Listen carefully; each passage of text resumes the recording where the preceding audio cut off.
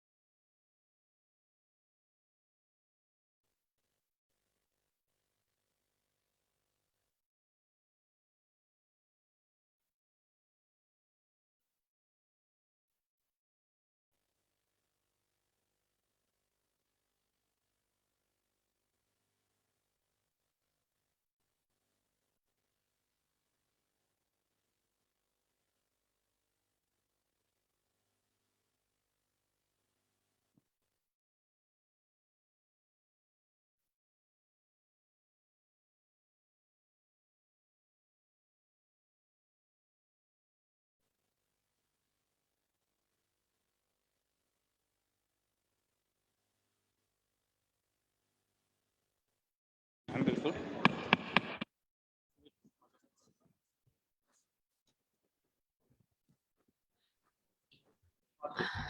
Ji. Assalamu alaikum, everyone.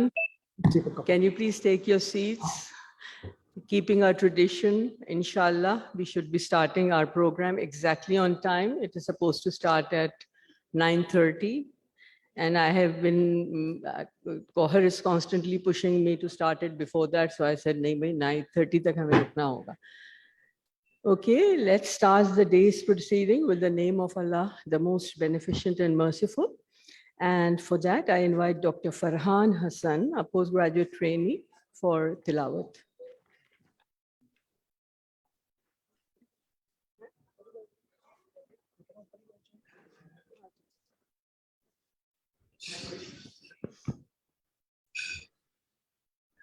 أعوذ بالله من الشيطان الرجيم. بسم الله الرحمن الرحيم.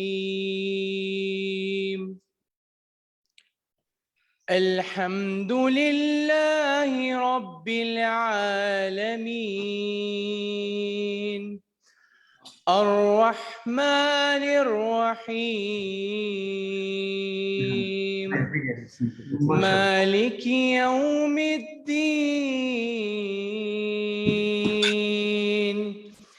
إياك نعبد وإياك نستعين.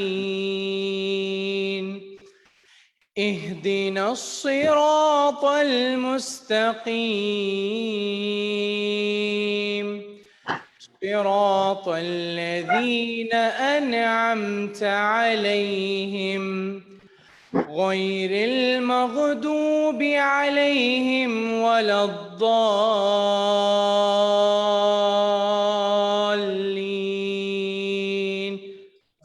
صدق الله العظيم.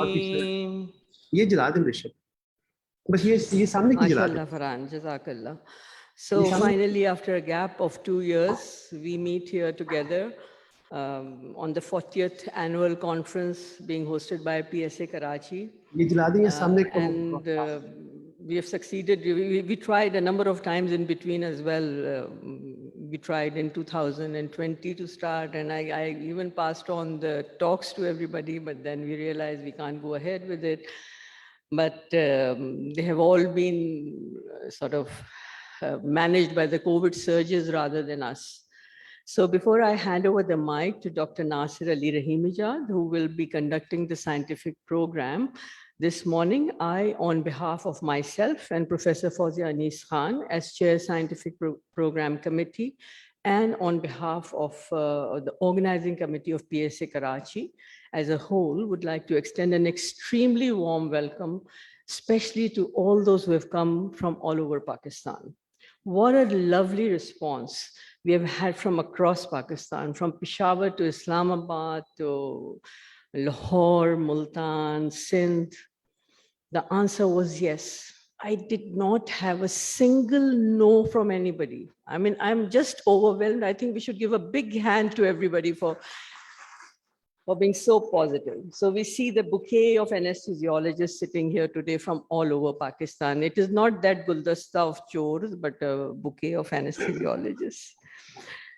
So let's start the scientific program. I will invite Dr. Nasir Ali Rahimijad to please start the program. Thank you.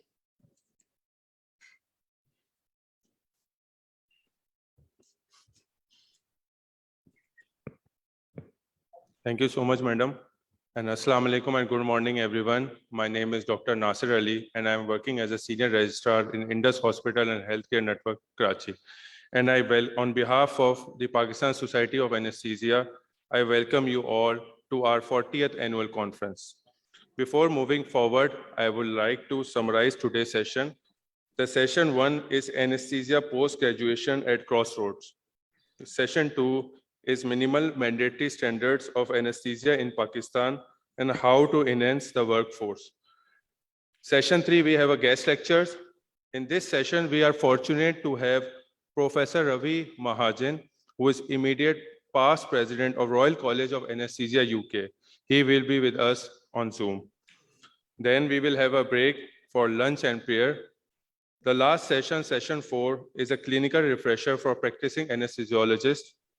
We will conclude the scientific program at 3:30 p.m. inshallah. After that, we will have an opening ceremony, which will be held in a crystal ballroom at 4 p.m. So I will request all of you to make it convenient to attend. Thank you. So let's start with the scientific program. Now it is my privilege to invite Professor Gohar Afshar, who is a professor of anesthesia and pain medicine and former chair department of anesthesiology at Aga Khan University, who will be the moderator for this session. Please, madam.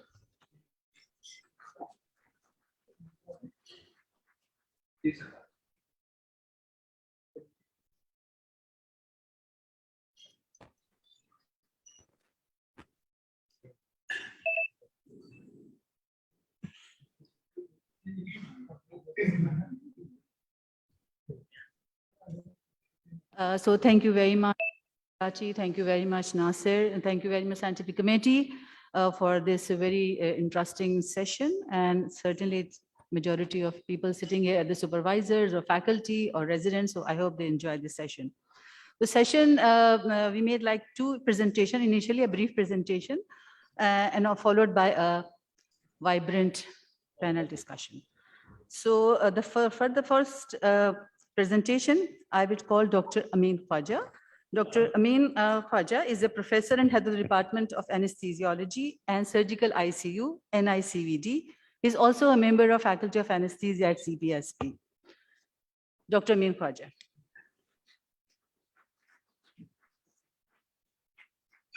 Dr. Amin is presenting the anesthesia curriculum and assessment tools need a revisit or national international recognition.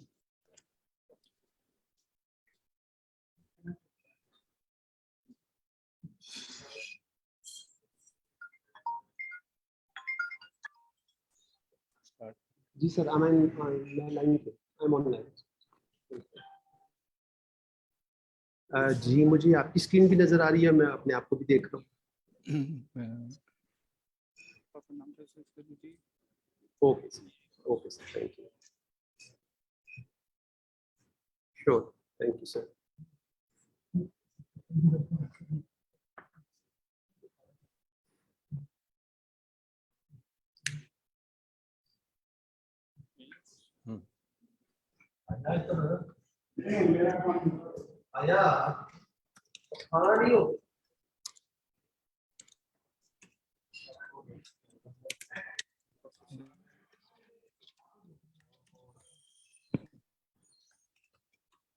Talk. I welcome all delegates from throughout Pakistan, KPK, Balochistan, Punjab, and also from Sindh. From few of them have traveled from Nawab Shah, Larkana, and as Dr. Saida said, this conference we are doing after 2 years of time. Anyhow, it is a good start. So I'll be talking on anesthesia curriculum and assessment tools needs a revisit for international recognition. So CPSP has its own competency-based medical education curriculum in accordance with international standards. Generic explanation of this model can be seen here. The inner leaf of model represents 5 major competencies directly related to patient care. That includes knowledge and critical reasoning, technical skill, communication skill, teamwork, and research.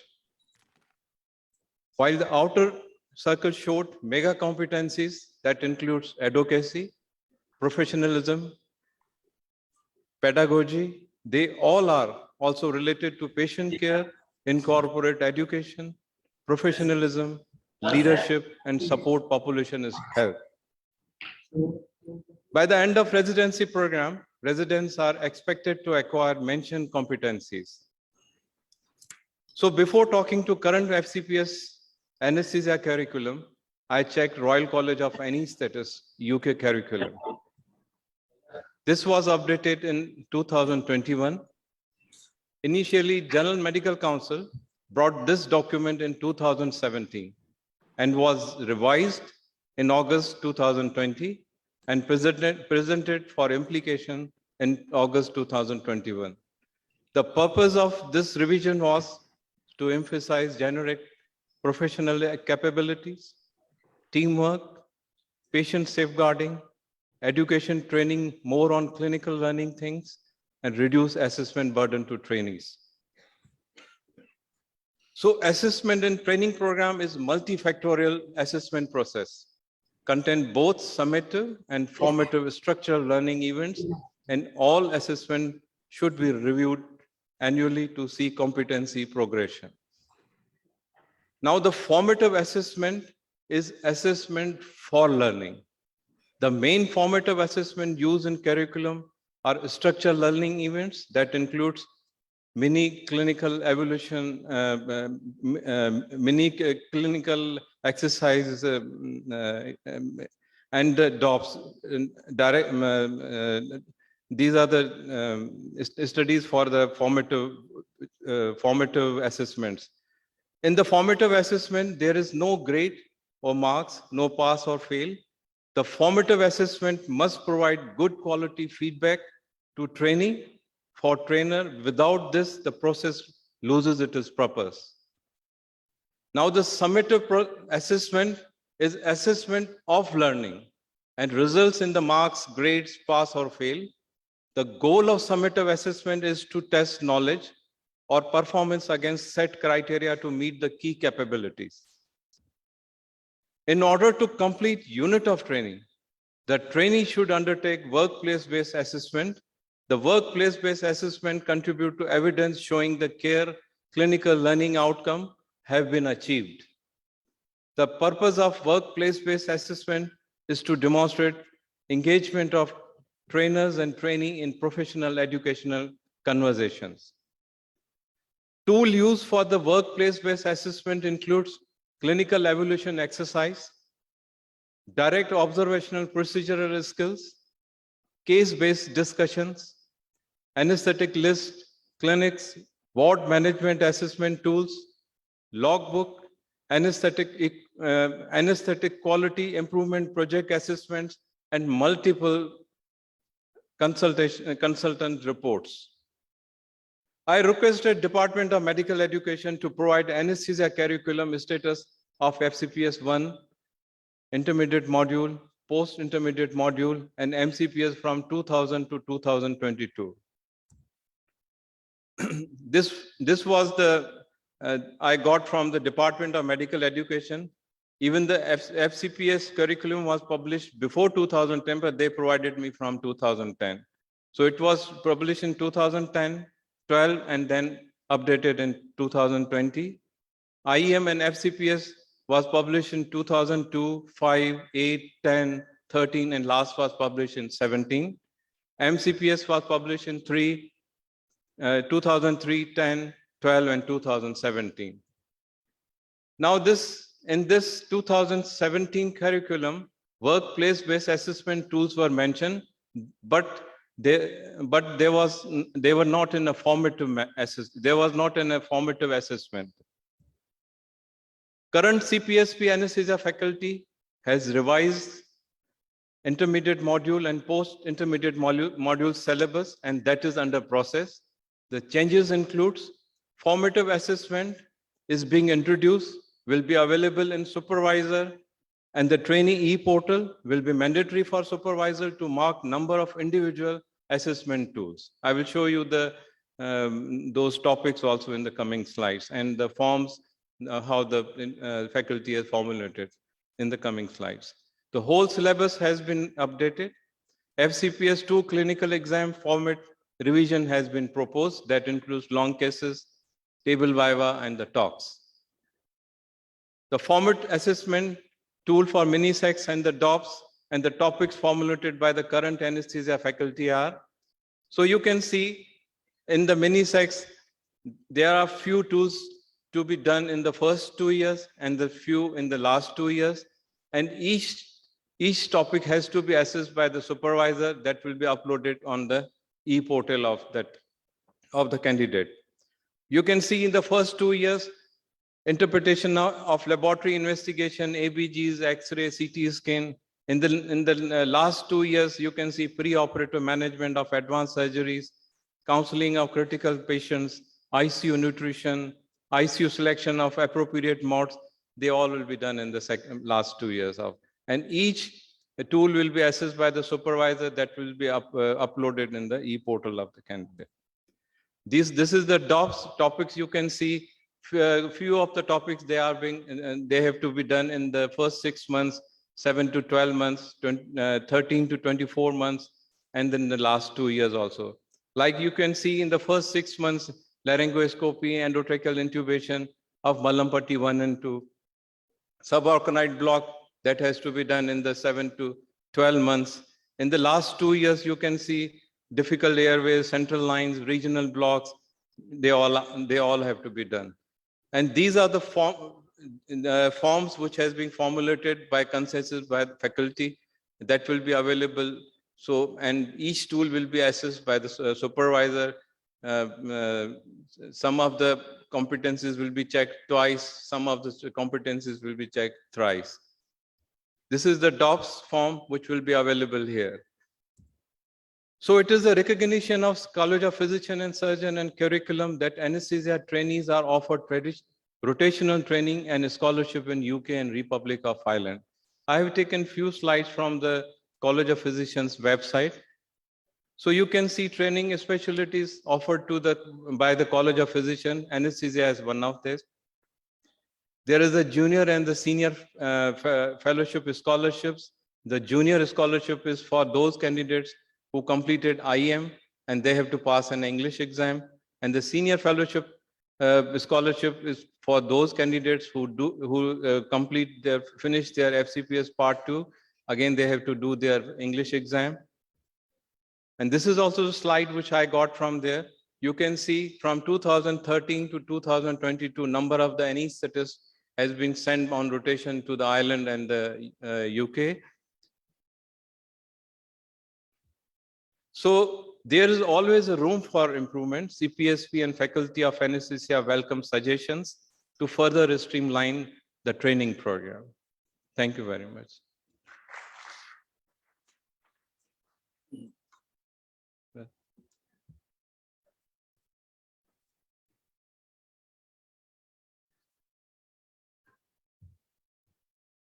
Thank you very much, Dr. Amin. Very brief and very cover each and every area of the CPSP curriculum and international recognition requirement. So now I would request Dr. Shahab Naqvi. I think we all know Dr. Shahab Naqvi. Dr. Shahab Naqvi currently is a professor of anesthesiology and intensive care, Beharia International Hospital, Rawalpindi. And Dr. Shahab is going to talk on the burning issues in anesthesia postgraduate training. Dr. Shahab.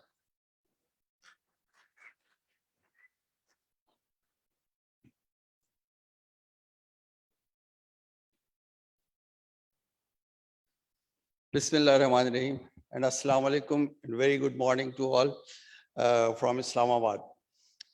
And thank you, Karachi, for breaking the ice after 2 to 3 long years. It looks like a lifetime that we have not met on these forums.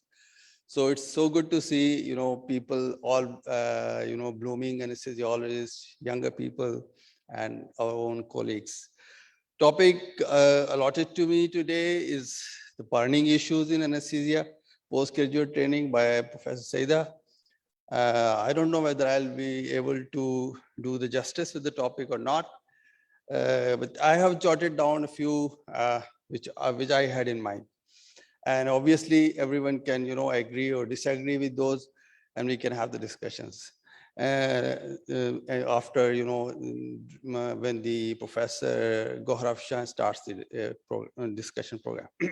So I will just point out the few and run through the slides, maybe in next 10 to 15 minutes, and then we'll have the discussion. As we know that there are a number of PG training programs are being run in Pakistan, and the most effective and the most structured one are, of course, the FCPS and MCPS, of which most of us have been, part for now a lifetime. So FCPS, MCPS, MSMD programs, especially in Punjab, are being run after the instructions of the ex-chief minister. I see a lot of people, young people going into the MS programs as well, in Punjab especially. Then there is MSc and DAs also being run. As far as the CPSP is concerned, we all know that since its inception in 1962, it has come a long way in providing structured training to our, postgraduate medical education. And most of us sitting here have, contributed in their own capacity. And as I, mentioned a few issues as Madam has advised me to.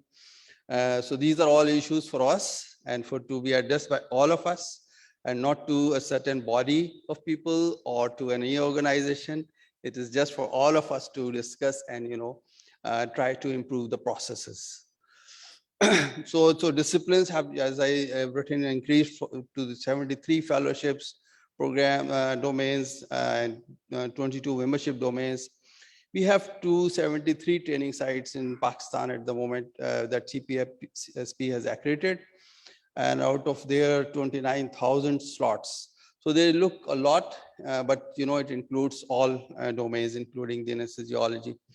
And we'll discuss a little bit how sufficient are they. Issues in PG training, since CPSP is main body to provide the postgraduate education, and we as the supervisors and professors are the people who have to implement those rules and regulations and the training. So we all are in a way connected to each other. So whatever we talk about all of us. So out of 273 slots, number of trainees allotted per department are 6 that are allotted. And when we see that as the number of postgraduate trainees are rising every day, we have to think whether this 6 number per department is sufficient or not, because it doesn't take into consideration the number of supervisors and the professors available in that department. So probably that is one point that can be discussed. The number of PGs passing FCPS every year is continuously increasing. One issue is stipend of the trainees. CPSP has done quite a lot. They worked very hard to implement it, but unfortunately it is not still being implemented in many of the institutes, even in the government institutes. And this is very heartbreaking for the not only for the trainees but the supervisors as well, that their trainees work very hard and they do not get paid for that. And as a result, what happens is that they go outside and try to do the private practice to cover their expenses. Many young anesthesiologists, especially the male anesthesiologists, have to run their houses as well. Now coming to trainers, many times the faculty is insufficient as far as number is concerned. Then there is because of all clinical commitments and private practice issues, etc. There is a lack of interest as well that is observed. There is a lack of training of trainers as well as a there are few workshops that are being done being run by the college, but there are no continual improvement or assessment in the training. Doing multiple tasks, say for example, many trainers are doing more of the clinical work and doing private practice also late in the evening, and then they have left with very little time for the teaching and training and the mentorship concept is almost lacking in almost every program. Coming to training institutes, obviously there is no interest of the top management to provide the PG training, especially in the private hospitals. They are more interested in the clinical work and the outcome. There is condition and maintenance for hospital is also not up to the mark. And there are, as I initially mentioned, there are a number of other PG training programs being run in the same hospital by the same supervisor at times, or if not same, colleague supervisor in the same department. And that these slots compete with the FCPS trainee slots and obviously compromise the training as far as the time is concerned. So coming to CPSP processes, accreditation, site accreditation program has been well thought of, and we all have kind of contributed in due course, but there is always room for improvement. And I have found that recently, when we tried to get the sites accredited, there were lots of delays in response and in the processes. Selection of supervisor also, well, not every one of us is a born teacher, or not on every one of us is inclined to spare adequate time for teaching and training. Many are more inclined towards the clinical work, others are more inclined towards teaching. So it is like just human traits. They are there, nothing against anybody, but there has to be a selection with criteria, because now the selection criteria is just after 5 years of completion of FCPS. Maybe when the number of trainers increase, we come up with suggestions on how to improve upon this. There is a training program, as I said, for the supervisors and trainers as well as in the form of workshops, but periodic training may improve further on this issue. Then response to the trainee problems by the CPSP. Maybe there are a few trainees who came across who found very difficult at times to change the supervisors or to change the institutions. I understand that this is a necessity by the college, and this is well thought out, the program that they have given, but still the issues can be discussed. Now, the important aspect is about the quality of training. What is the criteria for the quality training that we are providing? And how are we monitoring? Have we designed any KPIs for the monitoring of for the quality of training? So is there any checklist that we check that this has been done and this has not been done, and and many other aspects of as far as the space constraints. So there is no periodic monitoring of the training and no periodic checklists available. Maybe I think there should be a feedback system also about quality of training from supervisors and trainers as well, and the guidance to improve during and after the completion of process from the concerned people and the body may also help in improving the training program further. Now, coming to examination, yes, obviously CPSP is mainly an examination body, and we are responsible for the quality and the quantity of the MCQs. So as far as the bank of the MCQs is concerned, we talked a lot about it, and the quality, both quality and quantity, needs a huge improvement. And the methodology that has been used by up till now, that have been discussed, and for last, say, maybe 15-20 years, we are following this. And I personally feel that it's not working that efficiently. So we need to consider and discuss this methodology. How can we improve upon it? Just by saying that every supervisor has to submit 50 MCQs or 100 MCQs in certain period of time may not increase the quality, at least if the quality. So examination, as already discussed, summative and formative. I'll just quickly go through this. The selection of examiners needs some certain criteria, knowledge base if possible, then quality of examination material. With that includes the, as I already discussed, MCQs, bank, SAQs, paper settings, TOGS, table viva, long cases. There was a strong suggestion once that we should change from long cases to the paper patients, because there is a lot of logistic and other problems when we get the patients in the morning from the hospitals. But yes, maybe there is some still that idea hanging around somewhere. that can be discussed again.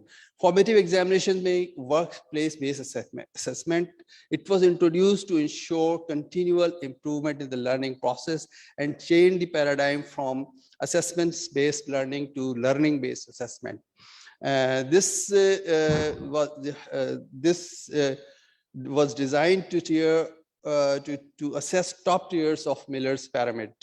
That is demonstration of learning and performance integrated rather than just knowledge and simple skills. So in the top tiers, to assess the top tiers, this was introduced. There are a number of tools that are available and that are being used. Mostly it is the UK has started it, and they are the most efficient and the aggressive in this application of these. So there are DOPes, CVDs, mini-CX, multi-source feedback, student portfolios, and aesthetics, non-technical skills, and other tools as well available. There are lots of challenges faced worldwide. I'm happy to see that now Dr. Amin Faja just told us that they are planning to inculcate this in the e-portal as well. I remember Dr. Naila was also there in the DME program when we discussed it, and we tried to introduce it in the FCPS cardiac anesthesia. We actually designed quite a lot of DOPes and CVDs, but we were not able to inculcate in the e-portal. So I'm happy that this is now being included in the e-portal. So what the world has learned, there have been challenges faced in the worldwide also. Poor change management. This is a change from summative to formative. So this change was not managed properly. There is lack of awareness on part of facilitators and learners, lack of training of assessors. There is not will available, lack of support from institutions. Obviously, they do not like. Adequate number of trained supervisors are not available. Time is not there.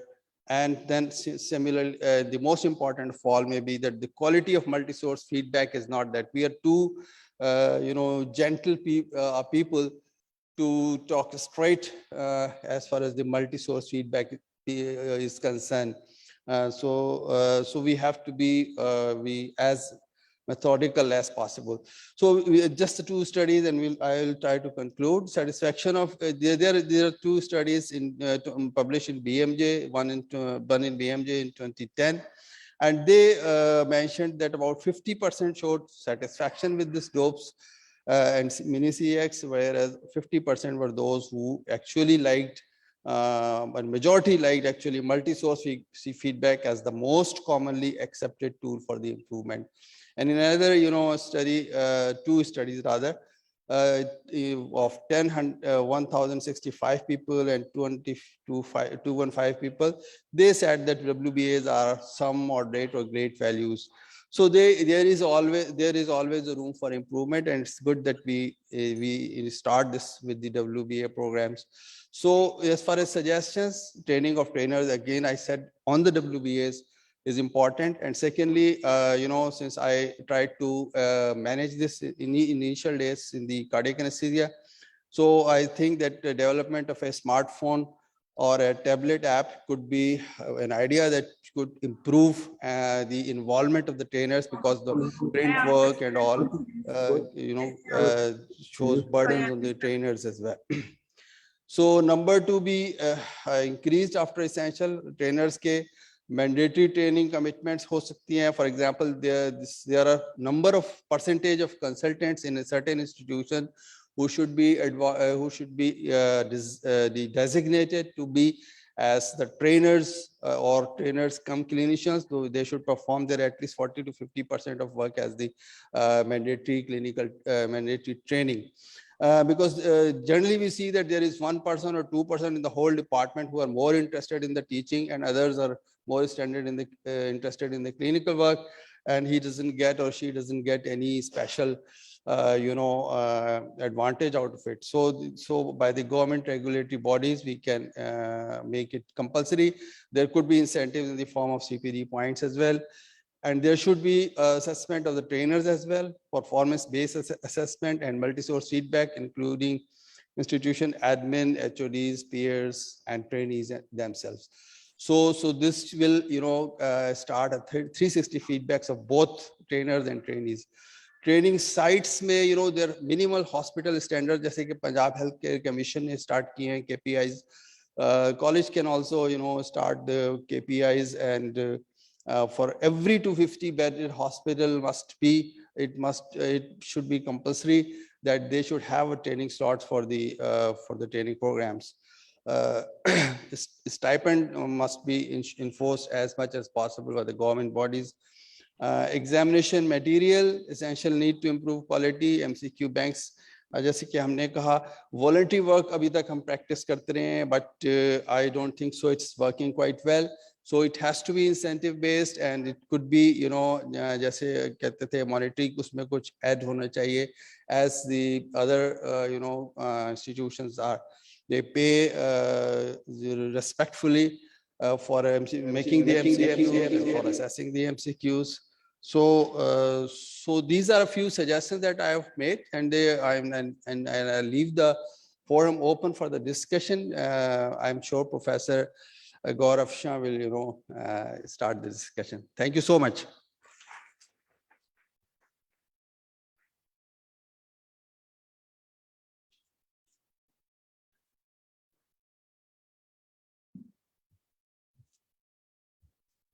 Thank you very much, Dr. Shahab.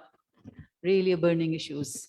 You mentioned a list of issues. I wish we can take all the issues in the panel discussion, but I'm afraid that we cannot take all the issues, but certainly we prioritize some of the issues, and we'll try to cover that. So, coming.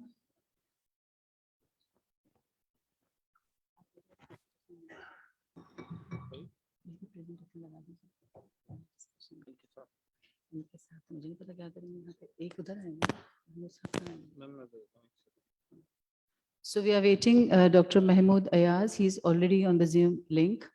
We just try to catch here. Yes, if you can hear me, I am already on the link. Hello, can you hear me? Dr. Mahmood, we try to catch you here. Okay, that's fine. Actually, I have a small presentation at Gujranwala Medical College, so I'm here today at Gujranwala Medical College. Acha ji. Okay ji. खोल दीजिए इसको, इस presentation को खोल दें.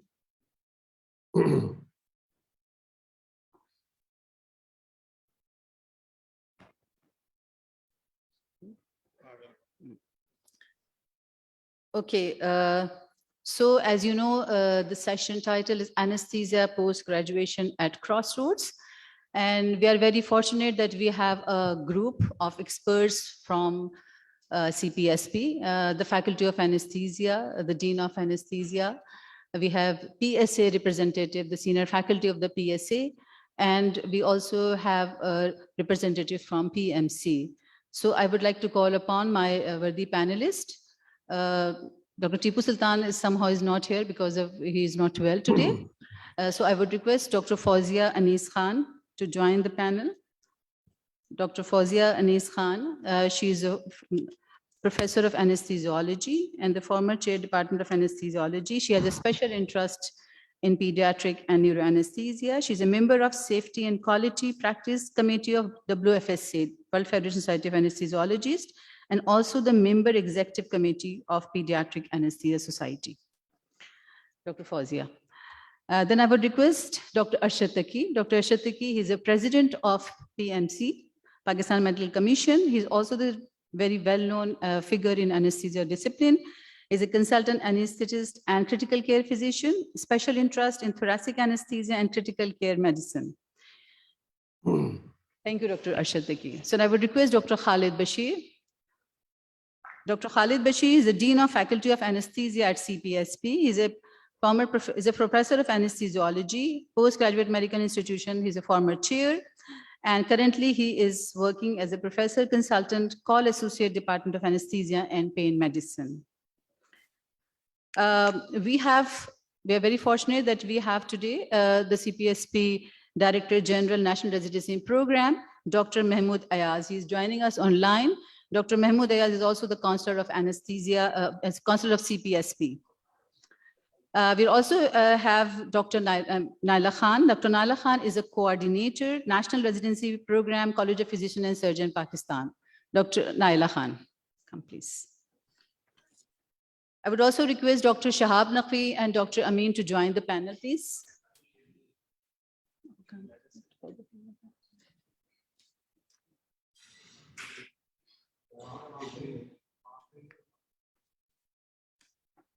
Dr. Salman Waris.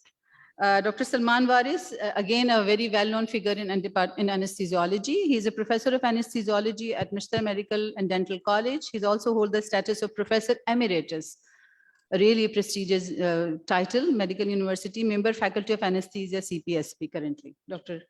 Salman Waris. Dr. Ihtisham Khan. Chair.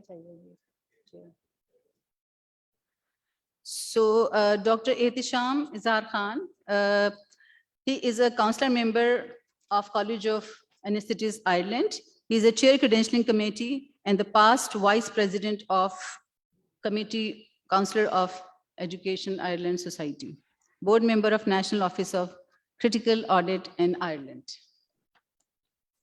So thank you very much of all panelists. So we all know that anesthesiology as a specialty is a vast, we consider nowadays in medicine. We cover, it starts from perioperative patient care to critical care medicine, the trauma management and the pain medicine. Now trends in selecting anesthesiology as a future career, it varies from country to country. We don't have an exact number, but certainly as a trend, we see that it is rising in Pakistan. Anesthesiology training in CPSP started in 1972. This is the first, figure. The passing out candidate is 1972, and now it is 2022. So we can see the 50 years. The first passing candidate is in 1972, and today, if you just see the record from the CPSP, 1,278 FCPS have been qualified from CPSP, and 1,486 MCPS have been qualified from CPSP. So in 50 years, we can see is about 3,000, our consultants CPSP produced in last 50 years. If you just see current status, and I will just focus mainly on the FCPS because of the time constraints, we cannot talk about the MCPS and all other, exams. So FCPS may currently we have 102 institutions, training institutions segregated available, and we have 235 supervisors, and the current trainees on board is 1133. So we can see, and there's no need of discussion about the distribution, but 102 institutions available for training of anesthesia training program, supervisors 235 and 103. So we know that majority is sitting here, either the trainees or supervisors, or they are the faculty in different institutions. So the CPSP expect that the trainees and residents, they must know some of the basic content of the national residency program. Certainly we have to do the anesthesia curriculum, or anesthesia residency program, or anesthesia training program. So the anesthesia supervisors and trainees, they must have a comprehensive understanding about the competency model adopted by CPSP and the basics of national residency program. And the competence is very, very important, that we must know induction, what the induction means what is CPSP, have criteria for induction, then the curriculum, training, monitoring, and evaluation. So these are the very, very important component. So first of all, I would like to ask about, because I'm trying to catch all the areas. So because the induction is the first of the area, that means the training institution induction. So my first question to Dr. Arshad Taqi. So Dr. Arshad Taqi, because you are also a president of PMC, and so all the processes for institution processes for inspection. So what is the process of institutional accreditation and issues related to multiple programs? Because now in some of the centers, especially in Punjab, which is the highest center for anesthesia as well for CPSP. So they have a parallel program, DA, MS, MD program in a unit. So how do you then see the problems here? Yeah. The FCPS trainings institution, the same with MS and MD. Can you hear me? Is it working? Great. जबरदस्त. I thought मुझे थोड़ी देर बाद आप पूछेंगे तो कुछ चीजें हो चुकी होंगी तो उसमें ज्यादा बेहतर होगा. But anyway, जब हम प्रोग्राम की बात कर रहे हैं in the context and I'm switching to Urdu because मजा आता है ये बातें खुल के करने में. एक तो ये है कि I must say we are beating the wrong horse for the wrong reasons. और ये उसकी वही मेन वजह वही थी. हम CPSP के जिम्मे लगा रहे हैं और CPSP से ही एक्सपेक्ट कर रहे हैं सिर्फ कि वो प्रोग्राम्स को बताएं कि जी प्रोग्राम हमारी ट्रेनिंग को इम्प्रूव करे. सब आपने अच्छा किया because it's good that you raised this question. That is the great limitation with CPSP that they and Dr. Yaz is my friend and he's sitting here and I'll be honest that they have learned it to their great peril that when they tried to impose their standards way back even in early 2000s in the time of Professor Sultan Farooqi, what they learned was that the institutions now had an alternative. So they threatened them with using that alternative, and that is of switching to those MDMS programs. And those same MDMS programs actually existed. They were reality. And at this point in time now, we all understand that those 2 degrees and 2 programs running simultaneously, because at that point, there was a clear demarcation. An institution was either running an MDMS program because the professor was not on good terms with CPSP, or running a CPSP program because that professor was on good terms with CPSP. And I hate to say, and you're going to kill me for that, because the entire program, the entire education system revolves around the whims of the professors. So जो professor साहब चाहते थे वही होता था. और interestingly professor साहब को सरप्राइजिंगली 12 ट्रेनीज इन्होंने अलाउ किए हुए थे और बाकियों को 8. मुझे ये समझ नहीं आती जिसका मतलब ये था कि या तो प्रोफेसर सबसे फारिग है डिपार्टमेंट में और या ट्रेनिंग मीनिंगलेस चीज है वो दूसरे छोटों से करवा लेगा. So that's another story for another day. But coming back, now after the beginning of central induction, this became a huge problem. Huge problem because now what happened? 2 चीजें हो गई. एक तो ये हो गया कि एक ही डिपार्टमेंट के अंदर पाकिस्तान पंजाब हेल्थ डिपार्टमेंट ने आधे ट्रेनीज MDMS के लिए आधे ट्रेनीज FCPS के लिए भेज दिए. Now those 2 trainees have 2 different baseline criteria. One coming after part 1, other coming through JCAT, which is a very generic kind of exam. 2 different matching but distinct curricula, 2 different exit exams. Now, the dilemma with PMC is, and I'll ask you to put your hands on the heart and ask yourself this question, and I won't ask you to give an answer. अपने आप को दे ले.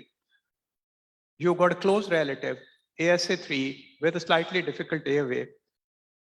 किसी शहर में आप रहता है, and very dear to you, as close as your child, your parent or your brother and sister.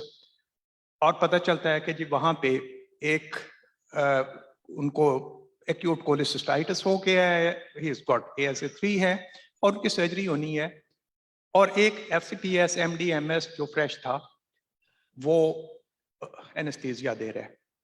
दिल पे हाथ रख के कर लें कि आप में कितने लोग कहेंगे कि जी कोई मसला नहीं. He's got that requisite training and qualification. And I know what your answer is going to be. Problem ये हो रहा है कि according to the law, now that qualification qualifies a person to become a specialist. Because हमारे programs के अंदर, so जो issue अब आ रहा है, and that is एक तो इस duplication को address करना पड़ेगा. I don't know how, it's going to be a complex issue, but unless this issue is raised, second, and just give me a second for this. ये जो एक question है ना ओनरशिप का, कि CPSP ओन करता है प्रोग्राम को, CPSP ठीक करेगा. No, CPSP, and that's something I learned over 1.5 years with PMC because that's what PMDC was trying to do, trying to own the hospitals, the colleges, and try to run them for the Yes, exactly. and created a great mess up, with due respect. CPSP does not run the programs. The departments run the programs. आपका design क्या है? You got a supervisor, the institutional head. The supervisor endorses, the institutional head then goes on and countersigns. Do you have a departmental structure? Where is that training program coordinator? वो कहाँ है? So ownership lies with the departments or Training centers, yes, training centers. So Dr. Mahmood, are you with us? So can you Yes. please comment on Dr. Ashatiki's point first? And secondly, I just want to add this question, that the current notification about restriction of the 6 trainees at the 1 induction cycle, and can you please just throw light on this?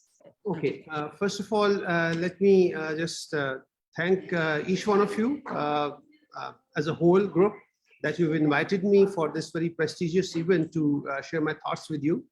I think that the first thing I would like to touch upon is the CPSP competency model. I think that you are very right that there should be a great awareness about the competency model among the trainers and the trainees both.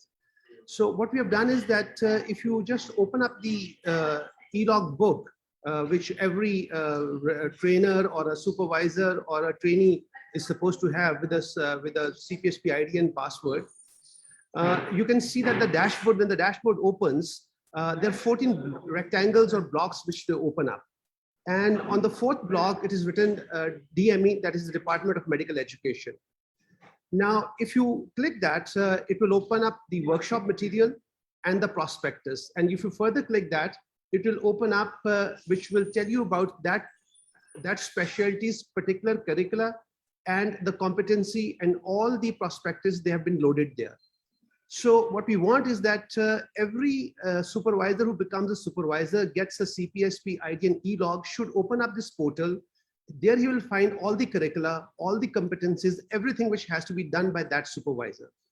And on the trainees portal, if the trainees, they open up the portal once they get an induction, if they open up, they will get every bit of information what they're supposed to do. So that settles the issue that what kind of competencies they require. Actually, problem hoti ye hai, neither the supervisor opens up that portal and reads in detail that what he's supposed to do, and neither the trainee actually opens up that, जब उसको खोल के देखते नहीं है, they never know that what is expected out of them and what they should expect out of the supervisors. So पहला तो issue ये है कि the competency model has to be read carefully both by the supervisors and the trainees, and we have already put it on the e-portal. And if you just open up the box number 4, which is DME, you'll get each bit of answer, whatever a supervisor wants to know in that specialty.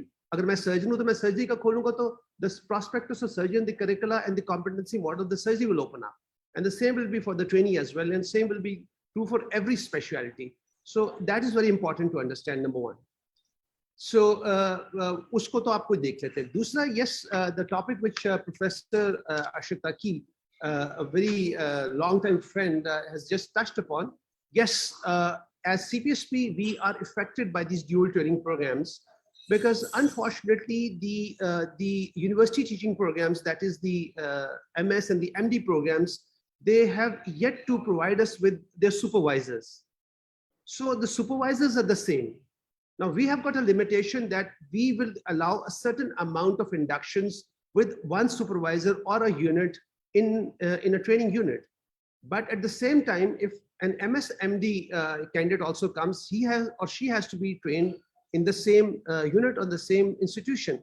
Now we can't deny that because ye jitne bhi supervisor, they're all government employees or employees of the institution. So when they come, they have to be trained. So this actually increases the number of the trainees, which leads to a dilution of the training. And let me assure you that as the Director General of the National Residency Program and as the thought process which goes on in the College Council, we are not against any parallel training program.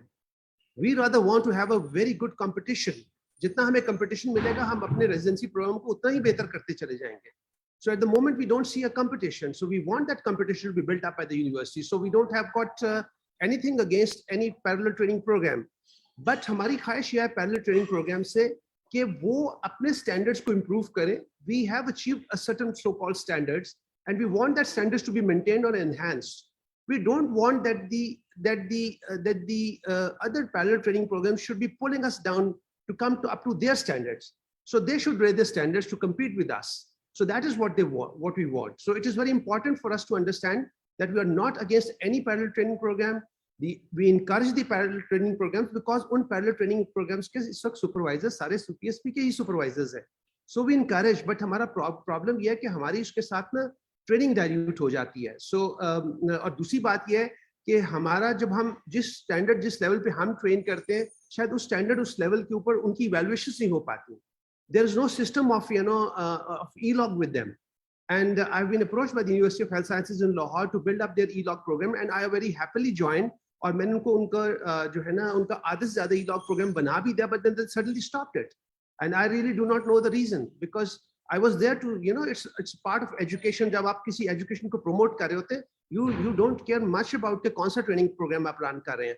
आपको तो उस education program को, because the education programs belong to the same country, तो हमें हर जगह पे उनको जाके support भी करना है. So we don't hesitate in that. But if any kind of support is required in that, we are able to do that. But अभी issue हमारा सबसे बड़ा आ रहा है, with their number of candidates coming to our supervisors as well, हमारी training dilute होनी शुरू हो जाती है. और जिस तरीके से हम training करना चाहते हैं और करनी चाहिए और जो standard होने चाहिए, शायद हम उनको, we are not, I was listening to Professor Shahab Naqvi, and I was listening to Dr. Amin Khaja, and they're very right that we are not, maintaining that standard of training जो होना चाहिए. Okay.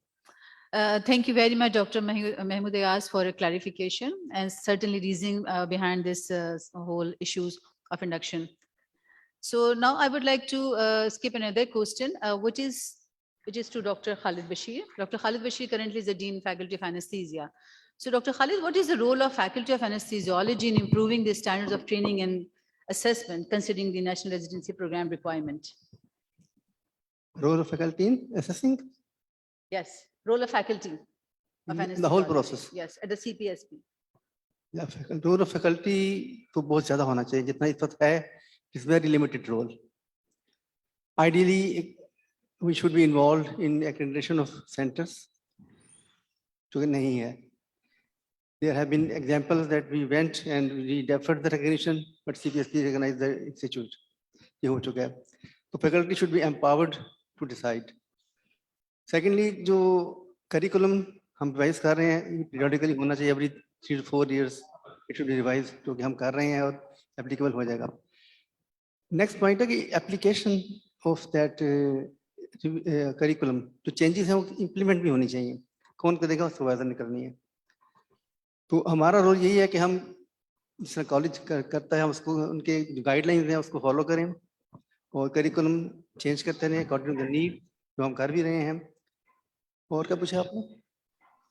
So, and how do you ensure that periodical review is happening and it is disseminated to all the supervisors and training, although it's available on the e-log, but is there any मैं पहले भी system? Suggest कर चुका हूँ college को कि जिस तरह के अब 80s में देखें हमारे पास कोई मॉनिटर नहीं था, पल्स ऑक्सीमीटर तो बाद में आया, नार्कोटिक मॉनिटर, फिर सारे मॉनिटर्स आ गए, अर्ली मॉनिटर. तो question rise, who will monitor the monitors? इसमें जो ट्रेनिंग है, who will monitor the trainings? College नहीं कर सकता सारा काम. तो मैंने कॉलेज से रिक्वेस्ट की हम लोगों ने कि to please apply some coordinator, the focal person in every regional centre, जो कि इंस्टीट्यूट जाके देखेंगे ट्रेनिंग हो कैसी रही है. तो वो अभी कॉलेज हम बातचीत में हैं, कर रहे हैं उनसे नेगोशिएशन, शायद वो मान जाए, लेकिन उनकी भी मुश्किल है, वो कॉलेज मॉनिटरिंग नहीं कर सकता, हमें खुद करनी पड़ेगी. It is the responsibility of supervisor to ensure that the all standards are being maintained. Okay, so you're talking about the monitoring of the centers, yes, training centers. And you think that this is the uniformity होनी चाहिए ना. हाँ. अब आप खुद बताया कि 102 institutes हैं जो ट्रेनिंग का सुपरवाइजर हैं, ये इंस्टीट्यूट्स हैं, सुपरवाइजर हैं. पब्लिक सेक्टर में ज्यादा है, प्राइवेट नहीं कम है, प्राइवेट में ज्यादा है। तो मॉनिटरिंग कौन करे, किस तरह मेंटेन कर सकते हैं? Exam is the only method जिसमें असेस करते हैं। वहाँ क्लियरली नजर आ जाता है हमें कि कौन से सेंटर्स की ट्रेनिंग बेहतर है, कौन से ठीक नहीं है। Okay. So it's a very difficult area, how to CPSP monitor this quality of training in the center, what is happening day to day. We believe that it's supervisor's responsibility to ensure that what is happening during that, curriculum delivery. So, Dr. Fawzia, do you think the formative assessment we're talking about, Abhi Dr. Amin Khwaja was talking about work-based assessment, they're being done in anesthesia training centers? No, to be truthful, I don't think so. There are hardly any centers who are doing it properly. Even the centers who are doing it properly, I don't think so. They're up to the mark. उसमें एक तो देखो ये है कि I don't think so. The supervisors understand what these terms really mean. And I think the training of supervisors should include that. अभी जो supervisors की training है, it's just limited to 5 workshops. I think अगर हमने इसको अपने को update रखना है, there should be some kind of an online short course, 2 to 3 hours का short course हो, जो आप जाके online कर सकें, along with the understanding and questions. जैसे ACLS का course होता है, BLS का course होता है, उस तरह का अगर 2-3 hours, not very long because nobody will do it. अगर वो पूरा workshop होगी, long होगा, लेकिन at least supervisors को ये concepts clear हो जाएं कि ये कैसे इसको करना है और कैसे implement करना है. दूसरा, the other point I want to make, I don't really ये जो CPSP का system है of one supervisor and number of trainees, I think there's a problem with that. A supervisor at the workplace can't look after 3 or 4 trainees and assess them in different areas. Isme, as Arshad mentioned, there should be a departmental coordinator of postgraduate training in every institution where training is taking place. And that is the person who should be the overall in charge of the program. And then supervisors, they do have a role, but then that role is somewhat limited. Unko apne trainee ki information honi chahiye, and they should be liaising with that departmental coordinator for the reports and things. Okay. So I think can I just speak for a moment? Ji, it's Dr. Ayaz. Can I speak on this topic? Dr. Ayaz, please. I absolutely agree with her, whatever she has remarked. Acha, ab usme ye hai ki, yes, we do need these online short courses. But agar aapne January ka notification dekha hoga, the College Council has made it mandatory that from year 2023 onwards, the workplace-based assessments would be mandatory. ये हमने साल क्यों दिया है, ये हम पिछले 2 साल से इसको कोशिश कर रहे थे, ये हो नहीं था पा रहा. अच्छा, अब ये है कि once again I would actually हमारे पास जो सबसे बड़ा tool इस वक्त है in the college, in the residency program, is our e-log monitoring. So if you open up the e-log portal and if you go back to the dashboard and you will open up 14 blocks, on the 10th block there is a dashboard which for 10th block पे लिखा हुआ है workplace based assessments. If you actually open up that workplace-based assessment, उसके अंदर बड़ा clearly 2 आपको forms download होते, Minisex के और DOPS के. They are structured, formatted forms जिस पे it has been taught how to actually do a workplace-based assessment. I keep on actually, checking my e-log and see what is the amount of hits which we get on each portal. Now, unfortunately, probably the supervisors don't know that this workplace-based assessment toolbox exists, because the minimum amount of hits which we get on our e-log system is this portal. Okay. Very rarely a supervisor would actually want to see that what is a workplace-based assessment, uske tools kya kya hai, iske jo humne iski assessment ke liye humne jo apni worksheets बनाई हुई हैं, जो procedural skills हम जहाँ पे देखना चाहते हैं वो कैसी हैं, हमने उसका process कैसे adopt करना है वो. So unfortunately the college has done its work, लेकिन it is up to the supervisors to just open up the e-log portal and see that the facility is there and they can actually download it, read it, and then they can actually, और ये हम कैसे कहते हैं, what is this workplace based assessment? Actually ये 2 चीजों के ऊपर हमारा इस वक्त focus है, on mini CX और in DOPS के ऊपर हमारा main focus इस वक्त है. और हम कर क्या रहे हैं? हम ये कर रहे हैं कि it is the duty of the supervisors to tell their trainees to be ready with this CX or DOPS. We want just one CX and one DOPS every quarter. And when they are ready, they should tell their supervisor, ki, yes, I'm ready for this. You know, they don't have to do it every day. So ye usne batane, this only one CX and one DOPS every quarter. This is not a big asking. But unfortunately, हम इसको देख नहीं पाते ना, हम इसको देखते नहीं है, हम इसके बारे में अवेयरनेस नहीं लेना चाहते. और 3 महीने में ये देखें ना, ये तो एक है कहने की बात के सुपरवाइजर के पास टाइम नहीं है. भाई 3 महीने में एक दिन भी उसके पास नहीं है कि अपने ट्रेनी को बुला के देख ले कि उसने एंडोट्रेकियल ट्यूब डाली है कि नहीं डाली और वो खड़ा होकर दे. मैं तो अपने एनेस्थीसिया डिपार्टमेंट, बिकॉज मेरा बहुत क्लोज कोऑर्डिनेशन अपने anaesthesia department, and all the time I see my supervisors in that department. Luckily Professor Ashit Taki is also there in that department. वो देख रहे होते हैं अपने ट्रेनीज को, मेरे सामने ट्यूब्स डलवा रहे होते हैं, मेरे पेशेंट्स भी डलवा रहे थे, and they're observing them. और उनसे उनके साथ उनकी मिनी CX भी कर रहे होते हैं. Yes. So in that busy department, if it is being done very regularly, why not everywhere? ये तो सिर्फ है laxity on the part of the supervisors. I'm not blaming anybody, but ये laxity है सिर्फ कि सिर्फ उसको वहां से देखना, उतारना, देख के और उसको डाउनलोड करके 3 महीने में अगर एक दफा करना पड़ता है, तो I don't think that everybody so busy कि 3 महीने में एक दफा अपने ट्रेनिंग को बुला के उससे पूछ भी ना सके. You are right, absolutely right, because we discussed a lot about this FBSA assessment in our anesthesia faculty meeting. A very quick comment of Dr. Ashit Taki, and then I will again come back to you. जी, बस सिर्फ एक चीज कहनी थी. किसी चीज को भी इम्प्लीमेंट करने के लिए आपके पास 2 टूल्स होते हैं. या तो आप बाय इन क्रिएट करो, या आपके पास कोर्सिव पावर हो. कोर्सिव पावर CPSP के पास 2 है: withdrawal of recognition, summative assessment. या हम आपको इम्तिहान नहीं देने देंगे, डिग्री होल्ड कर लेंगे, या हम डिपार्टमेंट के लेवल पे आपकी रिकग्निशन विड्रॉ कर देंगे. ये 2 कोर्सिव पावर हैं. पहली वाली ब्लंट हो जाती है ऑल्टरनेट डिग्री प्रोग्राम्स के साथ. So we talking about limitations जिनको जहन में रखना चाहिए. सो हट के एक चीज है कि जब तक डिपार्टमेंट का बाय इन नहीं होगा, उस वक्त तक ये इम्प्लीमेंट नहीं होंगे. Second, and now I am going to say something which is going to be interesting, कि पाकिस्तान मेडिकल कमीशन ने 2 काम किए. एक तो ये जो 2 प्रोग्राम्स का था, सो इस लॉ के अंदर आ गया कि पोस्ट ग्रेजुएट ट्रेनिंग उस इंस्टीट्यूशन में हो सकती है जो रिकग्नाइज्ड हो for post graduate training bye Pakistan medical commission, which means कि अब वो इंस्टीट्यूशन जब रिकग्नाइज्ड है, उस इंस्टीट्यूशन के अंदर CPSP जितने मर्जी प्रोग्राम्स रिकग्नाइज कर ले, बट वो जो मिनिमम क्राइटेरिया है, इसका मतलब है कि मैक्सिमम नंबर ऑफ ट्रेनीज, वो चाहे 2 प्रोग्राम्स के हों चाहे 1 प्रोग्राम्स के हों, वो कंट्रोल ऊपर से इंस्टीट्यूशनल एक्रेडिटेशन स्टैंडर्ड्स के थ्रू हो रहे हैं. सेकेंड, आपका एक ऑटोमेटिकली इस वक्त है कि जिसके पास FCPS की डिग्री आ गई उसको मिल गया.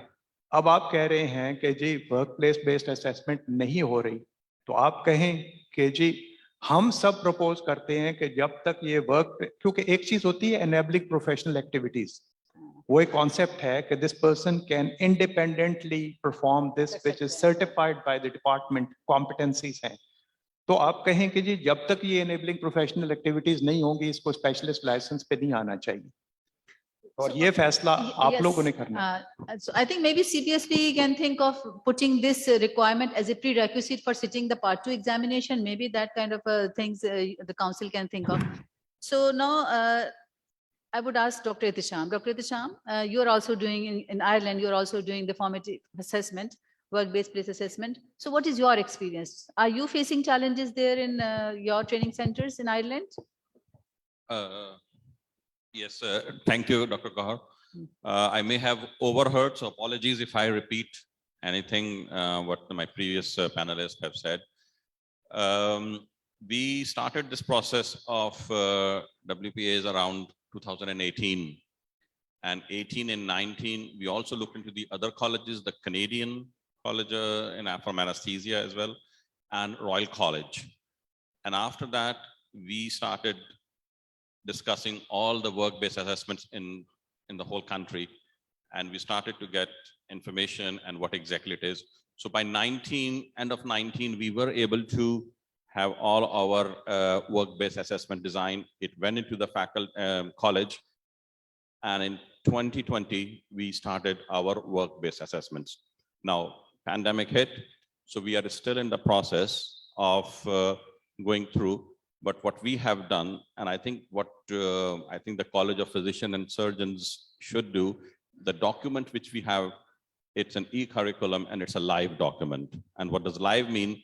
We can keep on changing depending upon what's the need of the hospital, the doctors is. So it's a live document and it's available. While we were going through, as a second point is what problem we started to face is same as Dr. Taki and other have mentioned, the faculty. They were not used to all these things and they were just having problems and how exactly we should ensure. The college, what I would say, and looking, I've worked in this country as well, England and Ireland now, and I think we have got a very nice system, and I'm not sure whether the CPSP can start this, is a tutor. And college in every hospital has got a tutor. And idea of the training is to make sure the product, the finished product is the same. All doctors coming out have the same. We are trying to produce cars, but we don't want at the end some of the tricycles also coming out of that training program. So what we do, we ensure that, and how exactly that could be done. And I think that could easily be done by CPSP by appointing tutors in every hospital, in every department, say for anesthesia. And with all those work-based assessments, the tutors are responsible. The college trains the tutor. The tutors goes back in the hospital, and any issues regarding work-based assessment, anything, tutors are responsible. The only thing I would say here, the tutors should be strong enough to make sure they can implement. Pakistan has got a very diverse health system compared to, we are lucky in Ireland or UK, because it's one health system, anything designed is in the same in the whole country. But in Pakistan, you have got private health system, you have got provincial, different provinces, very difficult to implement. College of Physicians and Surgeons can easily do by appointing tutors, and they can control all this work-based assessments and training. So you are also, but I understand you are also facing problem and you try to find out a solution that in terms of identify one person at one training center called as a tutor to ensure that. Department as well, maybe in surgery, different, anesthesia, Okay, but in okay. anesthesia, we have got tutors in every hospital. In Every every, hospital. I think so. specialty wise. And if we have got more trainees, then we can have even 2 or 3 tutors in the department, because each tutor can only have 10 trainees under their supervision. Okay. मुझे मैं कह रहा था ना one coordinator for focal persons for each center regional मैं कह रहा था ना for one coordinator of focal persons for each training regional center तब शुरू हो सकता है एक one per tutor for every hospital तो बड़ा मुश्किल हो जाएगा to start with. Okay. So now talk about the summative assessment. So I don't know how people think about the summative assessment, especially the training center, the supervisors. So Naila, what is in your opinion, what is the status of summative assessment in anesthesiology training program at various centers? Certainly they are responsible, the supervisors institution, but do you have an idea how this summative assessment being take place in different centers? Actually, they are annually, they are happening, and our chief controller examination, he is working on it, and summative examinations as part of monitoring. I must tell you that there is a feedback of supervisor that can be scrutinized by the that particular, for example, if there is intermediate module or FCPS 2 or MCPS section. So the feedback, if the supervisor is giving unsatisfactory feedback, they are counted and they send that deficiencies to the residents and they are not qualified for the examination. Apart from that, in e-log monitoring, the case entries are now scrutinized again section wise, in IMM section, in MCPS and in FCPS before examination. And resident has to complete at least in rotations, 30 entries. These are the least minimum case entries that they have to enter and approved by supervisor. Otherwise, the CPSP also put in some penalties and extra trainings on behalf of that. And this is all automatic auto monitoring system, e-log monitoring system of 27,000 residents happening with each quarterly. They are detecting that whether residents are active in their e-log entries or not. And if they are, so the deficiencies are there. And as they apply for examination, it is these deficiencies sent to the residents, and even quarterly basis and on weekly basis, supervisors are receiving their updates of their residents' e-log entries if they are left over in their e-log. And of course, to the trainees also, we are sending quarterly their outputs. Okay, thank you. Thank you very much, Naila. Very quick comment, Dr. Salman Waris. So how do you ensure the faculty, and because you have been the dean as well in the past, so how do you ensure the faculty and supervisors' engagement in improving MCQs and talk school, paper setting, and overall conduct of examination? Thank you very much, Dr. Gohar. I think this question is very much important and valid. We have seen that MCQs and talks and pool and the MCQ bank is very much deficient.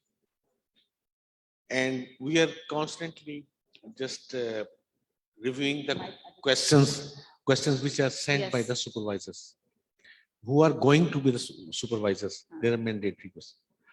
The quality of questions are so poor and so simple. They are just taken from, I think, first professional book, that simple physiological question.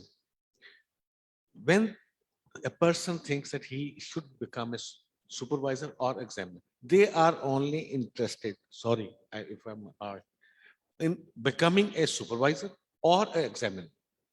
And if there is some mandatory questions or part on them, then the hard work that they should put in it, they even don't bother them. I think they ask their resident to make these questions and send them to CPSP. But we are reviewing them very carefully.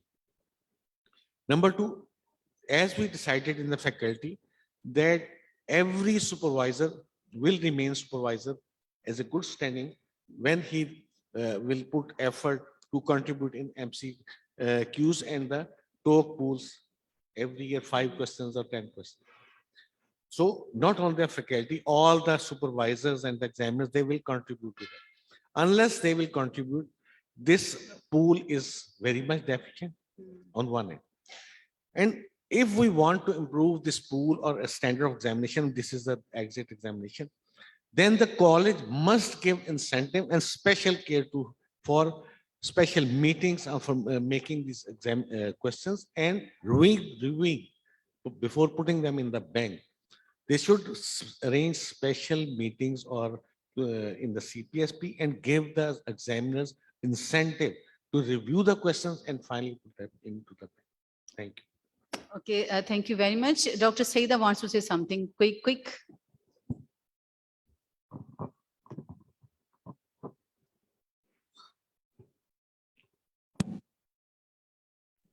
Thank you, Gohar.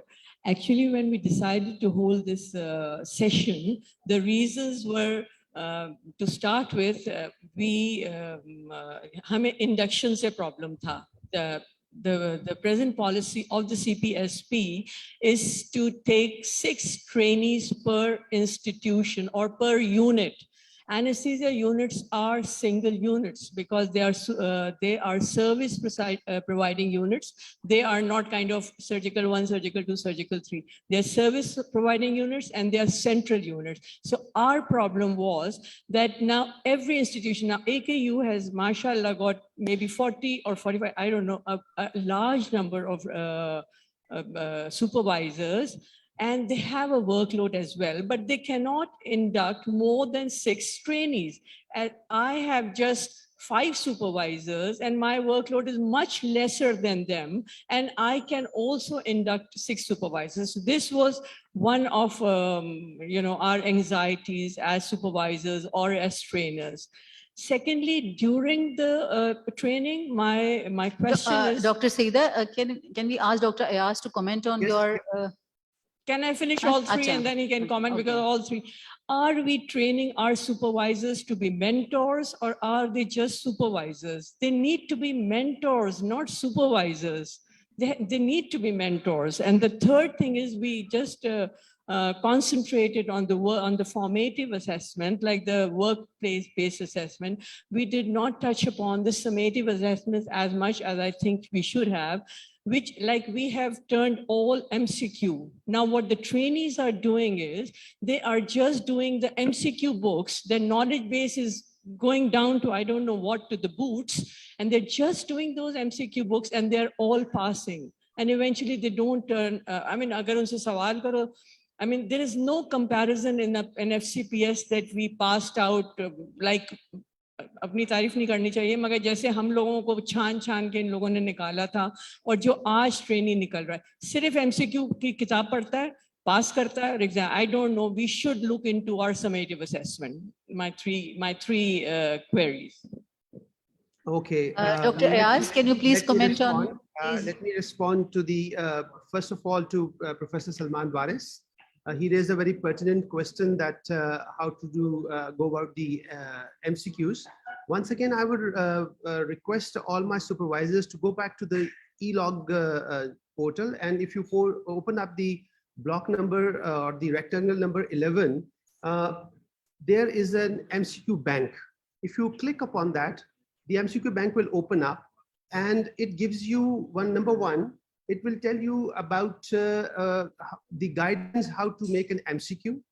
It shows a sample MCQ, and it is basically an electronic software in which if there is any structural adjustment has to be made in an MCQ, it will automatically correct that structural malalignment in an MCQ. So it's a wonderful tool. So what we just have to do is to open up that, portal maybe, once a week and put in just one MCQ. That will definitely improve the, that is what we have done in surgery. We have just forced our supervisors to open up those MCQ portals and put on an MCQ into that. और वो इस तरह का software, electronic software है कि it guides you throughout. और उसमें if you have your own thought process and if you upload an MCQ, तो उसमें बहुत आसानी से you can get a good well-structured MCQ. एक तो MCQ के बारे में मैं ये बताना चाह रहा था. दूसरा जो है ये इस तरह है कि in the second fellowship programs we allocate trainees per supervisor. That a supervisor will have 1 trainee or 2 trainee or 3 or 4 trainees depending upon the specialty. But in anesthesia we allocate, in the first fellowship programs, in anesthesia which is the first fellowship program, we allocate 6 trainees to a unit per induction, which means that 1 unit can have 12 trainees over 1 year. Ab uski distribution kya hai? If there's a professor, the professor out of these 6 trainees will have 3 trainees, the associate will have 2, and the assistant will have 1. But unfortunately, the professors would not allow their associate or the assistant to get the trainees. वो सारे के सारे खुद अपने पास allocation कर लेते हैं. Now, through a software, now we have put in a check this time that the professor only gets 3, the associate gets 2, the assistant gets 1. Yes, in institutions like Aga Khan and institutions like Indus Hospital and Shifa International, where they get a yearly induction, और उनके पास ये issue चला आ रहा है कि उनके अंदर उनके पास supervisors बहुत सारे हैं लेकिन units एक हैं. उनसे हमने ये request किया है कि on paper even अगर उनका institution को इजाजत नहीं देता, तो they can have 2, 3, 4, 5 units और हर एक के अंदर 2 supervisors डाल दें, and they can actually have that kind of induction there जितने उनके supervisors वहाँ पे मौजूद होंगे. So it can be managed. ये ऐसा नहीं कि unmanageable है, but at the same time, even in this program, अगर हम देखें कि अगर एक single unit को if we allow 6 trainees, so per year they can have 12 trainees, and in one given program के 4 साल का एक program है, at a time they can have 48 trainees, which is a huge amount. So once again, the question comes that who is going to train them? अभी तो उनके लिए e-log करना ही बहुत मुश्किल हो जाता है. They do not, put an e-log at the same time. अब हमने वो भी कर दिया. पहले ये होता था कि the trainee would come at the end of the training program and put in all the e-logs in front of the supervisor कि सर मेरा तो कल इम्तिहान है, please इसको tick कर दे. And we got, अब हमारे पास तो electronic इसका record होता है, and we could see, one supervisor, या पता नहीं उसने अपना password किसी और को दिया होता है, one supervisor getting, 200 e-logs in 1 hour. That is impossible. तो अब हमने उसको भी segregate कर दिया कि before intermediate module आपने कितनी करनी है और after कितनी करनी है, और उसकी notification हमने निकाल दिया. I'm sure gradually, this is an ongoing residency program. Gradually हम इसको आहिस्ता-आहिस्ता बेहतर करने की कोशिश कर रहे हैं. और जहाँ-जहाँ हमें कुछ समझ में आती है कि there is a problem, we try to correct it. And obviously हम खुद नहीं correct कर रहे होते. It is with the help of all the faculties. Thank you very much, Dr. Ayaz, for very Dr. detailed Gohar? explanation. I just want to close this issue. You want a quick comment? Sure. Because I want to close that session. They didn't mic.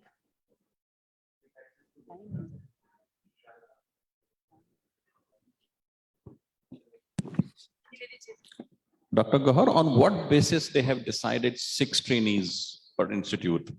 On what basis? Thank you, Gohar. Very, very interesting. So it gave me the courage to stand up and say something. I am also the clinical and educational supervisors in UK. So let me give it a step by step, just 4 steps, simple. So the first one that we have here is the college tutor, which is like a one-to-one supervisor for the trainee. Then we have number of tutors in the department. Each tutor has 1 trainee only attached to them. They then report to the supervisor of the hospital, correct?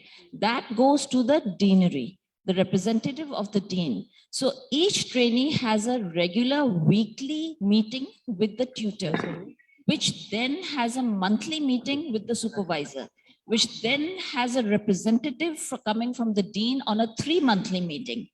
Each and everything is structured and supervised and trained in the same aspect. The DOPS, the SECs, all the work-based assessments are a direct relationship between the tutor and the trainee to be reported to the supervisor. Then the supervisors have a meeting and the department supervisors and tutors have a combined meeting every 3 months, commenting on each and every trainee. And that goes to the faculty and that goes to the college. And then that goes to the GMC. Define a closed loop to Correct. close. Thank you very much. Thank you, Dr. Bina. So I just want, because of the time constraint, I just want to close that. But last question, which I would ask Dr. Arshad Tighi, Dr. Mahmood, and 2 or 3 senior people, who is ultimately responsible for the quality of training, CPSP or training units? Who is Yes, obviously,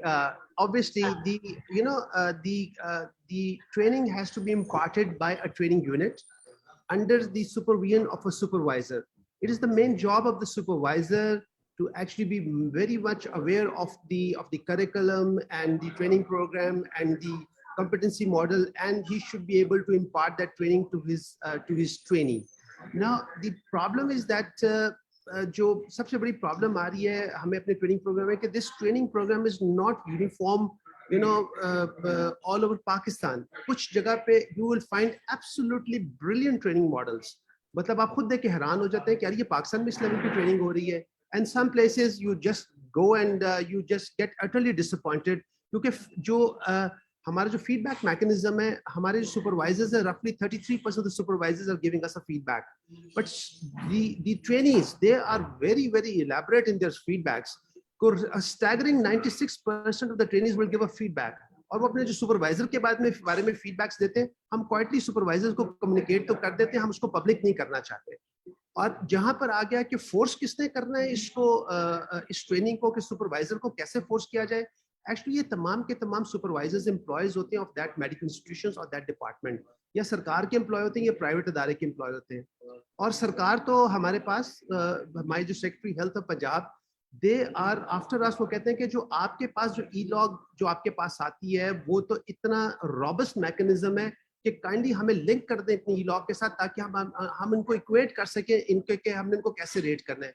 That is a privileged information which we don't want to share with everybody, because वो मतलब it will be very sometimes it will be very disappointing for people. But I once again would like to reiterate that it is very important to understand that it is the responsibility of these supervisors to make sure that the training is imparted. CPSP, जिस तरह Professor Shitaki साहब ने कहा कि CPSP is responsible for giving those guidelines, giving them the curricula, the training models, वो उनको दे सकते हैं, but इसकी implementation तो उन्होंने करनी है. और दूसरी तरफ से इसको strongly check कर रही है Pakistan Medical Commission. So it is going to be a joint effort. हम ये नहीं कह रहे कि बहुत ही perfect किस्म का ये model चला आ रहा है, but ये जब ये collaborative effort होगी from the supervisors and from the faculties and from the council and the college, और overarching जब Pakistan Medical Commission से होगा, तो obviously it is going to be, it is going to continuously improve. ये कोई dead एक किताब नहीं है कि ये उतर गई है हमारे ऊपर और ये change नहीं हो सकती. This will be kept on changing. जैसे जैसे हमें faculties अपनी suggestions देती हैं कि अभी हमने अपना जो training model को change करना है, हमने अपने exams की evaluations को change करना है. अभी recently Gynae ने कहा कि they want to take out the long case. So it was a unanimous, decision by the Gynae faculty to take out the long case. So we took out the long case from their examinations. So अब जो exam आएगा वो long case के बगैर होगा उनका, because they thought. So Dr. Gahar, I think You're right. You are right. So I think the final comment from Dr. Ashar, Dr. Fawzia, the two senior, and then I will close this because of the time constraint. I think we've just touched the tip today. And there are many other questions which are related to training, especially in anesthesia. So, but it's a good start. मेरा ख्याल है कि take home message अगर किया जाए तो faculty should be empowered more in taking decisions to appoint supervisors, accreditation, appointment of supervisors and examiners of course. और उसके बाद जो है tutors और focal person should be appointed. और जो ये लास्ट क्वेश्चन में both are responsible, supervisor और ट्रेनिंग दोनों responsible हैं. कोई 20 साल पहले जो ट्रेनिंग से जिस डॉक्टर सईदा ने कहा जिस तरह हम थे उस तरह के ट्रेनिंग नहीं है, एक ड्यूटी नहीं करना चाहते, ड्यूटी ट्रेनिंग जो से एक एक्स्ट्रा ड्यूटी नहीं करते. एक तो डॉक्टर यास ने बहुत अच्छा कहा, डॉक्टर वीना ने बड़ा अच्छा सुनाया, एहतिशाम ने बहुत अच्छा, डॉक्टर इसाम ने बहुत अच्छा सुनाया. आप उठ के कहेंगे तो वो ACGME वाले एक्रेडिटेशन माइलस्टोन्स 2 सुना के कहेंगे वो आपसे 10 कदम आगे निकल चुके हैं. सो आप सुनाते जाते हैं UK में ये हो रहा है, वो आपको बताएंगे US has gone 10 steps ahead and we have all those stories. We have to talk about what is happening in Pakistan. हमारी limitations कुछ हैं जितने आपने बंदोबस्त बताए थे ना, जब 12 ट्रेनीज को एक सुपरवाइजर ट्रेन कर रहा हो just because आपके पास एक ही है तो वो सारी कहानी नहीं हो सकती. We have to understand our own realities as well. बाकी जबरदस्त, thank you for bringing this up. But देखें ये यहाँ खत्म नहीं होना चाहिए, खत्म नहीं होना चाहिए. और ये इस तरह नहीं होता, ये तो सेंसिटाइज करने के लिए है. If we really want to do it, we have to work on I'll just invite everyone कि anesthesia and analgesia में I think article last आया था इसी पे training milestone 2 पे, which goes through the process of developing those milestones too. उसे हम सीख लें. They actually formed committees which work day in and day out to come out with recommendations. Ultimately, leadership आपकी है, ownership भी आपकी है, programs हमने अच्छे करने हैं, CPSP हमें framework दे रहे हैं. They've given a good framework that I agree. Very encouraging. So any comment? Gahar, last thing, I think the colleges in UK and Ireland, college is responsible for quality of training. And so, and another thing is, as Dr. Ayaz said, only 12 or 6 trainees. The trainees, it all depends upon the volume of work. It shouldn't be following the number of faculty. So he gave a suggestion to make a unit according to the volume and consultant. So thank you very much. Dr. Saida, would you allow? Because time, Dr. Saida is watching me. So, quick question. Mike, please jaldi se mic. Time nahi. Assalamu alaikum. Thank you very much. I am Professor Ashraf Zia, Professor of Anesthesiology at Allama Iqbal Medical College, Jinnah Hospital, Lahore. मेरा एक concern था कि all the talk has been focused on CPSP, starting from Professor Amin Khwaja, जितने भी हमारे जो भी work place basement assessment, supervisory, and all curriculum, everything. In Punjab, we have other universities which are conducting the exams. अगर हम पूरी overall अगर quality of anesthesia की बात करते हैं, तो there are a lot of problems, and there should have been representative of other universities like UHS and King Edward Medical University, Fatima Jara, all they have started their own program, and nobody is monitoring them. So they don't have even question banks. उनके पास pool नहीं है, वहाँ पे ऐसा कोई system भी नहीं है इस तरह का. So if we talk about the all quality of anesthesiologists, CPS में तो सबने बहुत कहा कि जी और CPS is much better. लेकिन हमारे पास जो लोग आ रहे हैं वो अदर यूनिवर्सिटी से भी आ रहे हैं, वो are appointed examiner like in Islamabad, तो who is going to monitor दो सुपरवाइजर एंड एनेस्थेसियोलॉजिस्ट जो यहाँ पे कैंडिडेट्स हैं, ultimately who is responsible for their training. Thank you. Thank you very much, Dr. Zia. And for this last, again, this is a new era you open. So thank you very much, my worthy panelists. And I wanted to brief the session, but because of the time constraint, I'm unable to do that. But certainly I would try to write down and share that or whatever we have discussed that in a form of writing and the proceeding of this. I would request you to include this. Thank you very much. Minutes in the faculty meeting, please. Faculty meeting में minutes को लीजिएगा ताकि discuss करें हम. Thank you very much. And I think we don't have a time, so we'll give a certificate out of the panel. We close that session, na? Then we can give it. Thank you very much, everyone. Shukriya.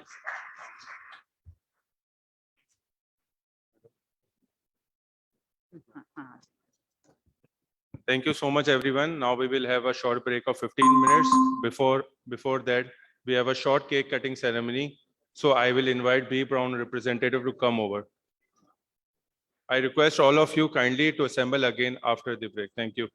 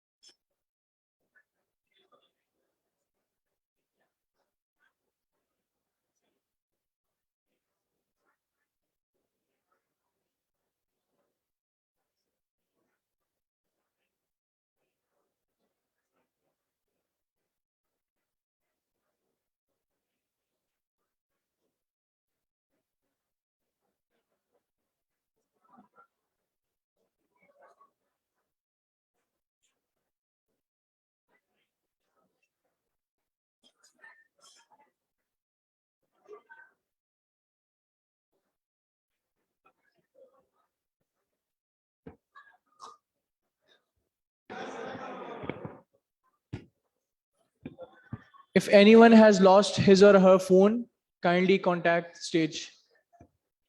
If anyone has lost her or his phone, kindly contact stage.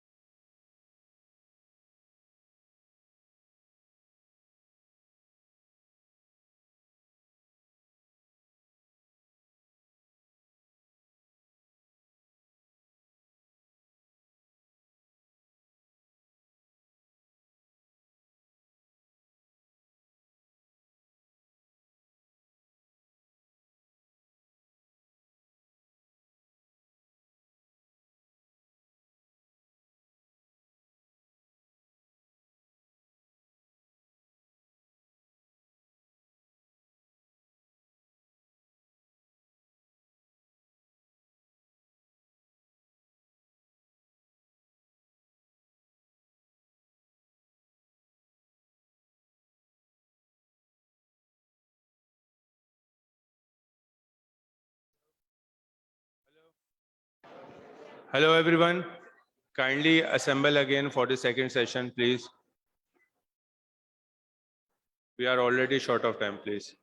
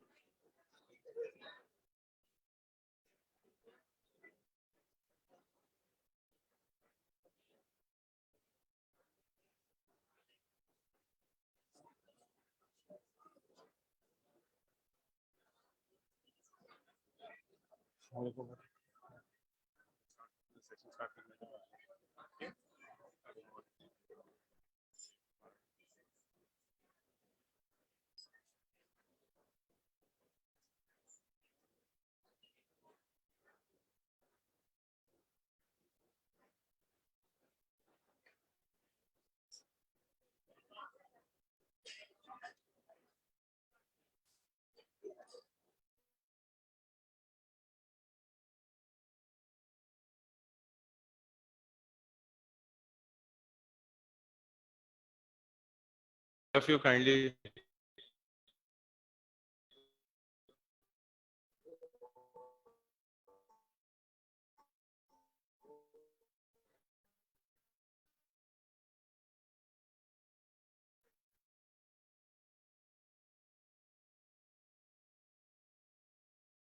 coming to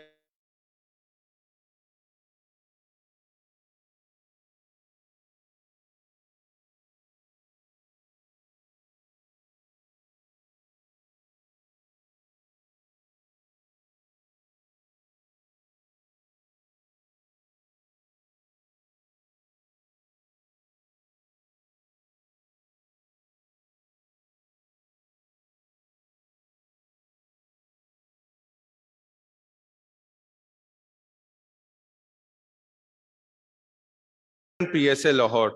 She is also past president of PSA Center and head of Call Associate. I will request them to take the dais for this.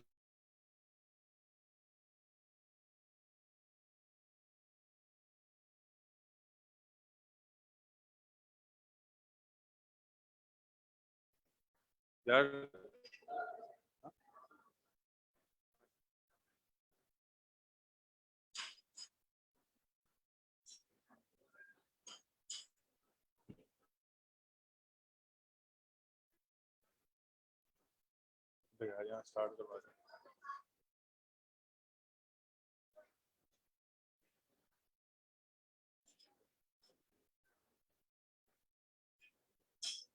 Kindly, all of you settle down. We are starting with our second session. I request all of you.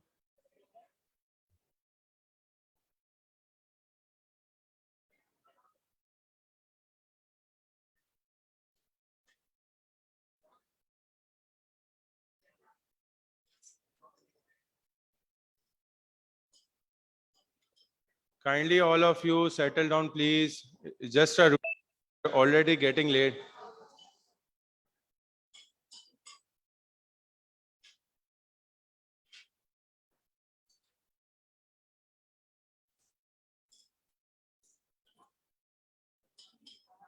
Professor Mehdi Hassan Mumtaz, sir, waiting for you, please. Thank you.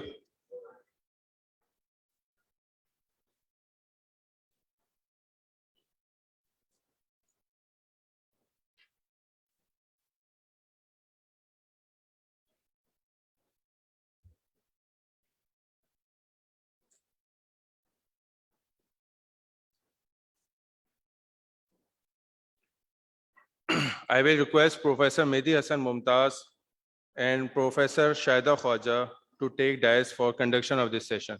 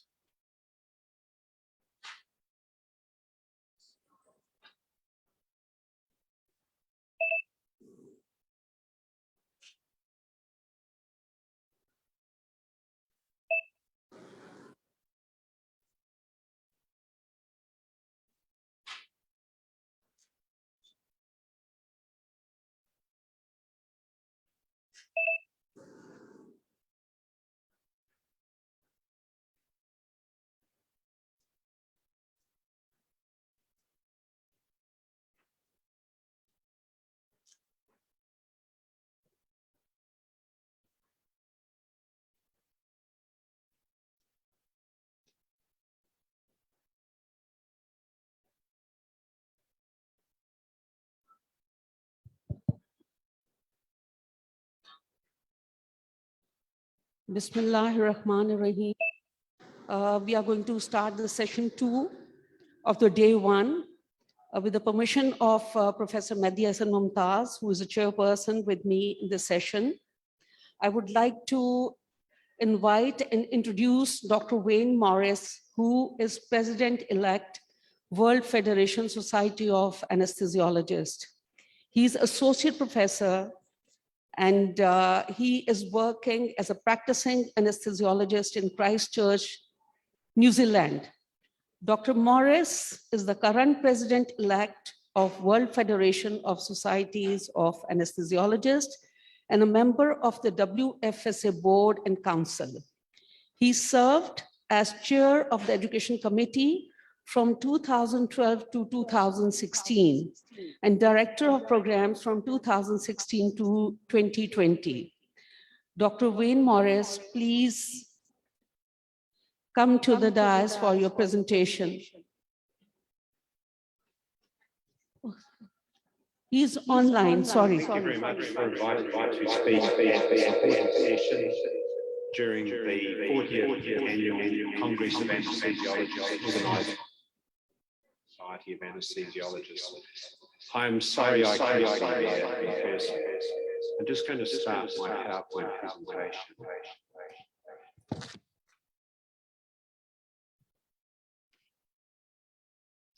The title of my talk is the WHO-WFSA International Standards for a Safe Practice of Anesthesia, Strengthening Our Profession and Our Workforce. Greetings from my country, New Zealand. New Zealand is a very small country in the southwest Pacific Ocean.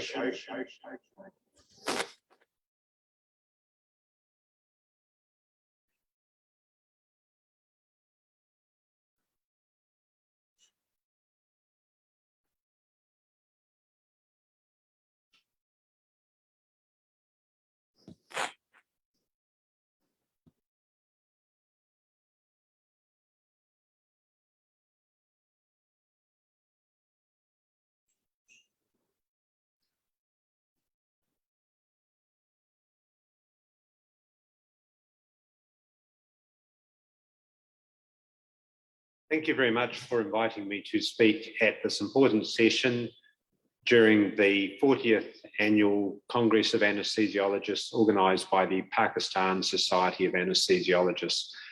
I'm sorry I cannot be there in person. I'm just going to start my PowerPoint presentation.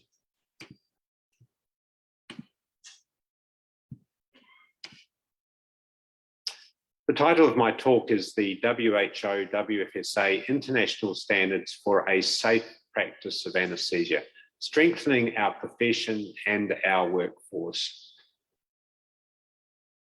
Greetings from my country, New Zealand.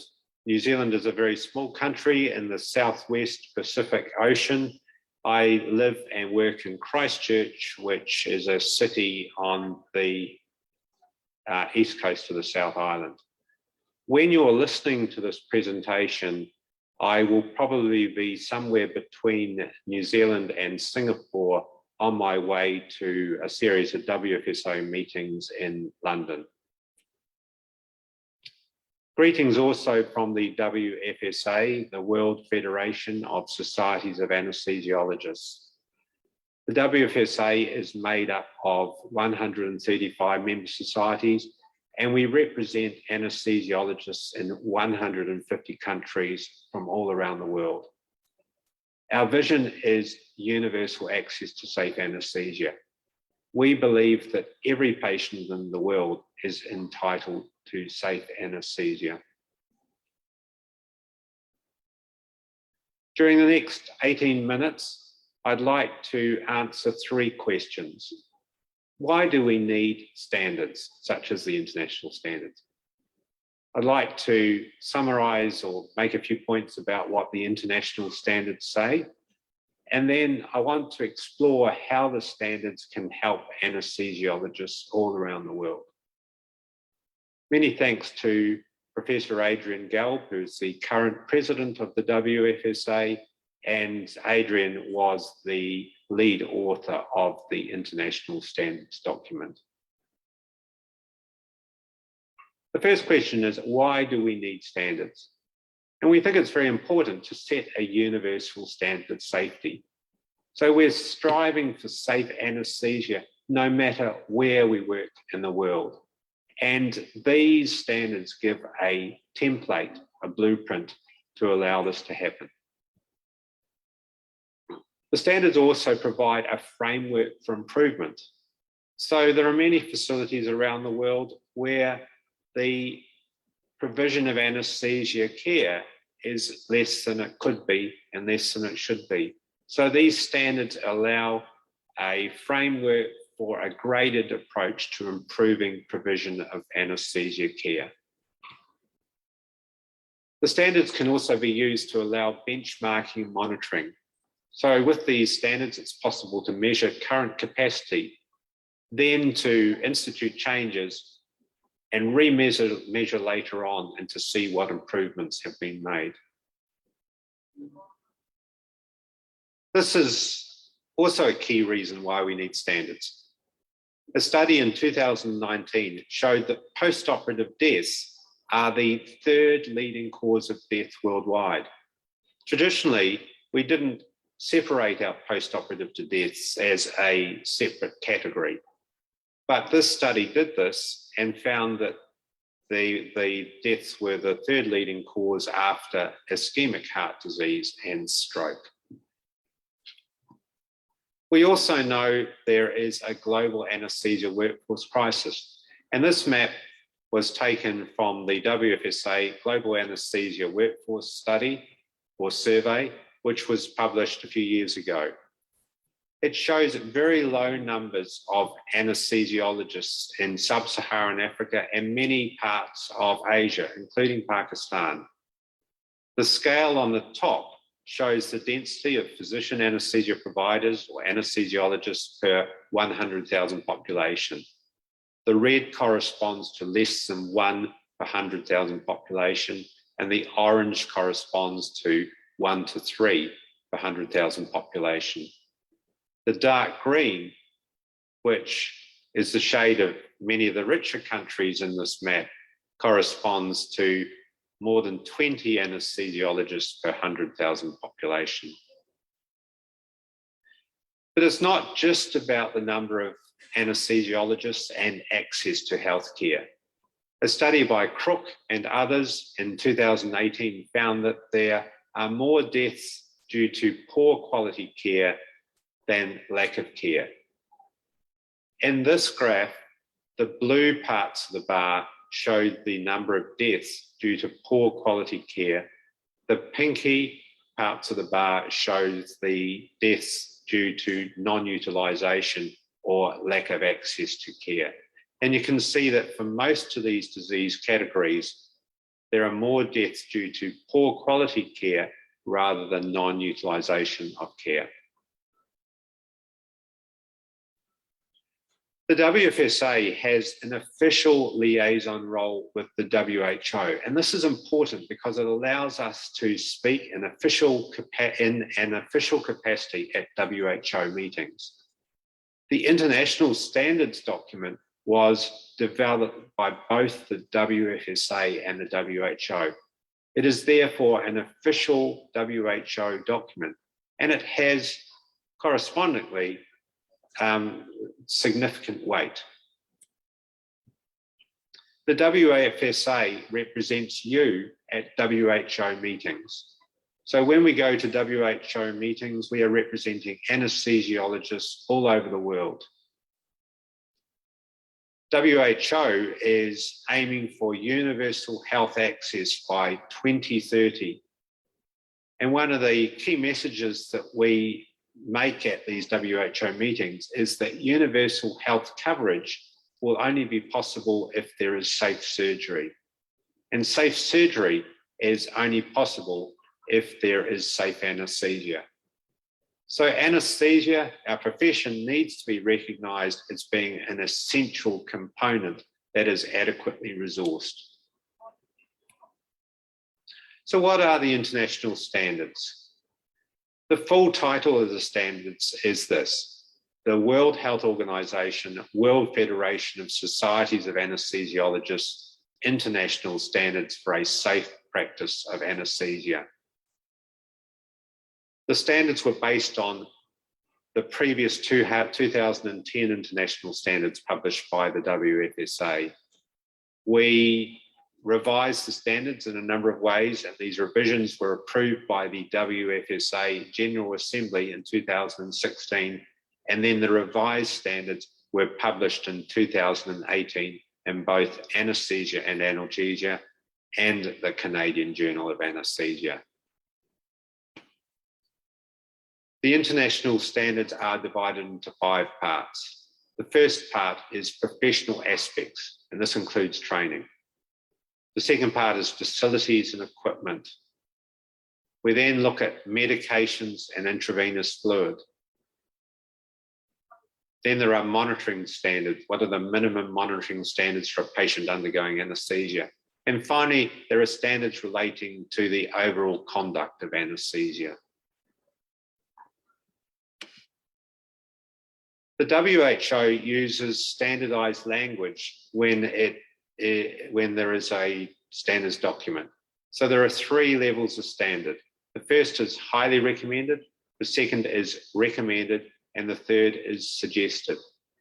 Highly recommended standards are minimum expected standards. So what this means is that they are the functional equivalent of mandatory standards.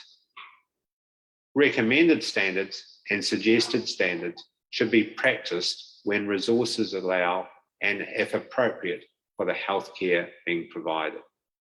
So just to reinforce again, highly recommended standards are mandatory standards. So here are some examples of mandatory standards. The first one is there must be a trained anesthesia provider. It's essential to use the WHO Safe Surgical Checklist. A reliable supply of oxygen is mandatory. There needs to be equipment for anesthesia or regional blocks. Facilities need to have the WHO essential medicines. If a patient is anaesthetized, there must be continuous saturation monitoring in both the operating room and the post-anesthesia care unit. There should also be non-invasive blood pressure monitoring and CO2 detection if the patient is intubated. And there must be measures in place to prevent and alleviate post-operative pain. So how can we use these standards to help anesthesiologists worldwide? The standards can be used in discussions with governments and decision makers. I think one of the most important things is that we can use these standards to reinforce the essential role of anesthesiologists in surgical care and patient safety. And we can also use the standards to argue for increased resourcing for our specialty and our patients.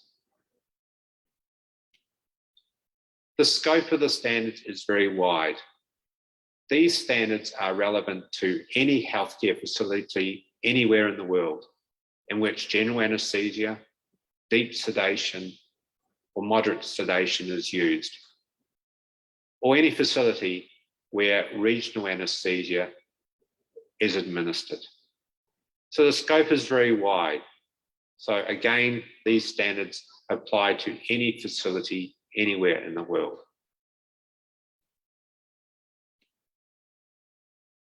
The standards are very clear about the essential role of anesthesiologists. Anesthesiologists are an absolutely vital part of any healthcare system. Anesthesia is inherently complex and potentially very hazardous.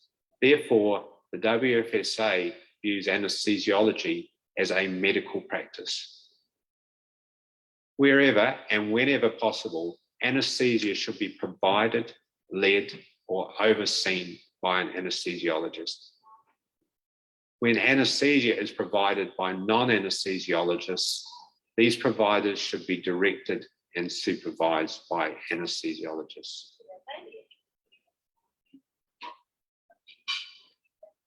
The standards can be used to argue for increased resourcing. And this is a table taken directly from the standards, which shows standards for monitoring. You can see that we have grouped these standards into highly recommended, recommended, and suggested standards. The highly recommended standards are clinical observation by an appropriately trained anesthesia provider.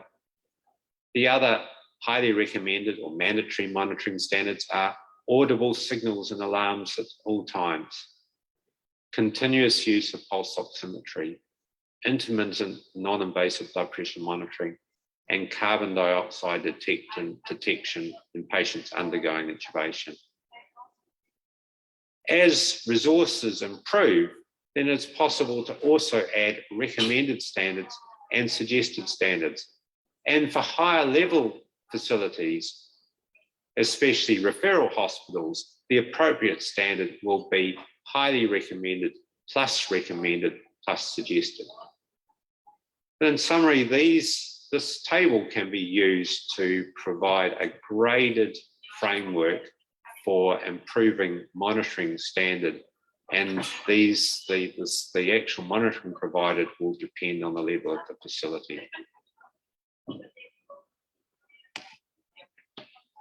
So I'd encourage you to look at the international standards document and ask yourself, does your hospital meet all the standards in the document? This is my hospital, Christchurch Hospital, the main entrance of the older part of the hospital. And it's just a reminder that standards apply to all hospitals everywhere in the world.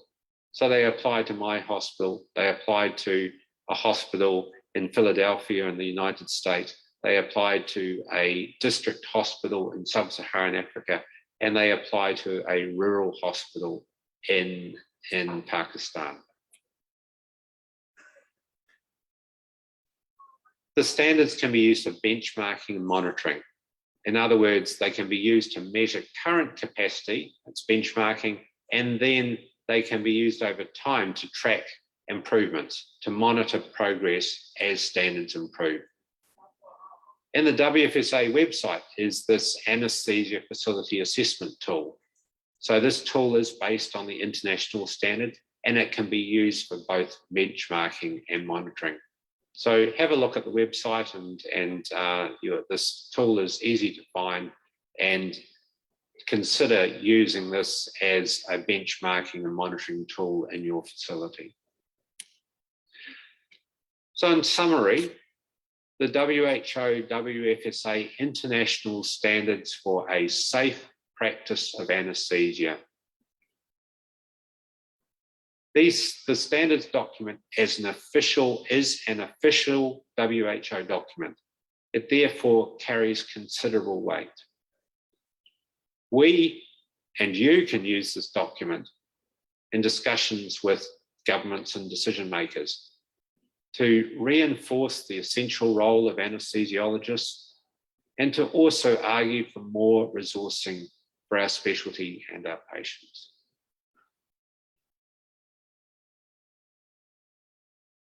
I'm going to finish with a quote from a young man from the United States called Matti Stepanek, who died very young of a neurological disorder. And he wrote a number of very thought-provoking quotes, and this is one of them. Unity is strength. When there is teamwork and collaboration, wonderful things can be achieved. We can achieve so much by working together. I think it's really important that we look at the international standards and think about how these standards can be applied to our own healthcare facilities, and how we can use them when we're talking to our governments and other decision makers. We need to work together to achieve universal access to safe anesthesia. Please look at the WFSA website, download the WHO WFSA International Standards for a Safe Practice of Anesthesia, and also have a look at some of the other resources on the WFSA website and some of the other work we've been doing. I look forward to actually meeting you again face to face, and I hope that's going to be soon. I also hope that you really enjoy the rest of this meeting. Thank you very much and hope to see you soon. Thank you so much, Dr. Wayne Morris, for a very comprehensive presentation, which is going to tell us that we should have at least minimum standards of monitoring in Pakistan, in most of the places, especially in the tertiary care hospitals, and if possible, in the secondary care hospitals, by giving the example of WFSA and WHO basic standards of monitoring. And this is going to help us. Thank you. Now, the next speaker is Professor Alia Ahmed. She's going to talk about how to ensure implementation of minimal mandatory standards in Pakistan. Dr. Alia Ahmed is Professor of Anesthesiology at Aga Khan University Hospital. Thank you. Assalamu alaikum, and thank you for the introduction. So my talk has actually been made easier because the standards have been so well described in the talk before me. Because everybody has to know the standards before we talk about how to implement them. So first of all, I have no conflict of interest to declare. As already explained, the international standards for a safe practice of anesthesia are a combined effort of the WHO and WFSA, and they are meant to apply to all anesthesia providers for all anesthesia provision all over the world. They cover the professional aspects, facilities and equipment, medications, monitoring and conduct of anesthesia. So just in short, I'm not going to say anything more. We've all been explained all this. And the standards that have been given, they are given in tiers, and the different facilities and different levels of facilities have also been described in this document. The primary centers, the district level hospitals, and the referral centers. And they give, the document actually gives a set of minimum equipment, monitors, drugs, etc., that must be present or available with every anesthesia provision. And it's all over the world. And it is recommended that every effort must be made by those responsible for the provision of anesthesia in low resource settings to ensure that the mandatory standards are met. Because if these standards are not met, provision of anesthesia is not safe. So when we talk about how to implement them, we should know where do we stand. Okay, so I looked up the literature. Has anything been assessed on it? Has anything been done on it? And I found a lot of surveys done in low and middle income countries. And in each and every one of them, it was found that there's a lot of scarcity of the mandatory equipment, the monitoring, the even medications, even airway equipment in many low and middle income countries. So what about Pakistan? Luckily, I was able to find a very recent article, which is from December 2021. And they have looked at the anesthesia health system capacity in public hospitals in the Punjab province of Pakistan. And they surveyed 106 public hospitals in Punjab, and they found that almost 40% had only one anesthesia provider. And in 50% of the hospitals did not have a round-the-clock hospital provider. Drugs was not that big a problem. General and local anesthetic drugs were available in most of the hospital, but other life-saving drugs and other important medicines were not available in many hospitals. And there was a crucial deficiency of critical supplies and workforce for providing safe anesthesia.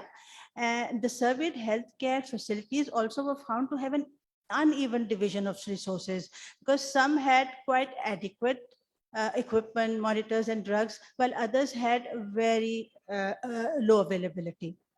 So this is roughly what we have seen with other articles and other literature. There is a very good article where they have looked in 22 different countries, in low and middle income countries, and they've found similar findings that we found in the province of Punjab. So again, my literature search also showed that there have been many articles suggesting how to improve anesthesia safety in low and middle income countries and low resource settings. And one of them is by Dr. Fawzia Khan, which is very interesting and useful for me during my preparation of my presentation. And there have been other publications on this as well for improving anesthesia safety in low income regions of the world. A very useful article I also found with the path to safe and accessible anesthesia care. There was also the Safety Summit in London, and there were many articles and newsletters suggesting what to do for low and middle income countries. So how do we go on? So for thinking how to implement these standards, I'm going to take it started from the standards themselves, the infrastructure, and the human resources. So standards of care.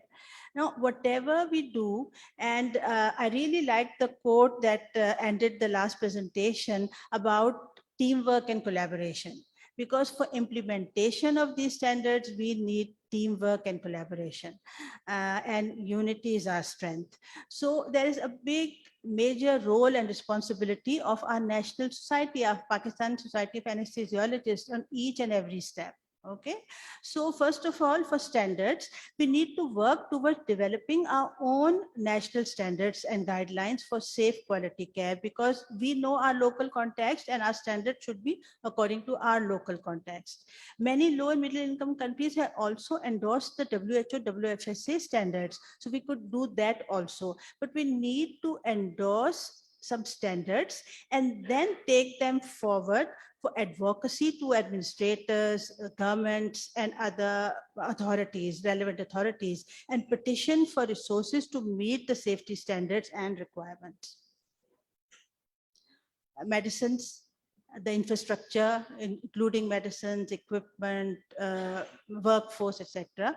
So there has been found a lack of essential emergency medicines in most low and middle income countries, and also in Pakistan. I did not find a lot of literature from here, but we know from our colleagues, like in conferences like these, we meet colleagues from all over the world, all over our country, sorry.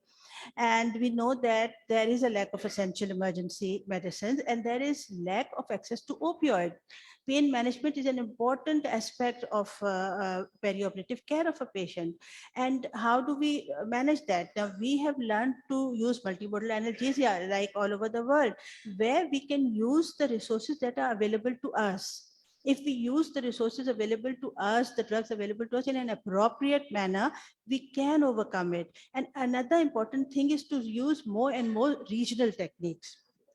So what can we do about it? Again, our national and regional societies, they need to develop a list of mandatory medicines, just like the WHO model list, okay? And we can use the WHO model list as a reference, and then advocate and convince the authorities about the resources that are essential for safe provision of anesthesia. So teamwork, collaboration, advocacy, petitions, all these are required. Same with equipment. Now, specific anesthesia equipment and monitors are required to deliver safe anesthesia. There is no two things about it.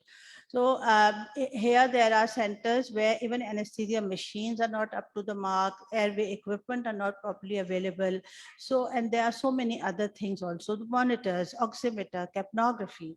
So we have an example of the Lifebox initiative, where there was creation of inexpensive, durable pulse oximeter devices designed specifically for low and middle income countries, and more than 10,000 devices have been distributed to low. Of course, much more is required, but then making inexpensive, durable, robust devices is really an answer for getting pulse oximeters to our remote areas, and even capnography. If we can have capnograms with a durable and robust but inexpensive ones, we can have more and more availability of that. So we need for strong physician advocacy. Each one of us needs to be an advocate to obtain the required resources. The anesthesia leadership should come together to convince the administrators, the relevant ministries for provision of resources to meet the standards for a safe practice of anesthesia. Here, non-professional, non-profit organizations and non-governmental organizations can play a very, very great role in this, just like the LifeBox initiative, just like the WFSA. So we can collaborate with NGOs and non-profit organizations for this purpose, and that would help a lot. Workforce. So I was very glad that we had a very good discussion on training this morning. So workforce, adequate number of qualified anesthesia providers is fundamental to safe anesthesia provision. As already mentioned, WFSA has a workforce map, and according to that, in Pakistan is 1.64 anesthesia providers per 100,000 population, and we need thousands more to get to the recommended 4 to 5 per 100,000. Okay, this 4 to 5 has been recommended according to observational studies that have been done comparing the mortality rate and the density of anesthesia providers. So to get to that, we need to train a number of more physicians, and we need to retain the the providers, the anesthesia providers that we already have.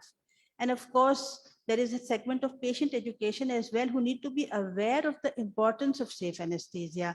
And recently, over the last week, we've had some sessions about patient education as well under the umbrella of the Pakistan Society of Anesthesiologists, Karachi. So training, we have discussed a lot on training, but training should really be standardized and include the local practice context. And it should highlight principles of safety and quality. And there should be inclusion of training time in remote areas. That is something that has been recommended in Dr. Fawzia Khan's article as well when I was going through it. Of course, it is practically, it could be difficult, but we would need adequate supervision. But wherever possible, we should try to include some training in more remote areas, and there should be stronger component of training in regional techniques. Okay, that would bring about better pain control and more safety in anesthesia, and perhaps overcome the lack of medicines that we have in many other areas. Okay, and training of non-physician anesthetists is another topic that keeps coming up, but we'll be having a detailed discussion on that later in this section.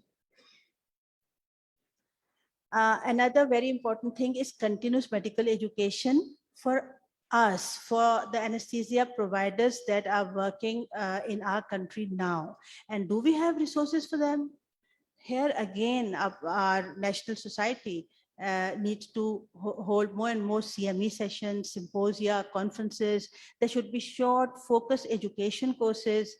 Luckily, there are online resources available. There are courses from WFSA, courses on safe anesthesia conduct, and also courses on safe pain management. And there is anesthesia tutorial of the week, a very useful resource, and it is freely available, and it does focus on low middle income countries. But we should have local newsletters, local education materials. And I'm very pleased to say that for the last almost 15 years, we have been publishing the anesthesia practice newsletter. It is newsletter for anesthetists working in non-teaching hospitals, and it has pertinent topics which are meant for those anesthetists who are working in low resource settings. So, delivery of safe anesthesia requires adequate infrastructure, reliable supply of medicines and equipment, adequate number of skilled anesthesia providers. So for this initiative to be truly successful, it must be embraced by the national governments, health ministries, and other administrators, the institutions and organizations, our anesthesia leadership, the service providers, and the patients. And as I said, teamwork and collaboration and support of our College of Anesthesiology faculty and the national and regional societies. So safe anesthesia can be provided by clinicians with appropriate training, relatively simple equipment, use of relatively simple equipment with inexpensive generic medication. For safety in anesthesia, minimum mandatory standards must be followed. Clinicians, administrators, and governments need to work together to ensure that the standards are a reality for all patients undergoing anesthesia. Thank you.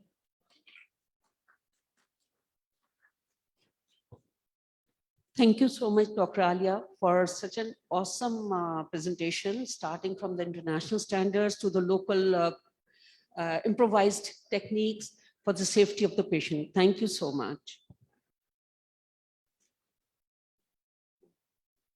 Now, our next speaker is Dr. Athar Siddiqui. He's going to talk about improving anesthesia services in urban peripheral hospitals. Dr. Athar Siddiqui is he's consultant anesthesiologist from Shaukat Khanum Hospital, Lahore. Thank you very much, Madam, for the introduction. Bismillah ar-Rahman ar-Rahim. The majority of the stuff has already been covered by Dr. Wayne Morris and Professor Alia Ahmed. So I would like to emphasize on those aspects which are a little bit new to my audience. And I beg your mercy and pardon in those ideas which you may not like at the beginning. So this is the paper which was published last year, and that is the talk of the town. And everyone is talking about the monitoring aspects and the safety and the quality of the delivery of anesthetic services, and especially in my talk in the urban peripheral hospitals. So when I was preparing this talk, I wanted to know that what is really happening to the urban peripheral hospitals. And instead of going into the literature, I decided to take up a venture and directly go to the websites of the Punjab Health Department, the Sindh Health Department, and so on and so forth. And I came to know that there is a specific department within the Department of Health known as the HISDU, the Health Information and Service Delivery Unit. So I myself walked into the office and I collected the data about the Punjab. So that is the data with the starred asterisks over here, which shows that there were 36 districts in Punjab with 146 tehsils, and they have got 26 district headquarter hospitals and approximately 123 tehsil level hospitals. And the rest of the data about the Azad Jammu and Kashmir, Balochistan, Gilgit-Baltistan, Khyber Pakhtunkhwa, and the province of Sindh is over there. So that is a little bit of my humble claim that I have worked for a couple of years in Chitral. Myself, I have worked about a year and a half in Chor. I've served in Mianwali, Sialkot, Sargodha, and Shorkot. I myself devised a quick survey and I put it on the Survey Monkey with the 10 questions about the monitoring, just taking one specific aspect of the anesthetic provision, ignoring about the pre-operative services and the post-operative and all that, because I had to focus on one aspect. And I devised these 10 questions and I put them on the anesthesia provider forum, which is allegedly a forum maintained by a district anesthetist in Gujarat. And according to him, there are plenty of tehsil level anesthesiologists and district anesthesiologists apart from the anesthesiologists all over the world on that. And to my surprise, the response was really very poor. I got a response from only 26 people, and that was the response about my first question, that do you anesthetize one patient at a time or more than one? So the answer was 50-50. Then if you anesthetize more than one patient, then who else looks after the other patient? Number of responses in the form of residents was much less. However, the alarming thing was that the vast number of people, they responded in other categories. And others, they were neither the anesthesia technicians, nor the anesthesia nurses, neither they were the medical officers.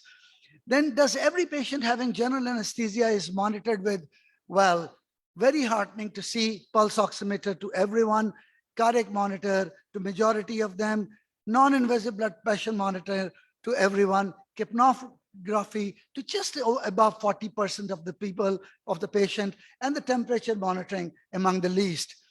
So which monitoring for regional anesthesia? It was the similar sort of answer. Then the answer to the nerve stimulator was also not that convincing. And about the total intravenous anesthesia, it was a bit of shocking result. They said that they administer to their 50% of their patients the TIVA. Now, after taking up this Survey Monkey survey, I decided to pick up the telephone call, and I requested my friend, Professor Jawed Salim, who is here, to give me a few numbers of his students who have qualified the diploma in anesthesia or MCPS examination, and they have been posted to the various tehsils in Punjab. So I got contacted to, I must name him, Dr. Ali Imran, who is a tehsil anesthesiologist in a very small, far-flung tehsil of district Attock known as Jand. And I talked to him and I asked him a qualitative, sort of survey that what are the challenges which he has got, what are the strengths which he has got of working there as a tehsil headquarter hospitals, what are the weaknesses and what are the opportunities, the typical SWOT analysis, and how he can help us in helping him out to improve the anesthesia services at the tehsil level headquarter hospital. And when I asked him that, has he responded to this question of TIVA? He said, yes. I said, do you have an infuser pump? He started laughing. And that reminded me a beautiful share by Parveen Shakir, कि कहाँ के इश्क व मोहब्बत किधर के हिजर व विसाल, अभी तो लोग तरसते हैं जिंदगी के लिए. तो मैंने कहा भाई टीवा देते कैसे हो? उसने कहा सर 20 ml की syringe में propofol भर के थोड़ा थोड़ा देता रहता हूँ. So that was the definition of TIVA. Then if you give TIVA, do you use processed encephalography, BIS or entropy? I think all those who responded yes to that, they probably never understood the question. And do you set alarm limits in anesthesia monitors? Majority of them, they said yes. And the last question was, do you maintain anesthesia record for every patient monitored in operation theater? Very heartening to see yes. And sorry, this was the last one, that monitoring the blood glucose level in all the diabetic patients who undergo general anesthesia. Now, defining the scope of work which these very learned colleagues take up at tehsil level headquarter hospitals or at district level hospitals, they usually at tehsil level, they take up only ASA1 and ASA2, and more than ASA2, they are referred to the DHQs. And usually they take up 6 to 7 cases in a day. Now, this is the categorization of the hospitals by the Punjab Healthcare Commission. And I must mention over here that I've spoken to one of the directors of quality and safety, Dr. Mushtaq Suleri in Punjab Healthcare Commission, and he mentioned his own experience that when he visited the tehsil headquarter hospital in Malikwal, he was told that there was no anesthetist available over there, and the anesthetist from another tehsil, from Mandi Bahauddin, from district headquarter, he comes over there twice in a week to provide anesthesia, and for the rest of the other weeks, the anesthesia technician or the others, I don't want to elaborate those others. Now, as elaborated by Professor Alia, the main problem is of the manpower. So how we should resort to it? Anesthesiologists, anesthesia nurses, anesthesia technicians. At Shaukat Khanum Hospital recently, we got our anesthesia technician program accredited by the Punjab Health faculty. Now, how did we do that? It was an uphill task, and we had to do so many things. Whether we can monitor the training program or not, because we are still yet struggling with the training of our anesthesia residents by the CPSP, what to talk about the anesthesia technicians. So what all they are learning is through their own observation. If they are keen observers, if they are keen learners, only then they can do it. Then what's the admin's opinion? So luckily, I got hold of a medical superintendent of the Tehsil-led headquarter hospital. And I asked him that you don't have a designated anesthesiologist in your hospital. So are you worried about that? उसने कहा doctor साहब काम तो इससे पहले भी चलता था, अब भी चल ही रहा है. So that was an apathy, which was a typical reflective of the admin. Then the Jand Tehsil anesthesiologist, he told me that the whole Tehsil does not have a blood services, and not even a single designated refrigerator is available in his Tehsil for the blood storage. We talked about the equipment and drugs. We talked about the life box. We talked about the workstations, LMAs and ETTs, all disposables, they are not available. So how they are made available? At the expense of the pocket of the patient. Lack of maintenance of the equipment is the biggest challenge. So telemedicine is a biggest tool which I have suggested to my friend Dr. Arshad Taqi years ago when I was in UK, that under the umbrella of the Pakistan Society of Anesthesiologists, if there are 200 consultants, FCPS or fellows consultants, they can be a consultant on call for the remote areas, and they can provide their services to the anesthesiologist sitting in a Tehsil headquarter hospital. Now, what could be done to improve the anesthesia services in the urban peripheral hospitals? Manpower. I have heard Professor Alia saying training, educating them. How should we deal with them? My suggestion is we should have an inclusive strategy. The workforce of anesthesia in majority of the parts of the Pakistan is our middle grades, what we used to call in England, in UK. They are either the diploma holders or the MCPS or the, please don't mind, I don't know what's the status of the MS. So can I request the participants in this hall that if they kindly raise their hands who are diploma holders or MCPS sitting over here? Just one of us, 2 or 3. Well, that's a little bit heartening. I think all these workshops which I had been attending for the last 6-7 years since I came back to Pakistan, I always met either the residents or already fellows or the senior consultants who are over here. We were unable to attract our workhorse. So we need to bridge this gap between them and us. We need to own our brothers and sisters who are working in the periphery. We need to work on an empowerment paradigm in which we must reach out to them. And how we should do it. Sorry, it got stuck. Can you help me, please? Sorry. So how we can do it? We must own our less privileged anesthetic colleagues. We must reach out to them and we must invite them. Rather, we must make it free for them that whosoever come to attend this conference will not be charged even for the registration fee. We must spread our continuous medical education, and we must reach out with our CPD programs to the various, at least divisional levels, where the districts and the Tehsil level anesthesiologist of that division, they should come to the divisional headquarters and arrange that and enjoy that CME or the CPD. I understand that in this era of digital technology, I highly appreciate the WhatsApp group like Anesthesia Support Group and the APOKI WhatsApp group.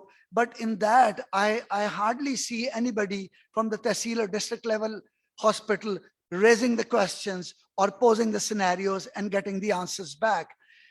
The other suggestion is that the alignment of the stakeholders, the people of that Tehsil, the business community, the local leadership, they should be involved in the refurbishment and the maintenance of the peripheral hospital. Last night, when I was coming from airport to my house in PCHS Block 6, I saw a very nice, plaques lying on the Dig Road bridge. that the bridge was maintained and refurbished by the Getz Pharma? Why can't we have a Tehsil level headquarter hospital refurbished by Getz Pharma? Why can't we have a district level headquarter hospital refurbished by the Brooks Pharma? So that is my request to my business community, to our industry, that they should come forward and help us out. And they should be given proper tax exemption for their donations for these sort of things. I understand that I have never mentioned the actual people, arbab-e ikhtiyar or arbab halo aqd of our health department, but I can only say that bachao sheeshon ke ghar ka talash kar hi liya, यही के संग बदस्तों को मुंसरम कर लें. You know it कि वो आजकल किन कामों में मसरूफ हैं. I really don't want to mention those things. We just need not to make them angry. We need them to only just help us, and we can do it our own selves. So the equipment, the adoption of the peripheral hospitals, the philanthropists, the welfare organizations, they should come forward. The individual fellow consultants, we should come forward. And I announced today that I'm going to adopt at least one Tehsil headquarter hospital where I would visit at least twice in a year.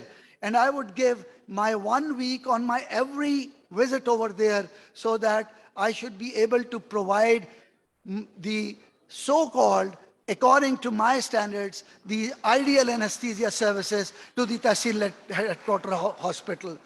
Then I would encourage every fellow colleague of mine to please choose according to you may choose one in Skardu, you may choose one in Baltistan, you may choose one in Balochistan, you may choose one in Tharparkar, and you may choose one in Mithi. So our industry, they should come forward and adopt the peripheral hospitals. We avoid draining resources of the industry.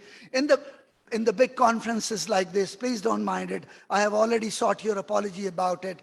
The standardization of equipment should be made easy, and all of us should come together and sit together and think about it, that what should be the standards, what should be the ideal equipment for the peripheral hospitals. Now, that is the state of affairs in Pakistan, and that is the picture of one of the peripheral hospitals in Sindh province over here.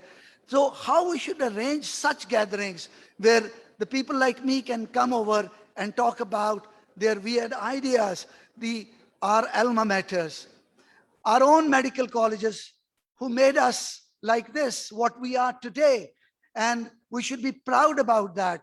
And that will create awareness and interest at the undergraduate level. We are all the time talking about the shortage of manpower in the specialty of anesthesiology. Has any one of us has ever given a lecture to the final year medical student about that what is the specialty of anesthesiology, and is it such a broader specialty that it ranges from the perioperative medicine to the critical care to the chronic pain management to the resuscitation medicine to the sleep disorders and so on and so forth. So that will create an awareness among the undergraduate, and the nostalgia which all of us we have about medical schools. That nostalgia will create an ambition, a desire to work for our specialty, and that will attract the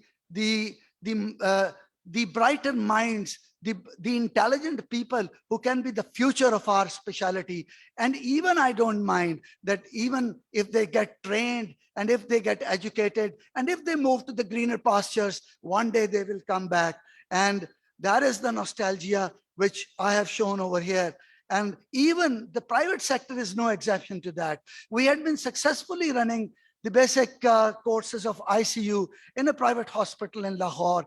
And that you can see that the very worthy teachers of the critical care subdivision of the anesthesiology was there. Then Shaukat Khanum has a lead in setting up the example that every year, now for the last 2 years, we had only the virtual meeting, that for 17 years, we conducted the symposium every year, and everyone whosoever attends over there does not have to pay any fee. They have to buy even a cup of tea from their own pocket, and they have to purchase their own lunch. And none of the industry member is found over there. And that is a big service which is there. I'm very sorry about my deliberations if somebody was hurt by that. And that is what I wanted to say. Thank you very much.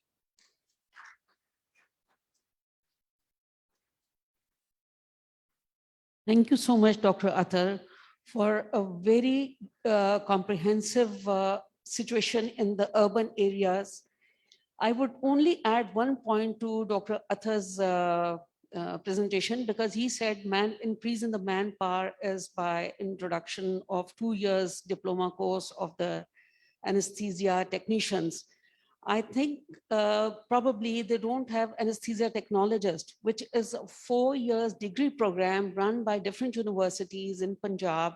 And these are brilliant students, because they are the ones who can't get admission in the medical colleges, and they end up going into the university 4 years degree program as an anesthesia technologist.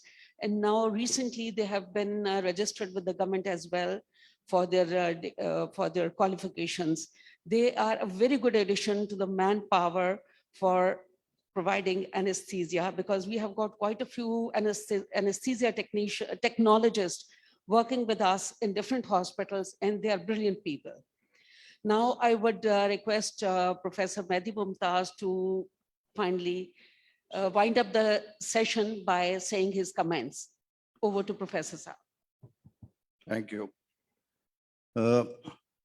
Just a few comments on this, particularly when Professor Alia, she was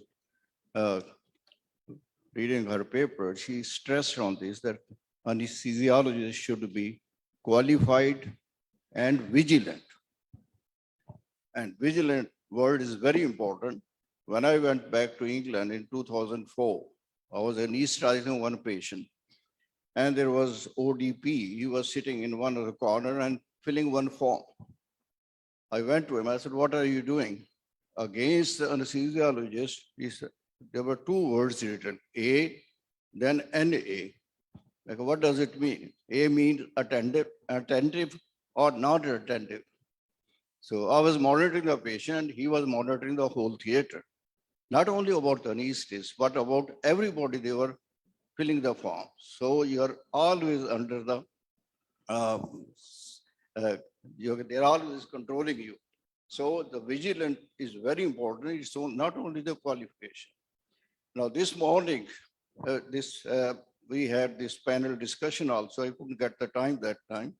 So there were rules and regulations given by CPSP and then Pakistan Medical Council also, and there are trainers and candidates are there. So I have been examiner for about 18 years and I have been the faculty member also. Lekin, if you look at this, I've seen the people are coming from Aga University candidates, then the candidates are coming from Lahore, Karachi, Islamabad, or Multan, wherever they are. Why would you get the high quality candidates from Aga University? Something to think about. They are working under the same rules and regulations, same guidelines.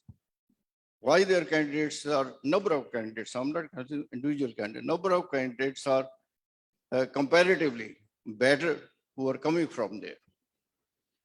Practical aspect, I tell you, when I went back again, so I put a intravenous brain anesthetic room to one of the patients.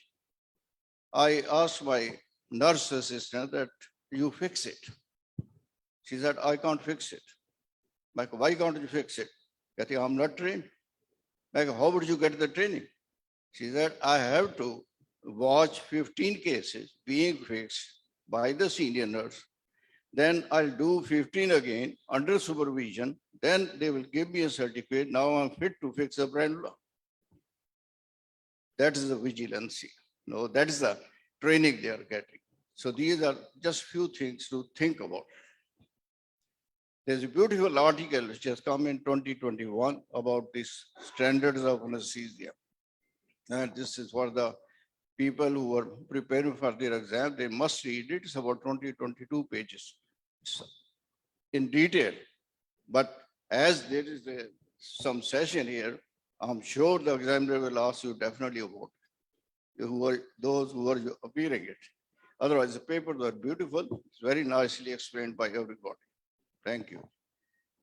Now, I would request Professor Mehdi Mumtaz to give the certificates to the speakers. Professor Alia Ahmed.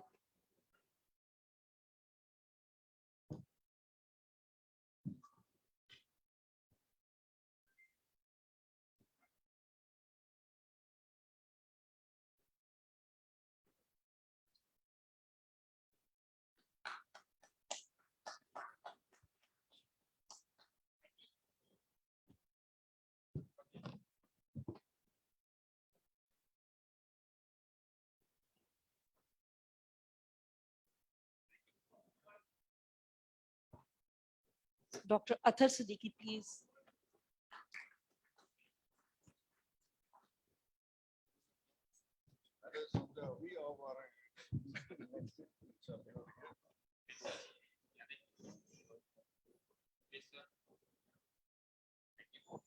Now I request Professor Tipu Saab to give certificates to Professor Mehdi Mumtaz.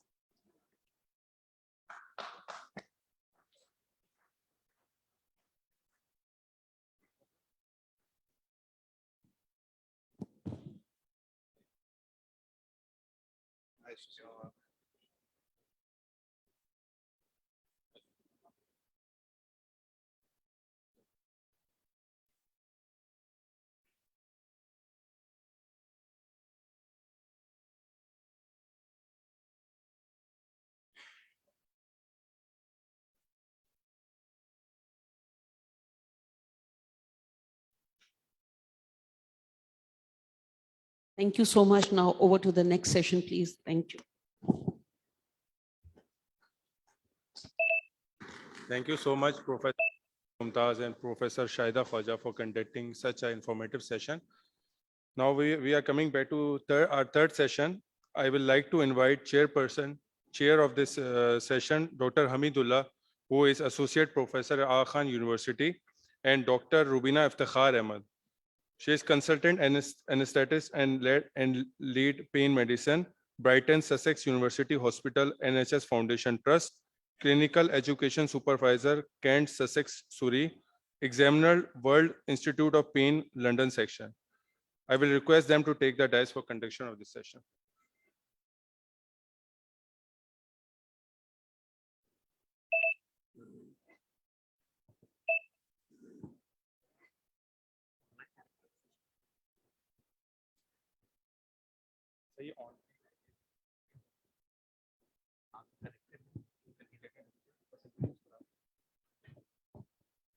We will then follow with the Dr. Fauzi Anis Khan talk after this session.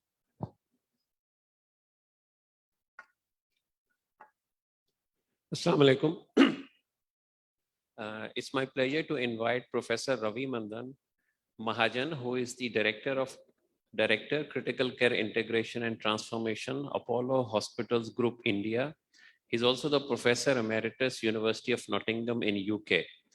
In the past, he has held the various positions, including President, Royal College of Anaesthetists, UK, Editor-in-Chief, British Journal of Anesthesia, Chairman, Ethics Committee, Nottingham University, Chairman, Safety Committee, European Society of Anesthesia, Chairman, National Institute of Academic Anesthesia in the United Kingdom. And he will be talking about future of our specialty, peri-operative medicine. Over to Professor Ravi Mahajan. Thank you very much for such kind introduction. I hope I'm audible. Can you just raise your hand if I'm audible or show me? Yeah, brilliant. Thank you. So that's great. It's really nice to be here and nice to connect with colleagues and friends and brothers and sisters just across the border. I'm currently in India at the moment, in city of Meerut. So those of you who know Meerut, it's in Uttar Pradesh, just north and west of Delhi. So it's good to be in connection with Karachi and with Pakistan. So that's to start with. But the topic which I'm going to talk about, I'm just going to share my screen. If that works, I think that will work. And I'm going to talk about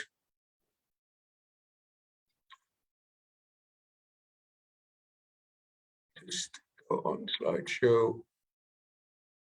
I'm just going to talk about perioperative care as future of our specialty. I have, as you were told in introduction, I had the opportunity to serve the Royal College of Anaesthetists in the UK as the council member, but also as their president. And one of the things that we were always talking about, as I heard in your last session, was where the specialty is going. And it was good to hear in the last session about anesthesia technocrats, as you talked about, or the anesthesia technologists, which is the alternative workforce which is in development all over the world. And therefore, for typical anesthesiologists, one has to think where we are going. And I heard in one of the speakers earlier mentioning perioperative medicine, and that was really a good introduction to my talk. So thank you for doing that. And I will take you through, first of all, greetings from Apollo Hospitals. We have about 70 hospitals all over India. This is one of the largest corporate providers of healthcare in India. Also bring you greetings from Nottingham University, where I spent more than 30 years of my career. And currently I'm emeritus professor there. I will start with this statement. Pursuing excellence remains at the core of our professional existence. And I heard in last session how even in difficult circumstances and where we can carry on pursuing excellence. If that is our goal, professional existence, pursuing excellence, let me make some very broad statements, which I'm sure you will agree with. A lot has been done to make intraoperative care safe and effective. A lot more can be done pre and post-operatively. And that requires a paradigm shift in our thinking, in our training, in our way of providing care. So let me take you through the intraoperative excellence that we've achieved in the last 20, 30 years. We got excellent range of drugs, as you know, many techniques for GA, regional or local anesthesia, many ways of controlling pain. We talked about monitoring. With all these advances, we are now able to anesthetize some really very sick patients, something that I wouldn't have considered anesthetizing 20 years ago. People are now anesthetizing day in and day out. We're also able to anesthetize for very prolonged, complicated surgical operations because of these advances. And you would all agree that overall, intraoperative mortality is quite low, really, really low. However, if we look at morbidity after major surgery, it still is 10 to 15%, and that's the figure from the UK and other European countries. And the other point worth considering is what outcomes are we looking at? So as for example, if I take the outcomes, if I ask anesthetists today, most of my colleagues in the UK, and this is a survey I ran amongst the council members of the Royal College, I asked them, what would they think would define the success of their operation?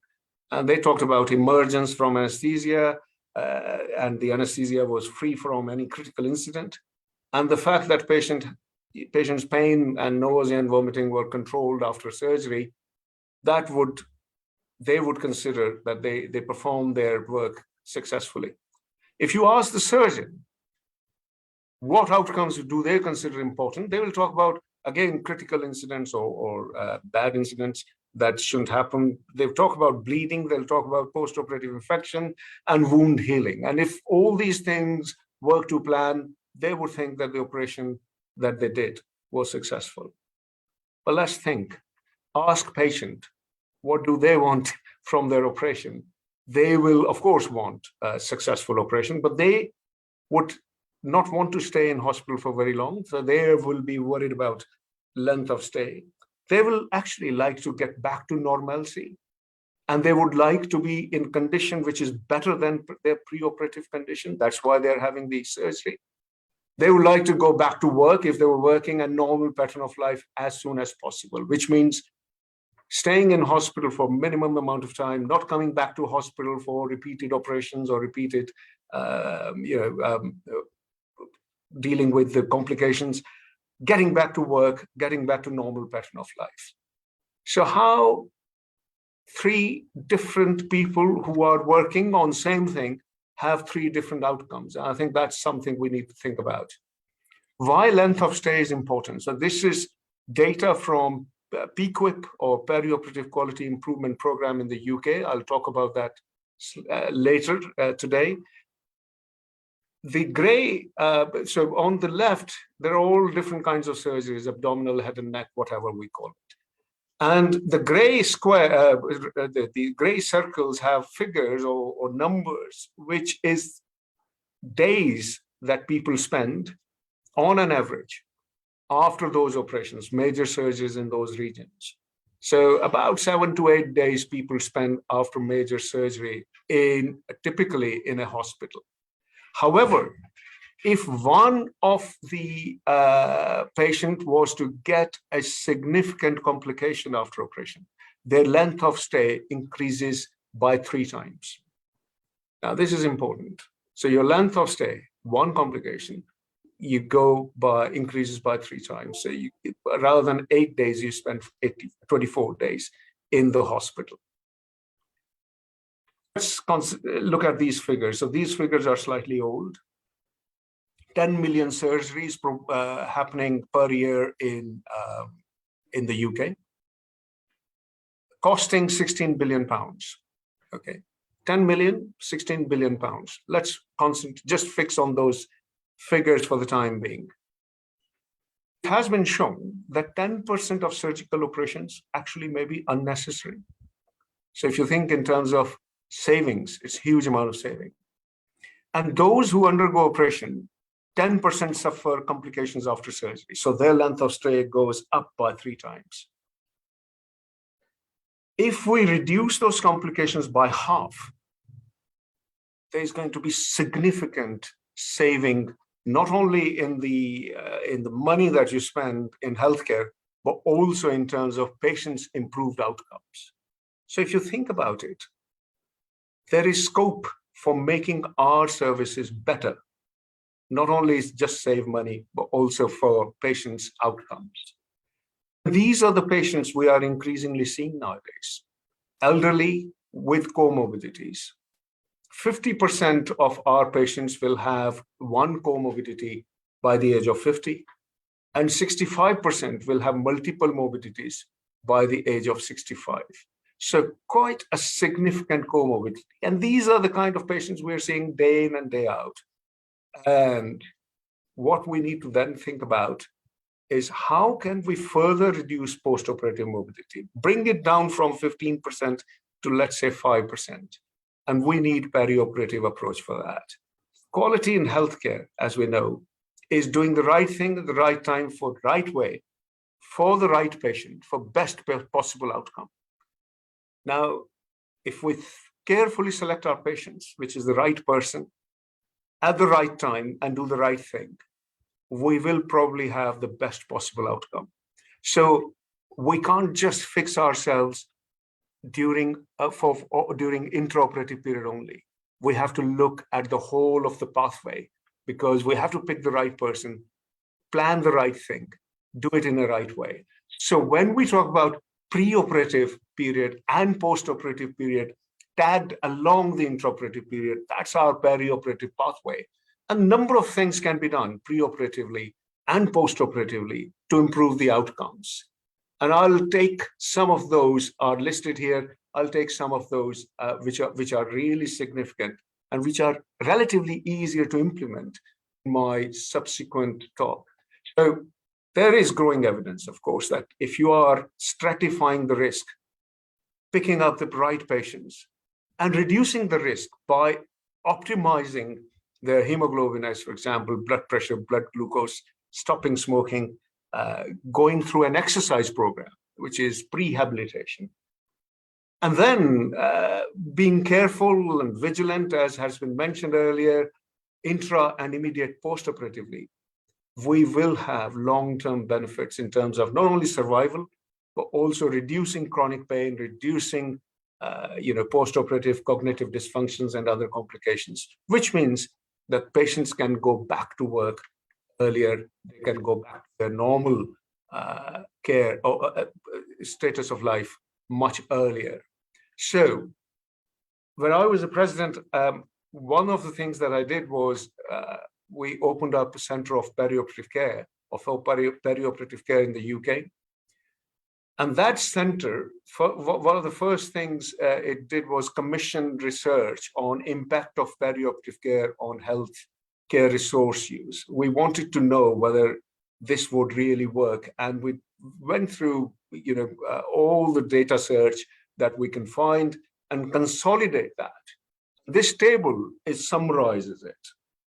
So if you look at the effect of your interventions on cancellations or complications or length of stay in hospital, then you can see which interventions actually are much more successful. So if you look at integrated care pathways, which means that we look at the whole of the pathway and do everything possible, you have an effect on all these parameters. But if you were to pick up something which will make really good difference, I would say prehabilitation. Now, prehabilitation is a program of physical exercise, psychological buildup, good pain control, and good nutrition before an elective operation. You can't do that before emergency operation, but before an elective operation, you spend 2 to 3 weeks of preparing these patients, improving their exercise tolerance, stop smoking, getting them psychologically prepared, get the pain control, and get their nutritional status built up. You have significant effect on the complications, length of stay, on the healthcare costs, and also on readmissions. Brilliant intervention, I would say. And there are lots of papers, lots of publications that you can look through. In fact, if prehabilitation alone is implemented, you can reduce the complication rate by 50%. So your rate from 10 to 15% can come down to 5 to 7%, which is really good. These are various programs which the Royal College of Anaesthetists has been part of, but I will touch on some of the ones which are highlighted here. Perioperative Quality Improvement Program, this started a few years ago, still ongoing. You can look at the details on the website, but see what it does. It just picks up some priority areas. It picks up, let's correct anemia, let's correct diabetes before surgery. Let's individualize our risk assessment. Let's put the people through enhanced recovery program, which means that their nutritional buildup is there and they are mobilized and pain controlled early. Individualized pain management so that the pain control is really good, because if your pain control is good, you are able to eat, drink, and mobilize much quicker. And that seems to have done massive of service to patients. Patients have gone to newspapers saying how these programs have helped them. Also, there have been some papers that you can look at. So this is paper from January 2022. So this, this year, March 2022 published, but it came in advance access in January. So very recent paper talking about enhanced recovery and rehabilitation, also talking about outcomes.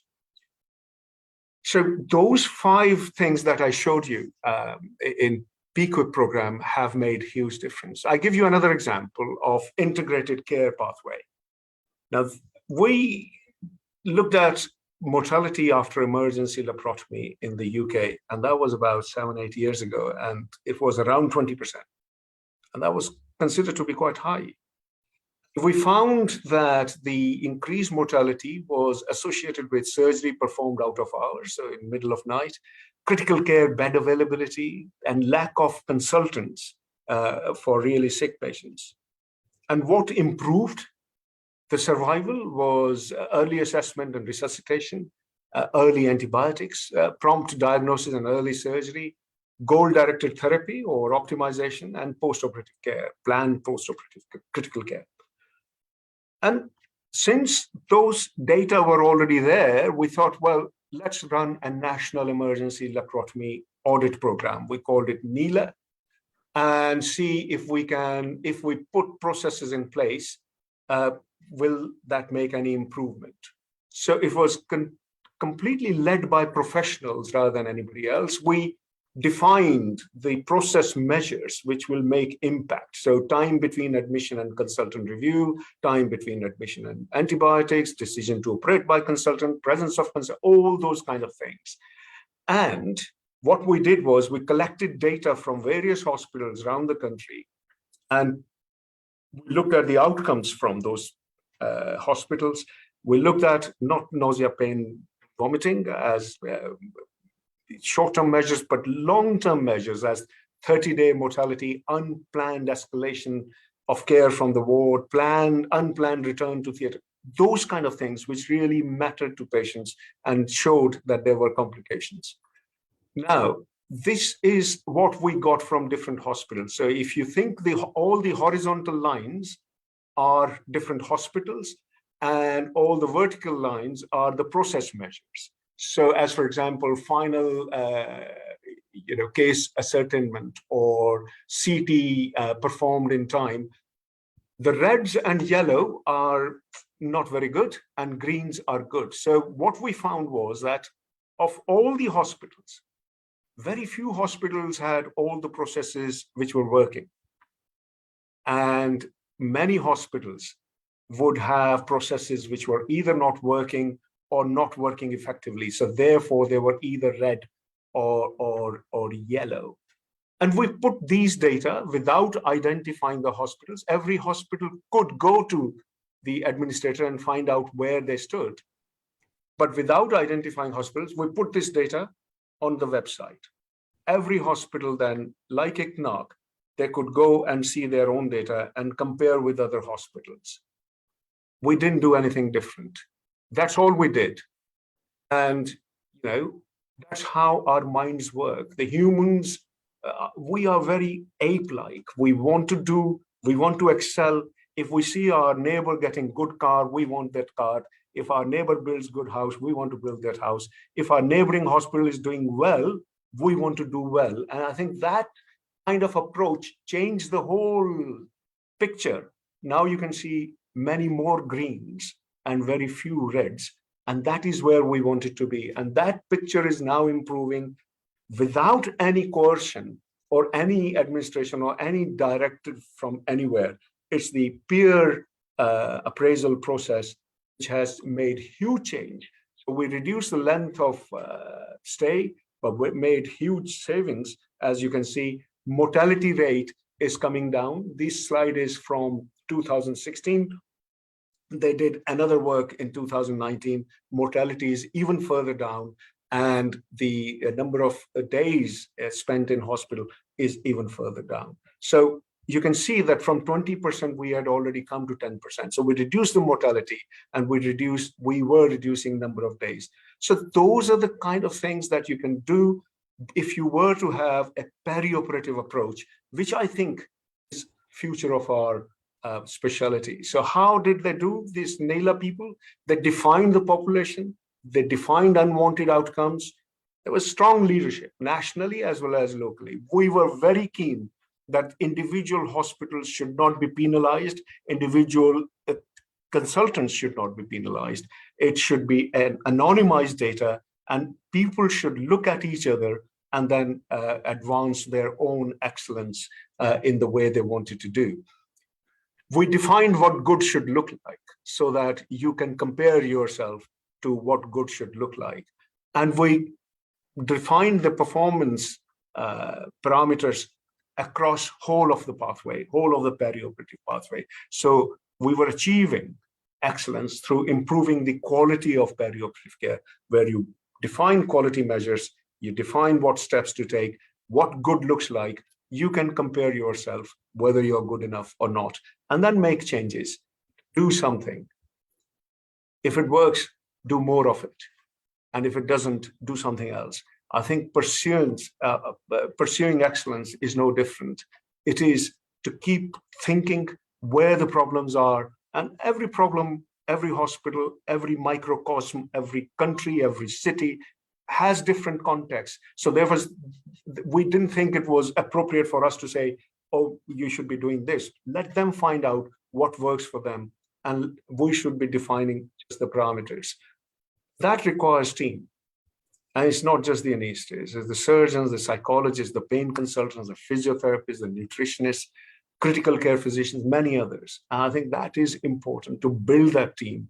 And I think future of our specialty is that we are natural leaders of that team, because we understand what needs to be done preoperatively. We understand what needs to be done postoperatively. We are excellent in what we do intraoperatively. So ladies and gentlemen, I'll just share with you how I started my career in late 70s, early 80s in anesthesia. It was no different from this. You had patients, you had Boyle's machine, you had hand on pulse. If you had ECG, you were lucky. And see where we've come from that to the modern operating theater and the environment. But I must say, this is what is happening now. We are one-man band trying to do a lot just in short space of time ourselves. Sometimes the music is good, sometimes the music is not all that good, because there's so many equipment, so many variables, so much happening. And one person managing that all is getting a bit difficult, a bit more tiresome. This is where we ought to be in future, directing and leading our specialty towards perioperative care with the team. Somebody is operating theater assistant, somebody is operating theater technician, anesthesia technician, the physiotherapist, the pain specialist, all coming together and performing to get really good outcome. That's all I have to say. Thank you very much.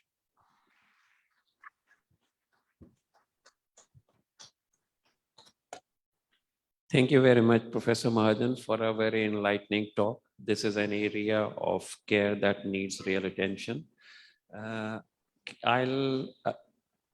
If there are any burning questions, we'll take 2 questions.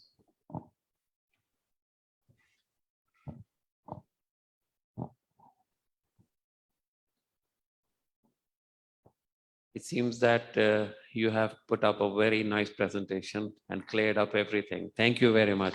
I'll now request Dr. Rubina to conclude the session. Thank you very much. I feel humbled.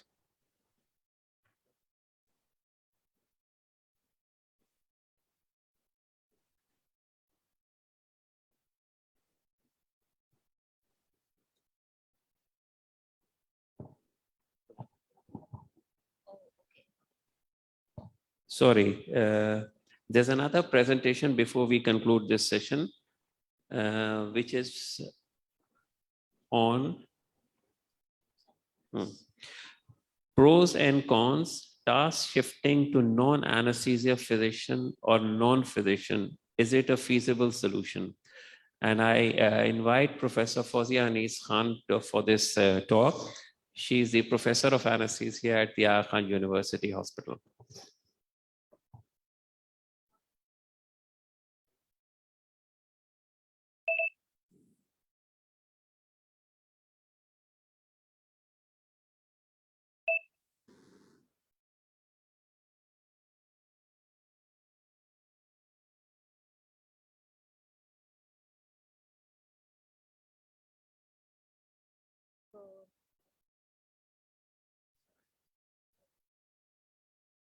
Just trying to work out how to take it to show.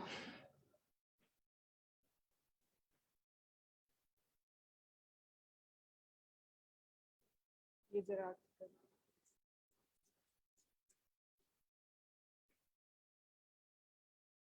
इसको करें, slide show पे करें। Slide show पे हो जाए, ठीक है, okay, thank you. First वाले पे ले जाए। Okay, thank you. ओके जी, अस्सलाम वालेकुम। I stand between you and lunch, but please bear with me for another 12-13 minutes. So I've been asked to, this is part of the previous session, but we had to interrupt it because our guest speaker was given the time to speak. I'm going to talk about task shifting to non-anesthesia physician or non-physician. Is it a feasible solution for Pakistan? And what are the pros and cons? I have no other conflict of interest except that I'm a current member of the Quality and Safety of Practice Committee of WFSA. And what I intend to do in the next few minutes, I'll talk about what is task sharing and task shifting. Why are we talking about this topic here? What are the options for closing the human resource gap in anesthesia? What are the examples from other countries? And what are the key challenges and unanswered questions? And what are the additional challenges in Pakistan? And what is the way forward? Now, task shifting is defined as the allocation of surgical or anesthetic responsibility to a non-specialist cadre.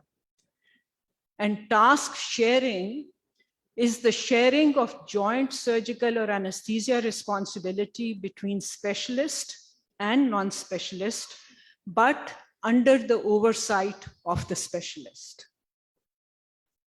Now, why are we talking about this topic? We now know that 1/3 of the global burden of disease is related to surgical conditions. And the global surgical need is for 5 billion people in the world. And this is WHO figures. Now there's a Lancet commission which was made, they gave a report in 2015. They were made by the WHO. And they launched their report, which is called the Global Surgery 2030 report. And they proposed the National Surgical Obstetric and Anesthesia Plan, known as NSOAP's approach, as a guide to help committed countries frame their surgical care strategies. And they also gave 6 interdependent domains that provide a platform for NSOAP development. I just want to point out that workforce is one of those domains. So what they're suggesting that by 2030, all countries should have this plan, and that plan should be operational, and that plan should be tackling the workforce in anesthesia, surgery, and obstetrics, infrastructure, service delivery, financing, and the governance. This map has been shown before. And this is the WFSA Global Anesthesia Workforce Survey map, which gives the density of anesthetist per 100,000 population. So those areas which are orange have less than 1 or up to 3 anesthetists per 100,000 population. And Pakistan falls in that. So Pakistan, India, Thailand, and some sub-Saharan, some African countries, they fall in that category.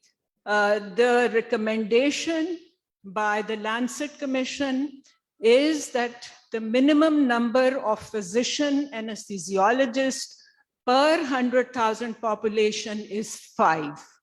So that's the target that one wants to achieve. Now, Pakistan is a signatory to that WHO Lancet Commission Surgery 2030 paper. And the National Vision for Surgical Care 2020 to 2025 was officially launched a few months ago. So how does one close this human resource gap in anesthesia? There are different options that are available to us in Pakistan. The first option, to train more anesthesiologists. And we have different cadres, anesthesiologists with high professional qualifications, which are FCPS or its equivalent, anesthesiologists with middle grade qualifications at membership and diploma level, physicians with no anesthesia background, nurses to provide anesthesia, or non-physicians or non-nursing pathways. So these are just the options I'm talking about. Now, what are the examples from other countries? The scope of the task varies in different countries and from country to country. In USA, physicians and nurses both are trained in giving anesthesia. In some states, nurses are supervised by the consultant anesthesiologists, but recently in the last few years, some of the states, I think there are about 17 of them, have allowed nurses to work independently. In Europe, some of our senior colleagues have worked in countries in Europe, in Scandinavian countries, and other countries like Holland. They do have non-anesthesiologists or nurses trained in anesthesiologists supervised by the consultants. Then there are many examples in Africa where they're given different names, like clinical officers in Kenya, Uganda, Malawi, assistant medical officers in Tanzania, health officers in Ethiopia, and then there are the surgical techs in Mozambique. And in some of these countries, these technicians or medical officers are doing laparotomies, not just anesthesia. The training is different in different countries. It occurs through both formal and informal processes, run for a period of 6 months to 2 years, sometimes followed by a supervised internship. And the formal training occurs through recognized channels, either centrally or through worksite models. And informal training occurs through in-service or on-the-job learning without official sanction or curriculum. Now, this is a paper I found which gives examples from South Asia. And this is the summary of task shifting programs for anesthesia services. And you can see a whole list of India, Nepal, Bangladesh. They didn't have any data from Pakistan, Sri Lanka, Afghanistan, and Bhutan. And they called different names: medical officers, nurse anesthetists, nursing assistants. And the training varies, again, from something from 3 months to 1 year. So the concept is not new. The concept started in 1909, and it has taken place in about 100 countries. So in the global context, it does not refer to anesthesia alone, and it is also applicable to surgeons and gynecologists. When I looked at the literature that was available, I found 2 systematic reviews. One is, this is published in Human Resources for Health from 2017. And this talks about bridging the human resource gap in surgical and anesthesia care in low resource countries. And they review the task sharing literature. And this previous one I just showed you is from USA. And then there was, this is a systematic review again from India. And they talk about provision of anesthesia services for emergency obstetric care through task shifting in South Asia. And this was again published online in Reproductive Health Matters. Now, there is a controversy about this. So not everybody agrees on these concepts of non-physician anesthesiologists giving anesthesia. And the controversy is driven by questions of surgical and anesthesia quality and safety, and fears of creating a two-tiered system of care with inferior and superior tracks. What are the key challenges to this effective task sharing? This is again from literature. People have talked about issues of safety, about weak training strategies, career progression is not well known or not well organized, regulatory constraints, and service underutilization as well. I think there are additional challenges in Pakistan for anesthesiology as well. There is, of course, the image of the specialty. The image of the specialty has become better and better over the last, I think, 2 decades. But if we start training people who are non-doctors, technicians to give anesthesia, then I think this image will suffer. Then there are regulatory constraints which are not non-existent in our country. They're quacks, treating people. The government finds difficult to control them. How are you going to control these other people who are going to give anesthesia? And then health services have been devolved to provinces. So it's every province has to look at this, not in totality, but each one has to look after this issue. There are still many unanswered questions, even in the literature, about this. Which procedures are you going to give to this cadre? How does an improved status for non-specialists affect the specialists? Can ministries of health ensure that non-specialists have skills and supervision in the context of rapid scaling of workforce? What about refreshers programs for them? And how to incorporate quality mechanisms and safety assurances in these programs? So if we look at the pros and cons, what are the pros for training non-physician anesthetists? It will help in filling the human resource gap in anesthesia. The training costs will be lower for the governments. The training period will be lesser. The retention rate in rural areas will be higher. And there will be increased availability of emergency services in rural settings. But on the other hand, again, how does one ensure adequate supervision, especially in rural areas? How to implement the regulatory constraints? And what is going to be the effect on the specialty image in the country? So at this point, I'd like to have an opinion poll from the audience, and then I'll talk something about the way forward. So if you can please raise your hands if you believe that yes, we should be looking at the option of task sharing with non-anesthesia physicians or non-physicians in Pakistan.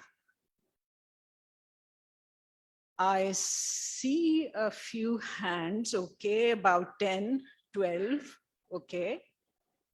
And now, if you believe that there should be no task sharing with non-anesthesia physicians or non-physician, and it's not a feasible option in Pakistan, and we have a show of hands, okay. There are a few more hands, I think double than the number who voted before. Okay, and then I'm sure there's some who don't want to vote at all. So what's the way forward? Okay. Options to close the human resource gap is to train more. As I said earlier, anesthesiologists with higher professional qualifications. But then remember that the people who need to be trained take about 5 years or more in this cadre. Then anesthesiologists with middle grade qualifications at the membership and diploma level. Again, it takes 2 to 2.5 years of training for them to reach this level. So that means increasing, if we increase the number of slots now, then the solution will be long-term. It will take 2 to 5 years to 6 years to reach a level. So it can be a long-term solution, not a short-term solution because of and then the government will be involved, CPSP will be involved, universities will be involved, and PMC will be involved. Then physicians with no anesthesia background. This may be a feasible solution for short-term measurements. As I've shown you, the duration of training can be much shorter, like 6 months to a year. These people can be trained in, like, for example, spinal anesthesia only with resuscitation skills and monitoring. And especially it has been shown of value in obstetric anesthesia. But this can be a short-term solution. Nurse anesthetists, nurses are already a shortage specialty in Pakistan. There's 1 nurse to almost 3 doctors. So I think that's not a very feasible solution for Pakistan. And then non-nursing pathway, like having technicians giving anesthesia supervised by anesthesiologists, that has its own issues. I think it is going to be quite detrimental for the specialty in our country. So what is important at this stage? We cannot turn a blind eye to this issue. It is there. As I said, Pakistan is a signatory to WHO. Something is going to come up regarding this. So what is important at this stage?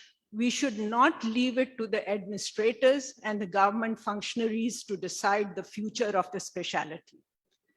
As a professional body, we need to unite on a strategy. And we should have plans for both short-term and long-term solution for filling this gap in human resources in anesthesia.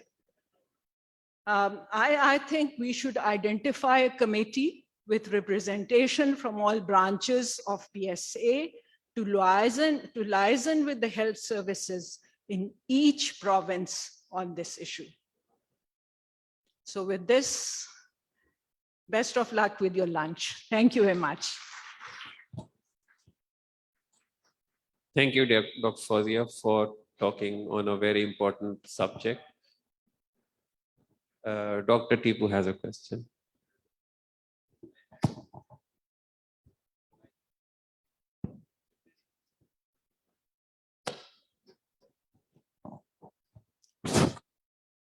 Thank you, Dr. Fawzia. It was an excellent presentation and it touches the core of my heart. Working in Pakistan since last 45 years, of course, we have improved a lot and we are improving. As you have said that in the last few decades, we are safer and safer and safer. But you asked us to raise our hand on 2 questions. Now, of course, I saw that task shifting was not liked by majority of us, except few of us, but other way around, it was more. The point I want to make that already in Pakistan or South Asia, like Bangladesh, India, the task shifting has happened. It is already in Pakistan. Take example of all the cities, technicians, the ward boys, on the surgical side also, they are doing the job. And especially in gynae and ops, the huge maternal mortality rate is the live example. If you go outside the city, the task shifting is there at this moment.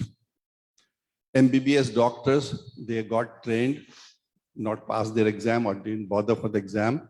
They are working as an anesthetist, and surgeons doing C-sections also.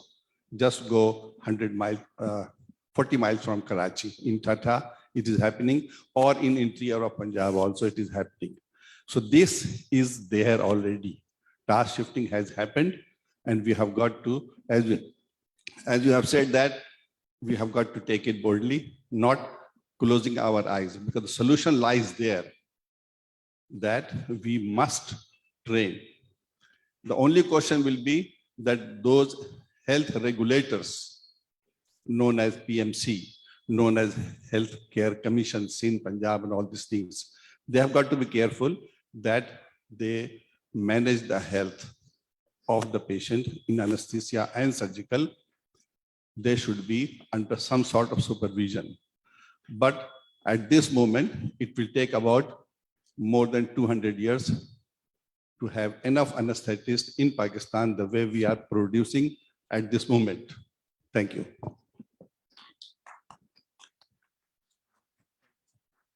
Thank you very much.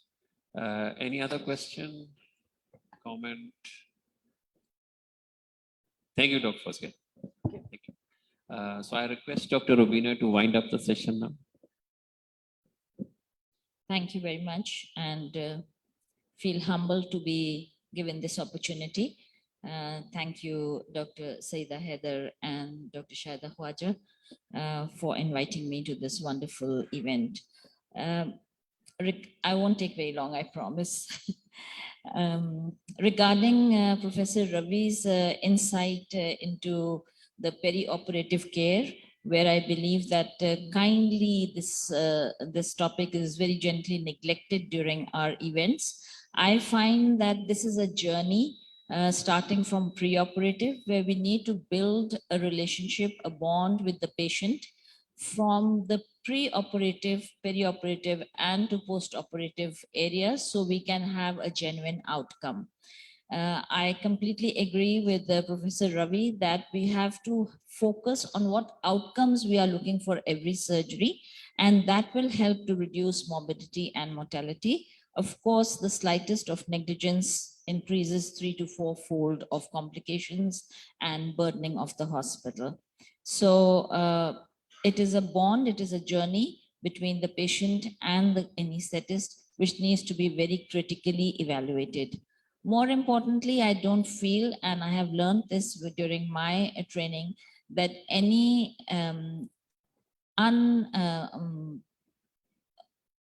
I would say something we don't think of, if it comes across or if we are not prepared for it, should be taken as a review, as an audit to improve on our practices. So optimizing every aspect of our plan for a perioperative journey, taking the team along us in the theater helps to improve the outcomes. Regarding the second topic, where Dr. Fawzia, Professor Fawzia does not need any introduction, always a beautiful talk by her. This is a very sensitive topic that has been an issue of debate in the UK. And the final outcome specifically in the UK was not to involve non-anesthetists, non-physicians, nurses and ODPs as independent individual anesthetist to look after the patient during anesthesia. Yes, there are key challenges, and therefore they developed a training pathway and a non-training pathway, which is like service commitment. The service commitment group is called staff grades and associate specialist, where they undergo critical supervision, and there is a filter for what level of cases they can deal with. ASA 1, ASA 2, very specific non-comorbid ASA 3 cases, but it has to be defined, and there is a defined pathway which patients they can look after. Similarly, in the surgical department, as Professor Fawzia rightly pointed, there are podiatrists that do basic foot and ankle surgery, again because of huge burden and backlog of surgical different surgical procedures. Therefore, I would say that there is a need, definitely a need But in the UK, there is a huge impact of medical legal aspect of anything that is not in the pathway. So we need to be very careful because medical legal is something that we cannot afford, none of us. So working as a team and looking into a proper way forward and trying finding a short-term and long-term option is of course very important, as Professor Fawzia rightly pointed out. But I think we all need to get together and find an option to serve the humanity. Thank you very much. Thank you so much. Indeed, it was a very illuminating session. All delegates are invited for lunch at the poolside. Please keep your lunch coupon in hand. I repeat, please keep your lunch coupon in hand. All senior speakers and chairperson are requested to proceed to Dampukh Hall. Our volunteers will guide you. Thank you.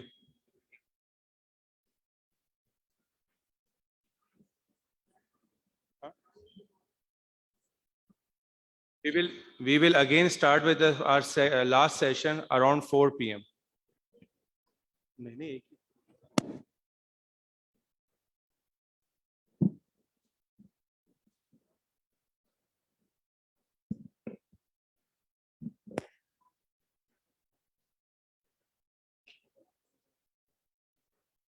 Sorry, after lunch, we will start with our last session. We start around after 45 minutes. We will have a last session. We start after 45 minutes. Sorry.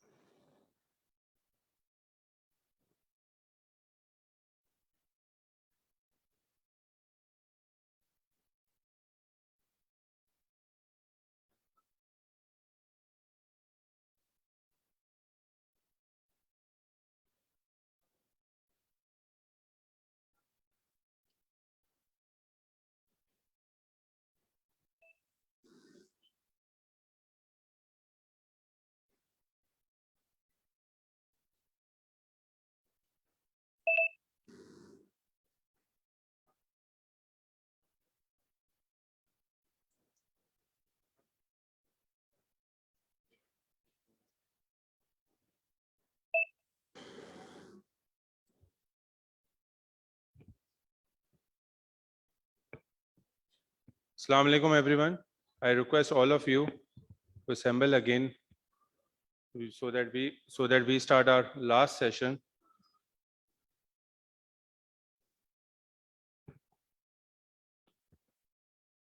Bismillahirrahmanirrahim. So our last session 4, which is clinical refresher for practicing anesthesiologists. So I would request Professor Fazal Hamid Khan, who is Professor of Anesthesia and Associate Dean of Faculty at Aga Khan University, and Professor Ashraf Zia, who is Head of Department Anesthesia and Pain Management, Jinnah Hospital, Lahore, and he has brought biggest delegates at conference from Lahore. I will request kindly both of them please come to us. Thank you.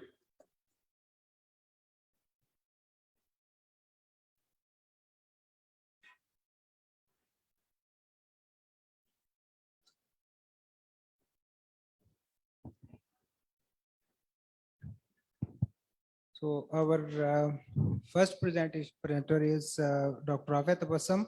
She is associate professor and chairperson Department of Anesthesiology, Surgical ICU and Pain Center, People's University of Medical Health and Sciences for Women, Nawab Shah. And she have more than 13-year experience in the field of anesthesiology and have been actively involved in the management of acute and chronic pain for the last 5 years. Our special interest is developing an organized framework for acute pain services at our college, sensitizing postgraduate trainees to medical ethics, faculty development while promoting the knowledge of medical education, being at MCPS HP Scholar. So please. Thank you for the introduction, sir. Assalamu alaikum and very good afternoon. So today I'm going to talk about what everyone should know about pediatric airway. This task has been assigned to me, and in this 15 or 14 minutes period, I'm going to talk about it. So this is my institute. At the end of this presentation, I'd like you to at least differentiate or distinguish what pediatric anatomy is, and you will recognize what are the various methods of pediatric airway assessment. You will look what challenges are faced by the anesthesiologists who are anesthetizing the pediatric population, and what are the recent advances in this field. I have no conflict of interest to declare. All of you are very familiar with this. All the adult population who are coming to us for the preoperative assessment, when we ask them, please show your airway, and this happens. But is the same is applicable to the pediatric population? Is it so easy? Let's see. So the primary goal of mastering the pediatric anesthesia is basically to ensure adequate oxygenation and ventilation in the patient. And all those anesthesiologists who are not routinely anesthetizing pediatrics population, they are really under very stress. And this field needs intricate knowledge, regular practice, and experience. This is the timeline over which the pediatric airway management has been evolved. And there are enormous revolution, especially in the last 10 years, in which there are various new methods and protocols they have been inculcated into the pediatric airway management. And when living in the era of pandemic of COVID-19, various protocols have been promulgated by the various societies who are for the pediatric population who are coming with the COVID positive patients. Various studies have been conducted to see what is the morbidity and mortality in the patients who are undergoing pediatric anesthesia.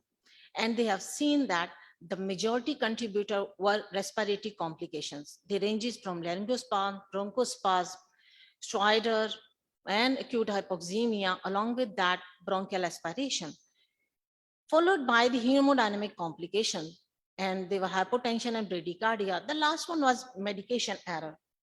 In the Apricot study that included more than 30,000 pediatric population from the 261 hospitals all over the Europe, they concluded that the severe critical incident that happened in the perioperative period, the ratio is 5.2. And out of this, 3.11 goes to the respiratory complications that happened during the perioperative management, especially while dealing with the pediatric airway.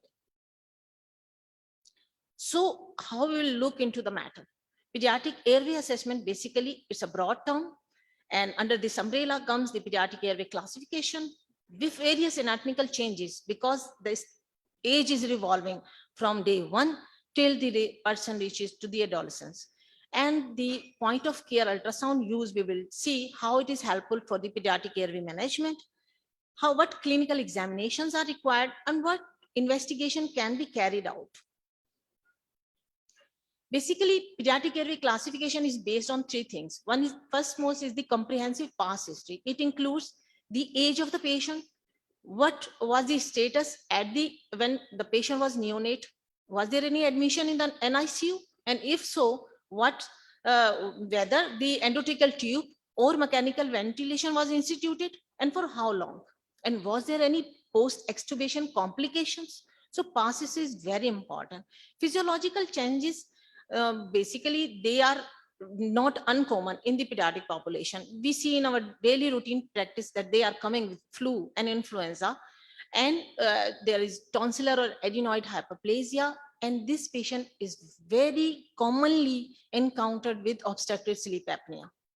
If we talk about anatomical abnormalities, congenital syndromes are of course still not rare. So pediatric airway is classified basically into 3 categories. One is anticipated difficult airway, which is managed by an expert anesthesiologist at a center, that is, there were all the facilities to encounter with the adverse effects of hypoxemia that can occur when an airway management plan fails. Altered or impaired airway, basically when the airway is normal, but there is tumor, swelling, or there may be infection that is causing the altered anatomy. And then finally, the normal airway, that these children can be anesthetized by the anesthesiologist who are working for the adults also. So, of course, the child is a part of man, but is both are same? Of course not. You people are very familiar with these pictures because it is showing the anatomical differences between the adult and the pediatric airway. The pediatric field is quite different because they are having a large head and the small face, because there is no development of the paranasal sinuses. Then there is large tongue in relation to the oral cavity. The epiglottis is very floppy and small. The larynx is very high and anterior, and the narrowest part is the cricoid cartilage. So the difference is there. A long term debate that was going on, that whether the shape of the larynx was conical or it is funnel shape, that is actually tapering down. And finally, over 120 years of research, it has been proved few years back that no, it is funnel shape. When we talk about the point of care use of ultrasound in the airway management of the pediatric population, then it can determine the state of the vocal cords. If there is some dysfunction or pathology, it can predict the size of the endotracheal tube and the tracheostomy that is required. It will also can predict whether the intubation is esophageal or tracheal. And even if there is front of neck axis airway is required, then what is the level of the cricothyroid membrane and where the tracheal rings are, they can be easily identified by these ultrasound techniques. So what is the clinical examination now? It involves dentition, because this is the age where teeth come and go. Chin is very important in assessing the pediatric populations. We will see what are the physical features, and I brought a new thing, maybe new for some of you, that is the Cooper score. Physical features, they basically depend upon the teeth. They also related with the palate, which is lower, high arched, then the mouth opening and the thyromental distance. Most of you know that it is better to ask patient to use his or her own fingers to see what is the opening of the mouth or the thyromental distance. And in case of pediatric population, the same is applied. The mouth opening, actually the child's 3-finger breath is necessary to apply. Then there is a scale that is known as Colorado Pediatric Airway Assessment Score, that is based on 5 variables. One is chin, that is seen from the side. Then there is opening, interdental distance is seen by mouth opening. Then if there is previous intubation was done, and what is the status of the uvula, the child is asked to open the mouth and protrude the tongue out. And finally, the last one is the range of movement. The child is asked to see up and down. And what is the final outcome? As low as the score is, the easy is the intubation, and the higher the score, the difficult is going to be the intubation. So airway management requires a huge plan. As in the morning, it was discussed that we need a full comprehensive operative plan for the patients who are undergoing anesthesia. So starting with the pre-medication till the completion and the observation of the complication or emergencies that arise during this. So it's a big task to go. What are the new trends and what are the challenges going on? In the morning, we discussed about the workplace-based assessment also. So new trends, they are telling that the medical education is transferring from the process-based medical education to the outcome-based medical education. So the scenario is being changing as the paradigm is being shifted.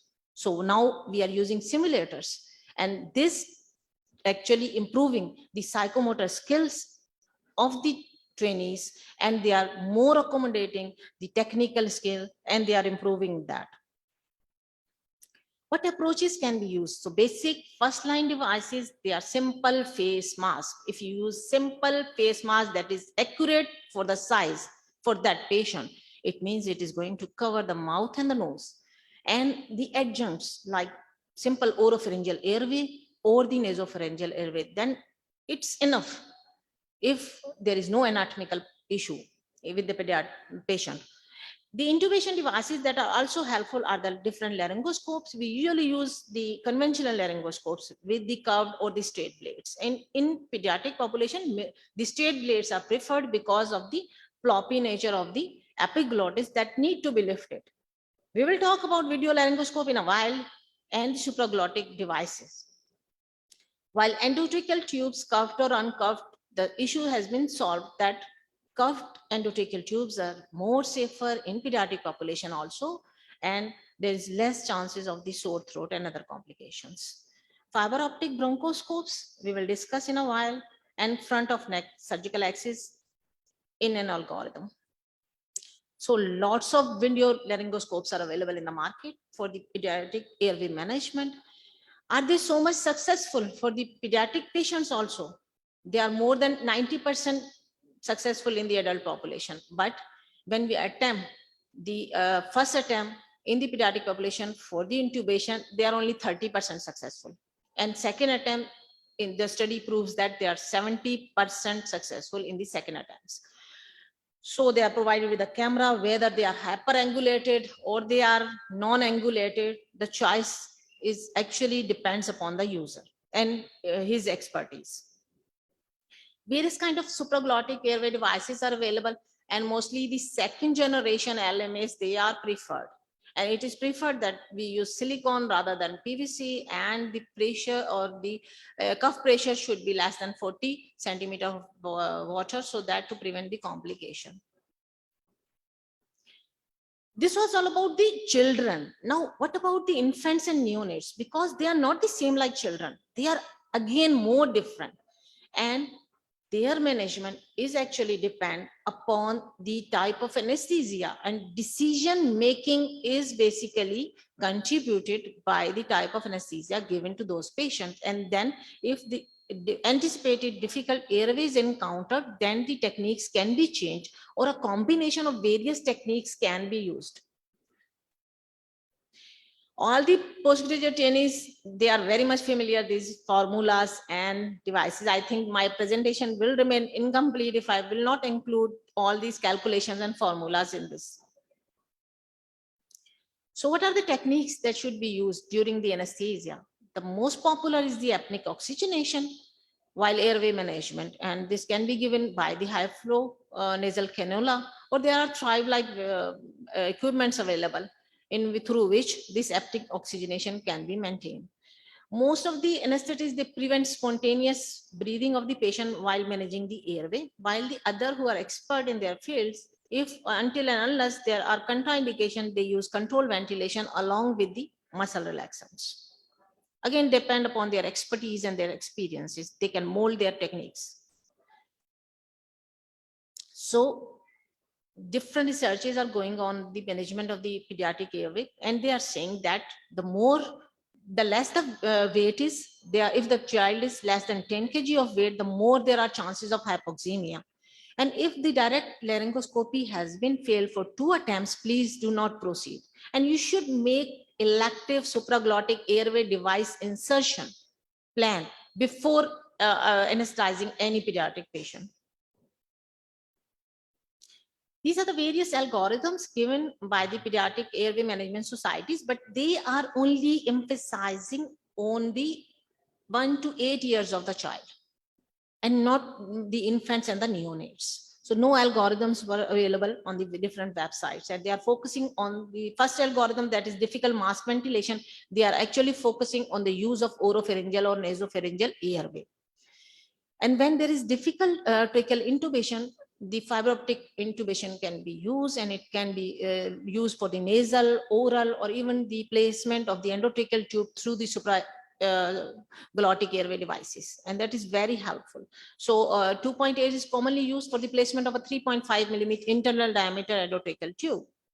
And if the scenario is very dangerous, when there is cannot intubate or cannot oxygenate patient, the CISO is very dangerous.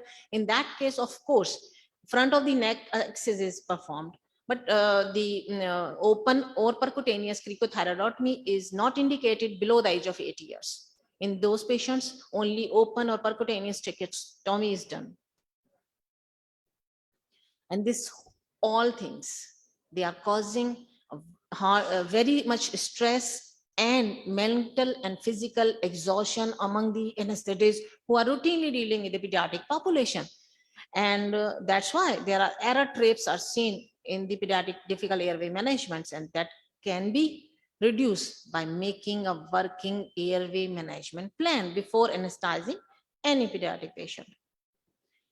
And of course, as we discussed in the morning, that we need to improve the psychomotor domain of our trainees, where our focus should be on that. So there is pediatric airway assessment tool, that is PAT, and it is comprised of 72 items, which are observational items. Checklist is there. It is basically assess how the trainee deals with the pediatric airway. And it includes simple face mask maneuvers, bag mask ventilation, the preparation of the equipments, use of direct laryngoscopes, and use of the video laryngoscopes. So by using ACX or mini CX or DOPS, we can modify these protocols, these tools according to our environment. Another very important is the Vortex protocol. And Vortex basically is a tool. It is a cognitive aid that has been provided with 3 life-saving lines. And first is the face mask, the second is endotracheal tube, and the third is the supraglottic airway. And you can just manipulate these, you can manipulate the position, you can use adjuncts, you 2 can more do minutes, suction. please. 2 more minutes, please.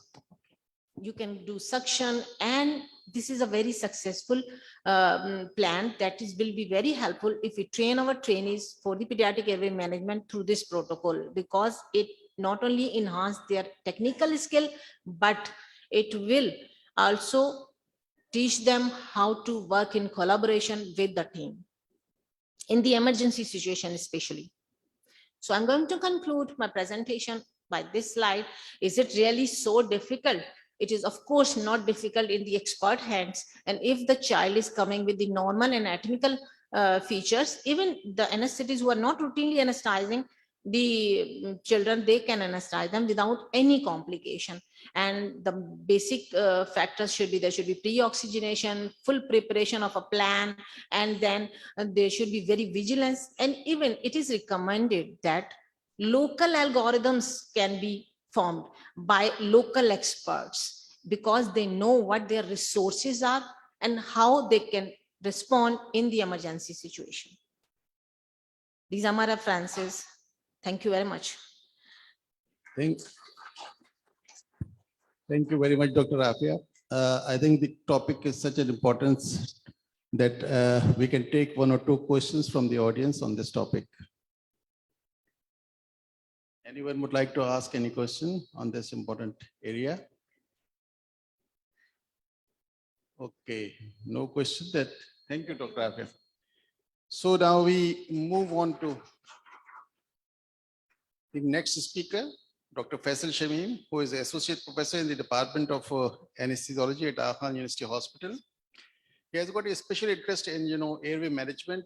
He is the member of the Airway Management Society, Regional Anesthesia and Critical Care.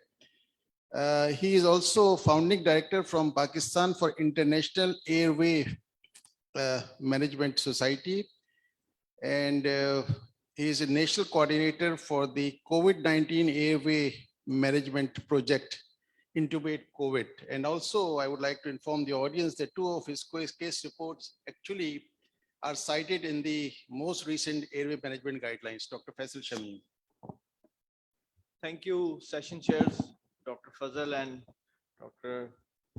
Zay Ashraf. I'm very thankful to the scientific committee and organizing committee, chair, organizers, PSA annual conference for giving this opportunity. I'll go quickly through my slides. Nothing to declare, no conflict of interest in relation to this program or presentation. Now, interestingly, Rafia has presented so well, and she showed this first slide with a wide mouth opening, and I'm going to present on limited mouth opening. So limited mouth opening means an anticipated or a predicted difficult airway. So the most appropriate answer in an exam scenario would be an awake fiber optic intubation. Most of the people sitting here would like to do an awake fiber optic intubation. But when it comes to our routine clinical practice, and when the anesthesiologists who always like to see and take challenges, and then we evaluate with varying degrees of limited mouth opening, we always ask, does every patient with limited mouth opening needs an awake fiber optic intubation? So let's first define what is limited mouth opening or maximal interincisal opening or a trismus. So a normal mouth opening, as most books have said and as most literature have said, is about more than 4 or 4.5 centimeters. So problem started when the mouth opening reduces from below the 3 centimeter.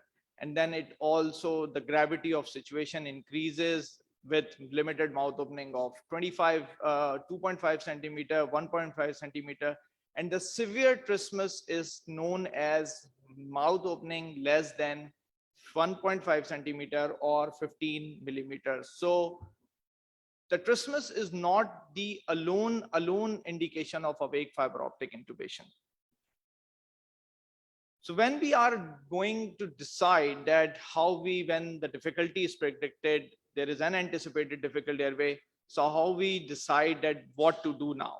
So we may have a patient who have limited mouth opening, but there is no soft tissue involvement. And we may have a patient who is odontogenous abscess, severely restricted mouth opening, and she's pregnant. So she is at risk of aspiration of gastric aspiration. And then we have patient who have 2 months before the head and neck cancer surgery, he developed severe lymphatic edema, lymphatic obstruction, severe swelling of the face and neck. ENT cannot do an awake tracheostomy because of the severely distorted anatomy. And here comes the role of anesthesiologists who can do a life-saving airway skills by awake fiber optic intubation. So airway planning, when we approach and how to do an approach towards airway planning, and an experienced anesthesiologist and airway manager can decide between an asleep and an awake intubation by evaluation of other predictors and components.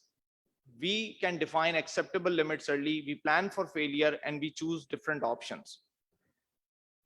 And of course, then there comes the identification of anatomical predictors, identification of significant physiological issues and contextual issues. So whenever there is an anticipated difficult airway, and when we should strongly consider an awake intubation, so the anesthesiologist himself or herself has to ask some more questions. And those questions are, if I'm going to choose this technique with a patient in limited mouth opening, Will I be able to perform a laryngoscopy directly or indirectly? And can I succeed within 3 attempts? Will I be able to mask ventilate if I'm failed with my chosen technique? Is there enough space to insert a supraglottic airway? Can I access the cricothyroid membrane for emergency front of neck airway? And then comes the physiological issues. In critically ill patients, these physiological issues are very much significant. So in addition to anatomical predictors, when we should strongly consider an awake intubation, when the patients are having, they do not tolerate apnea, longer periods of apnea, because of the reduced functional residual capacity, because of their increased oxygen consumption, because of their baseline hypoxemia or severe metabolic acidosis, they may have a full stomach or obese, who have the patients who are at risk of aspiration, and who the patients are too much hemodynamically unstable, and then they have anatomical predictors and limited mouth opening. So then we should strongly consider an awake intubation. Then the third thing comes, and this is most common with resource limited settings, that the contextual issues. Are we doing this airway management of a limited mouth opening patient at a remote location? Is there any help or backup available? Is the anesthesiologist is experienced with the chosen technique or inexperienced with the required technique? Are the equipment available specifically for backup equipment? And there's poor team communication. So whenever we have an anticipated difficult airway, like a patient with limited mouth opening, there are alternate paths of action. And it also depends what degree of limited mouth opening, what is the case, how much the duration of the case. Is the case can be done under local or regional anesthetic technique, or we can use a small case on face mask ventilation, or deferring airway management until arrival or transfer to a better resource situation. So deferring airway management to optimize the patient's underlying pathology. So what are the available options for airway management in patients who have limited mouth opening? So patients with limited mouth opening and involving the soft tissue pathology, as I have said, the only trismus, the only limited mouth opening is not the indication for awake fiber optic intubation.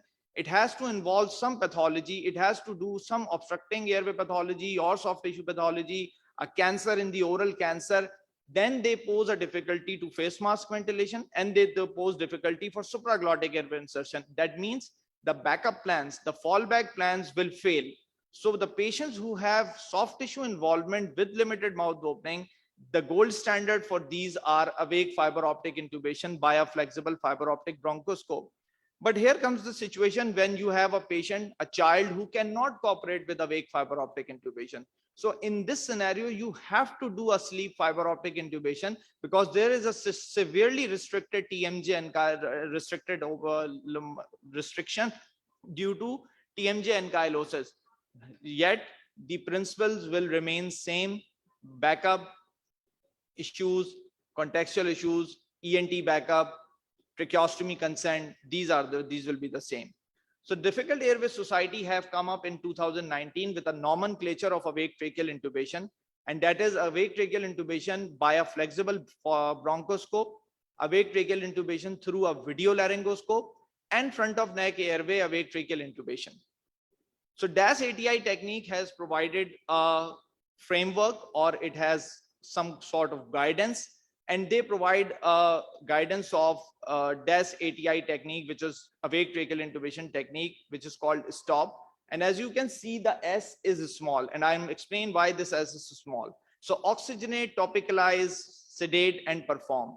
For oxygenation, as these guidelines have come up from the resourceful areas, so they always recommending and suggesting nowadays the high flow nasal oxygen during the awake tracheal intubation by any means. As we are resource, or many of the countries have resource limited setting, nobody has, many of us, no one has these luxuries. So we can use the oxygen through the nasal prongs during our awake intubation. Then topicalize. So lidocaine 10% is recommended by the Difficult Airway Society for simplicity. Lidocaine 10%, always, again, its availability is a question. It is very bitter. The total dose should not exceed, for lidocaine for topical anesthesia of airway, should not exceed 9 milligrams per kg lean body weight. But remember, it's a target. it is not desirable to go to 9 milligrams. It is a target that we should not exceed the dose of lignocaine for topical anesthesia. Then we, as trainees, we should always remember what nerves need to be blocked before attempting any awake tracheal intubation. So these are trigeminal, glossopharyngeal, and vagus. And then the performance. So sedation, as I have said, that S is small, sedation if required. Usually sedation is not required for awake tracheal intubation. People who are expert, people who are doing this awake tracheal intubation for so many years, they use remifentanil in UK, Ireland. Dexmedetomidine has a very good safety profile during an awake tracheal intubation, and it has provided some excellent results and reduce the hemodynamic response, and yet it does not lead to an air obstruction of the airway. Tube performance, we use usually reinforced tubes on fiber optic bronchoscope, but as a matter of recommendation, some tubes have a left bevel shape, the right bevel shaped endotracheal tube usually stuck at the right area epiglottic fold. So they are suggesting a tube like Parker Flex tube, which we can use on fiber optic bronchoscope so that it cannot impinge on the right area epiglottic fold. The ergonomics are very important in doing the awake tracheal intubation. And usually when you are doing awake tracheal intubation, they are suggesting, and DAS ATI technique shows that it is very important to have a face-to-face technique, because you can talk to the patient, you can explain to the patient, you have a ergonomics, means the science and the study of an anesthetist working environment. So you can all over the patients, you can see the patient face and you can see the machine and all infusions in the operating room. So after performing, and many of the our colleagues and many of us have been trained by doing an fiber optic on the head side. So it's not, it's also a viable option to do a fiber optic from the head side. 2-point check of tracheal tube placement after performing the fiber optic intubation. Always check the tracheal tube, and that is the visualization of tracheal lumen with fiber optic bronchoscope, or tracheal tube through the vocal cords with video laryngoscope to confirm tube placement, and also the capnography to exclude esophageal intubation, because capnography recently there is a all over in the DAS website that no trace, end-tidal CO2, no trace, that means a wrong place. So always confirm with the capnography. Then this is, I have simplified my institutional or my personal technique for awake fiber optic intubation, as this is the theme is refresher for practicing anesthesiologists. So I'm just going to explain the procedure to the patient. Take consent, calculation of local anesthetic dose, always have a monitoring and IV access before starting any IV medications or topicalization. Then glycopyrrolate can be given. DAS now not recommending glycopyrrolate because it has some serious consequences. But we, if the heart rate is controlled, then we can use glycopyrrolate. Glycopyrrolate is used to dry the secretions to enhance the effect of local anesthetic. 15 minutes later, we can start nebulizing the patient with lidocaine 4%, 4 cc. Oxygenation in the OR through the nasal prongs at the 4 to 6 liter per minute. Tongue and oropharynx can be anesthetized by 2 puffs of lidocaine 4%, each tonsillar pillar and back of the throat. Spray nasal mucosa with xylosine because we do not have cophenylcaine available in our country. Cophenylcaine is usually available in UK and Ireland and other Western countries. Then again, face-to-face is my personal preference to do an awake tracheal intubation. And then larynx and below the vocal cords, we can do a spray as you go technique through fiber optic with epidural catheter. My few colleagues have also liked to do a transtracheal injection of local anesthetic to block this recurrent laryngeal nerve. Then what other options we have in patients with limited mouth opening? Awake fiber optic, of course, it is not available at every place. It is a skill which is not every anesthesiologist have. So what we can do, a retromolar intubation, we have a space, you know, there is a space behind our molars, and a rigid optical scope, the video stylet. Bonfil is the one of the patent or one of its kind, which is used for retromolar intubation. And one thing is need to remember that most of the airway data and limited mouth opening and difficult airway. So with limited mouth opening, you can't really do a randomized controlled trial. So most of the data comes from case reports. Most of the data comes from mannequin studies. Most of the data has an experience-based sharing by the anesthesiologist. So many published reports of doing an awake retromolar intubation through the Bonfil, and to do this when the fiber optic is not successful or the fiber optic is not available. Then you can do a retromolar intubation through flexible fiber optic bronchoscope. It is also very much available on the net, and the case reports are available. The patient who are undergoing nasal surgeries, now the nasal route is obsolete and the restricted mouth opening. So what to do? So this is one of the options. We can do a retromolar fiber optic orotracheal intubation. Then retrograde tracheal intubation, it is before advent of fiber optic bronchoscope. Retrograde was employed in the management of patients with difficult airway and limited mouth opening. There are four techniques of retrograde tracheal intubation. It has been modified in 1963. Classic technique by a 18 gauge 2E needle and an epidural catheter. Nowadays, the common technique is a guide wire, urology guide wire technique, which is a J-tip guide wire, and it can be inserted through the thyroid membrane. Silk pull-through technique, in which the sutures and CVP catheters are used. So retrograde intubation, just a pictorial presentation that how the retrograde intubation can be done. You can pass a 18 gauge, 16 gauge cannula through the cricothyroid membrane, and then after taking out the introducer, leaving the cannula, you can pass a urology guide, that J-shaped guide wire. It will come up from the mouth or from the nose, and then you can pass a size on this guide wire. You can pass a smaller size tube, 6 or 6.5, through this retrograde tracheal intubation. 2 minutes more please. Video laryngoscopy. We know video laryngoscopy is now very common in each of our patients' airway management. Awake video laryngoscopy has basically revolutionized again when the fiber optic bronchoscope is not available. Current evidence suggests that awake video laryngoscopic guided intubation is faster than fiber optic guided intubation, with equivalent success rates, safety profile, and patient acceptance. Awake, which VL, usually hyperangulated video laryngoscope blades are favored because they require less force and less tissue distortion. There are some case reports of, again, awake video laryngoscope in limited mouth opening. The principles remain the same. The topicalization remains the same. The oxygenate, topicalize, and sedate.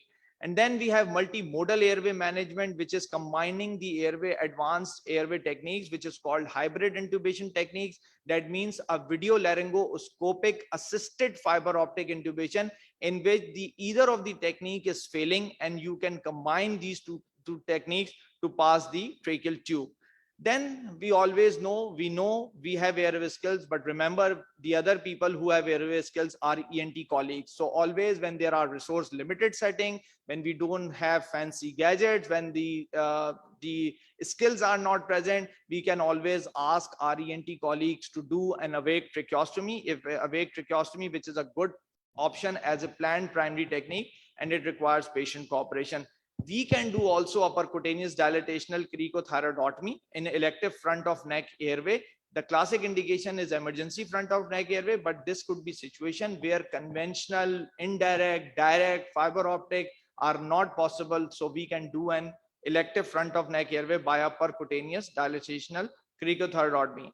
And this presentation is not finished without the discussion of blind nasal intubation, which are many of our senior colleagues have learned, and they have taught us, and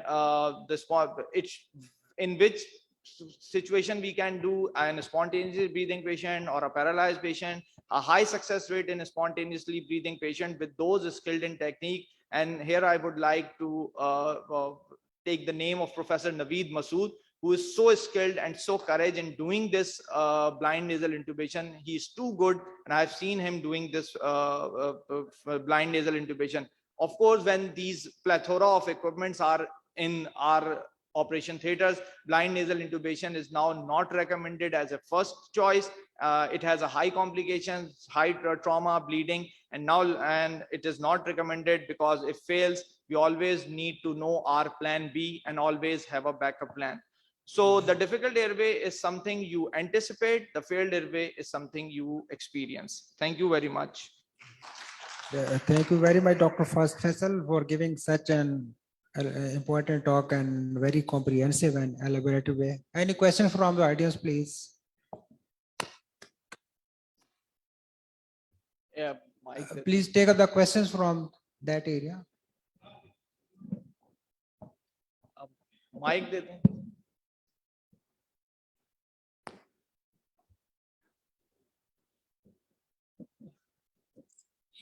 I am Dr. Khalid Jamal from Nawab Shah. Sir अगर मुझे आप इजाजत दें तो मैं अपना experience share करना चाहूंगा जब डॉक्टर रफिया साहिबा का प्रेजेंटेशन चल रही थी. Can I be permitted? Please share, but with limited time. हाँ सर बस 5 मिनट 2 मिनट लूंगा सर. एक शेयर इस तरह से करूंगा कि हर बच्चा should be taken as a not prepared or not NPO. My teacher used to say कि जब बच्चा सामने आया कि ये समझ लो कि बच्चा आपका NPO नहीं है, so you must take some preparation if he or she vomits. And number 2 is खास करके मैंने अपने तजर्बे में देखा है, I've got the 35 years rather more than experience of doing this baby's pediatric anesthesia in ophthalmology and the general surgery, pediatric surgery. So what we used to face is हम जब पूछते हैं कि बच्चे को कुछ खिलाया पिलाया तो नहीं है, तो माँ बाप कहता है कि नहीं खिलाया, लेकिन वो झूठ बोलते हैं इसलिए कि वो माँ बाप बच्चे का रोना बर्दाश्त नहीं कर सकते.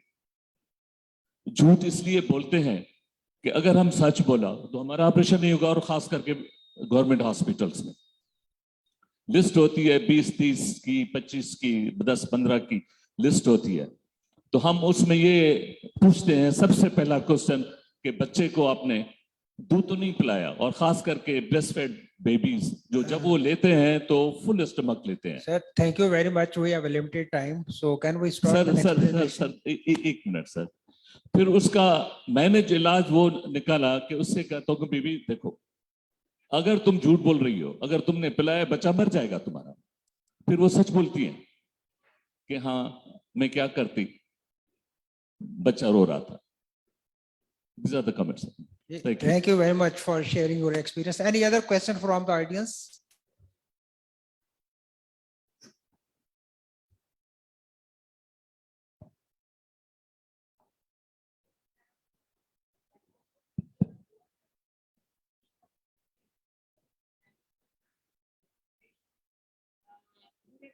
Experience of how they can go about it, especially in the obstetric patient, like patient are desaturating so quickly, and the ENT are a little far away, and you have to do a cricothyrotomy, and you don't have that kit. So yeah, so just there is no need of kits.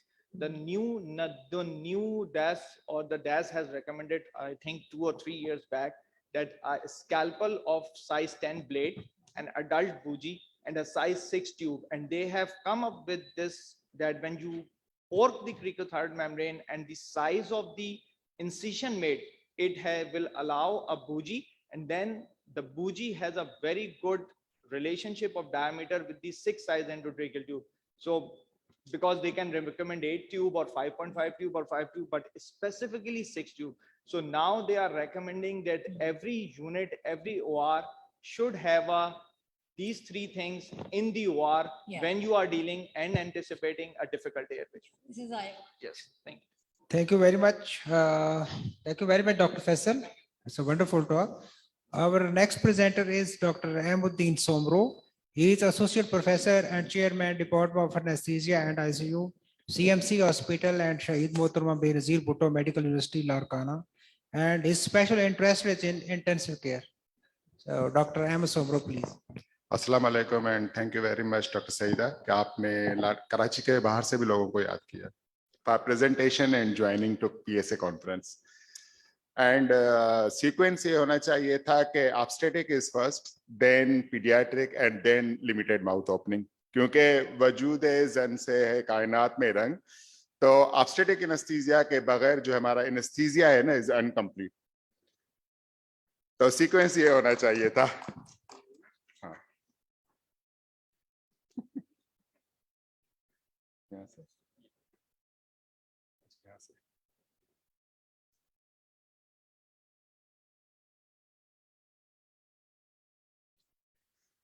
Obstetric, difficult airway in obstetric anesthesia. Definition is variable, but conventionally, as we know, conventionally trained anesthetists unable to maintain the airway is a difficult airway, either in a mask ventilation or in an intubation.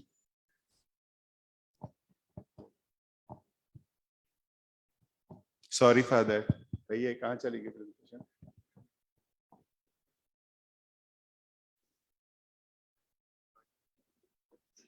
So difficult airway is a clinical situation which indicate either difficulty with mask ventilation or tracheal intubation or both. Maintenance of airway during obstetric anesthesia is difficult to estimate. It still remains the single most important cause of anesthesia-related maternal mortality and morbidity. The key to approach is to realize that all external assessment are at least estimate as to what will actually be realized on direct laryngoscopy of sedate and relaxed patient. Difficult or failed intubation will occur. The only safe way to manage them is to well prepared. Vigilance is the key. सुबह से यही बात चल रही थी कि vigilance होनी चाहिए हर काम में. Incidence, ये incidence जो है वो वेस्ट का है और जहां पे सारी facilities available हैं, equipment available हैं, सीनियर हेल्प मौजूद है और हमारा सेटअप जो कि पाकिस्तान का सेटअप है जहां पे बहुत सारी चीजें नहीं है और आई एम श्योर के जो इंसिडेंस मैटरनल मोर्टेलिटी और मॉर्बिडिटी का है वो इससे कई गुना ज्यादा होगा. So why airway management is difficult in pregnant women? Everyone knows that during the pregnancy, lot of changes occur in the body by anatomical, physiological, psychological.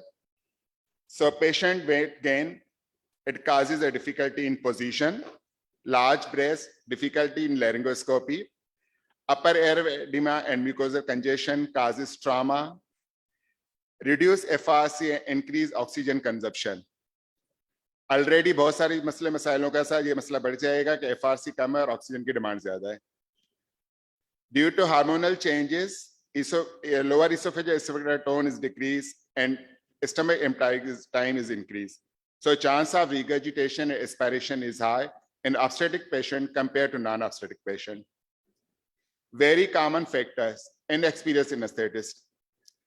Commonly क्या होता है कि जो टीचिंग हॉस्पिटल हो या नॉन टीचिंग हॉस्पिटल हो, रात के 2 बजे कॉल रिसीव होती है कि जी एक इमरजेंसी सी सेक्शन करना है और वहां पे जो रेजिडेंट होता है उसको जो है ना फर्स्ट ईयर के 6 मंथ हुए होते हैं, जो कॉमन प्रैक्टिस है 2-3 इंस्टीट्यूट को छोड़ के. और उससे पेशेंट की कंडीशन ये होती है कि not fit for regional anaesthesia और जब ड्रग्स दी जाती हैं तो फिर चिरागों में रोशनी नहीं रहती. So increase use of regional anaesthesia, decrease the expertise of general anesthesia and intubation. Urgency of surgery और पेशेंट की अर्जेंसी से ज्यादा जो गायनेकोलॉजिस्ट की अर्जेंसी कि पेशेंट को बहुत ज्यादा इमरजेंसी आ जाए, जल्दी से बस सी सेक्शन करना है क्योंकि मैं अभी आई थी राउंड करने के लिए, मैंने सोचा ये सी सेक्शन भी करते चले जाएं. So these are the multifactorial issue. So what is the DAS algorithm for management of airway in obstetric? Before going to DAS algorithm for the obstetric airway, we should know the DAS algorithm of non-obstetric airway. What is the difference between obstetric and non-obstetric airway by the DAS? कितने लोग हैं जिनको DAS का algorithm का कुछ पता है? सारे सीनियर्स को पता है, जूनियर किसी को नहीं पता, किसी ने भी हाथ नहीं उठाया. और कॉमन प्रैक्टिस जो है वो DAS का जो ऑब्स्टेटिक की प्रैक्टिस है वो जूनियर ही कर रहे होते हैं, सीनियर तो करते ही नहीं कि जी ऑब्स्टेटिक के साथ कौन करे, इट्स अ ब्लडी बिजनेस, छोड़ दें इनको. तो non-obstetric patient, initially DAS designed the algorithm for non-obstetric patient. Later on, obstetric association, anesthetist association, and DAS they combine the algorithm for obstetric patient is little bit different for non-obstetric. What is the difference? The attempts at laryngoscopy is less in obstetric algorithms. The use of supraglottic airway device is a second generation supraglottic airway devices. Initially, we thought that rapid sequence induction या full stomach patient में आपने IPP नहीं करनी, जो कि nowadays change कि आप gentle positive pressure ventilation with bag mask ventilation with the maximum airway pressure is 20 centimeter of water is recommended. So this is a little bit difference between the obstetric algorithm. DAS algorithm are simple and easy to remember and applicable. So master algorithm is a summary of all algorithms. It comprises 3 algorithms and 2 tables. So first algorithm is the safe obstetric general anesthesia. Pre-theater preparation. Dr. Rafia ने भी यही बताया, फैसल ने भी यही बताया कि जी pre operative assessment और एयरवे असेसमेंट. ज्यादातर प्रैक्टिस ये होती है कि ऑब्स्टेटिक का केस है, सी सेक्शन है, रीजनल में करा देंगे, स्पाइनल लगेगी, 15 मिनट में केस खत्म और हम एक दरवाजे से आए दूसरे से चले जाएंगे. इसी वजह से एयरवे असेसमेंट को कोई सोचता ही नहीं है, जो कि रेगुलरली होनी चाहिए. Either patient for going for a regional or sedation, monitor anesthesia care, किसी भी चीज के लिए don't forget the airway assessment. और airway assessment में pre-anesthetic preparation as well as contain a plan of anesthesia. अगर emergency हो तो किसको क्या काम करना है, facilities क्या होंगी, airway management की facilities हमारे पास क्या चीजें हैं, और अगर उसी में कहीं पे भी हमें lacking है तो don't go for the general anesthesia. या तो रीजनल में करा दें या रेफर कर दें. हम पे जो है ना पूरा कुल एनेस्थीसिया कुल कायनात खत्म नहीं हुई है. So it contains a pre-operative anesthesia assessment. After that, a rapid sequence induction. Everyone knows about the rapid sequence induction. After that is the first attempt of laryngoscopy, and first attempt should be the best attempt, जो कि successful होना चाहिए anyhow. लेकिन नहीं हुआ. So what we have to do, if an intubation attempt is failed, then go for a second attempt with some change, like a change of the position, height of the table, change of the laryngoscope blade, some change, then do the second attempt. Second attempt अगर आपका fail है या successful है. If a patient second attempt or first attempt is successful, go for the surgery. And if a second attempt is fail, don't think about the third attempt. Third attempt should be done by the senior anesthetist who knows the obstetrics. Second algorithm, algorithm 2, failed intubation. Declare the failed intubation. Inform every one person, जो भी theater में मौजूद है उसको बता दें कि failed intubation है, it is a disaster, and call someone. So theater team to call for help. Don't leave the patient कि आप ही किसी को बुलाने चले गए. ठीक. Priority is to maintain the oxygen. मैंने जब ट्रेनिंग स्टार्ट की थी हमारी सीनियर प्रोफेसर कहती थी कि कुछ भी हो जाए लेकिन आपकी जो मौजूदगी में एनेस्थेटिस्ट को हाइपोक्सिया नहीं होना चाहिए. So priority to maintain the oxygenation. And think about the supraglottic airway or face mask with or without cricoid pressure. If a supraglottic airway device is there, think about the second generation because the chance of the regurgitation and respiration is high. So remove the cricoid pressure because application of the cricoid pressure sometimes make it difficulty for insertion of the supraglottic airway device. And reassess the patient. If oxygenation is adequate and surgery is emergency, then proceed for the surgery. If oxygenation is compromised, then wake up the patient, if not an emergency. Algorithm 3 comprises can't intubate, can't oxygenate. And this is the disaster point. कि intubate भी नहीं हो रहा और oxygenation भी नहीं कर रहे. By the face mask ventilation, a single person are 200 or 300 or 400 person. And unable to maintain the oxygen by a supraglottic airway device. Declare the emergency to theater team and call additional help. Faisal ne bataya कि additional help like a ENT person gave 100% oxygen to maintain the oxygenation and exclude the laryngospasm as well. कि जब आप 2 या 3 attempt करेंगे तो trauma होगा, oedema already airway में है और हमने उसको सुपरइम्पोज कर दिया और chance of laryngospasm is high. And ensure the neuromuscular blockage. क्योंकि most of the time we are using the suxamethonium. And time of the suxamethonium is 2-3 minutes.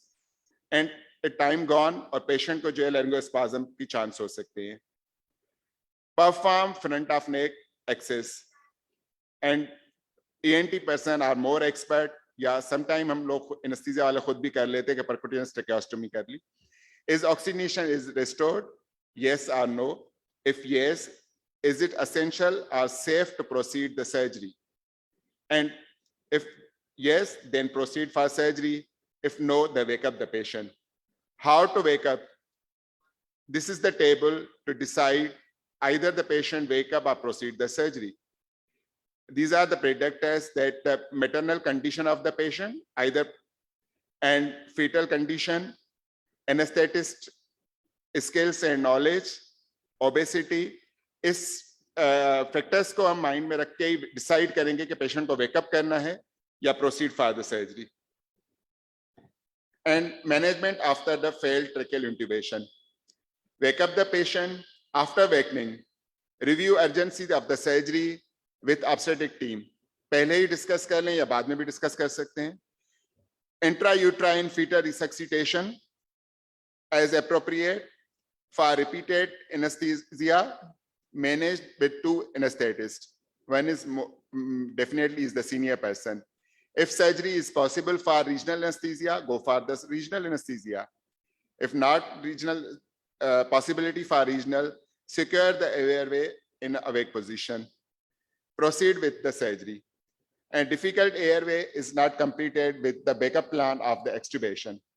And extubate the patient in awake position in a head up position, or even a left lateral with a uterine displacement if the surgery is not proceed. So summary of the difficult airways, assume that every parturient has a potentially difficult airway due to a lot of reasons. Evaluate the airway, even going for the regional anesthesia, evaluate the airway and have a backup plan for every patient. Have a difficult airway equipment availability. Most of the theaters have a no difficult airway equipment availability. Optimize the patient position for intubation, जो कि emergency और midnight में हमें ये भी याद नहीं रहता कि टेबल को ऊपर भी करना है. Call for the help, don't forget in any kind of the emergency. When face difficulty, choose the device you are more experienced. Dance airway algorithm को याद करने के अलावा आप अपनी भी कुछ एक्सपर्टीज को याद रखें कि किस चीज में मैं ज्यादा फेमिलियर हूं, किस तरह से कर सकता हूं. Do what you do best. Don't start the surgery कि अधूरा सधूरा एयरवे हमने होल्ड किया हुआ है और सर्जरी शुरू करा दी है. एंड चूज द रीजनल, जो कि हमारी रूटीन प्रैक्टिस है. What about the Pakistan? We have the national algorithm. PSA और बाकी senior anaesthetist as well as junior anaesthetist की रिस्पांसिबिलिटी है कि वो जो है ना नेशनल एल्गोरिदम बनाएं जो कि डास की गाइडलाइन पे हो या अमेरिकन सोसाइटी के गाइडलाइन पे हो, लेकिन हमारा लोकल जो है नेशनल एल्गोरिदम होना चाहिए जो हमारी फैसिलिटीज को और हमारे स्किल को रिप्रेजेंट करे. और वो एल्गोरिदम या डास का एल्गोरिदम जो है वो एवरी ऑब्स्टेट्रिक सूट में विजिबली डिस्प्ले हो, जो कि रोजाना बंदा देखता रहे. Regular drill and simulation based training, क्योंकि 6 मंथ में हम पहले भी हमारी बात हो रही थी, हमारे सीनियर्स ने यही कहा कि 3 महीने या 6 महीने हम लोगों को ट्रेन करें जाके वो ऑब्स्टेटिक का एनेस्थीसिया दें और फिर यही होगा कि बाकी आगे चीजें कैसे होंगी. तो regular drill and simulation based training not for juniors as well as for seniors, क्योंकि जब हम रूटीन प्रैक्टिस में चले जाते हैं तो बहुत सारी चीजें हमसे याद नहीं रहती और हम कोर्सेज वगैरह नहीं करते. सो रिफ्रेशर कोर्सेज, डॉक्टर फौजिया ने कहा कि short term refresher courses, online refreshers courses Covid की वजह से बहुत ज्यादा हो रहे हैं तो उनसे हम बेनिफिट ले सकते हैं. And thank you very much. Thank you very much, Dr. Ahmed Sobro, for giving this very important talk. Any question from the audience, please? So it was very elaborative. I think there is no question. Thank you. Thank you very much. Thank you very much. Yeah. So that was our last presentation. Thank you so much, everyone. Now I will request Professor Tipu Sultan kindly come on stage and hand over certificate to our chairs. So please.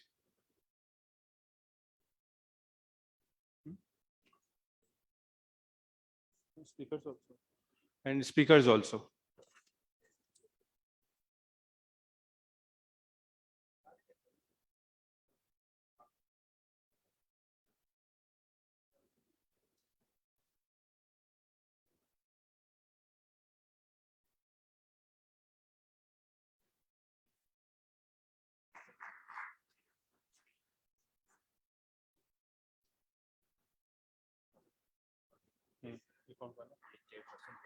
Kindly speakers also come on stage. Dr. Rafia Tabassum.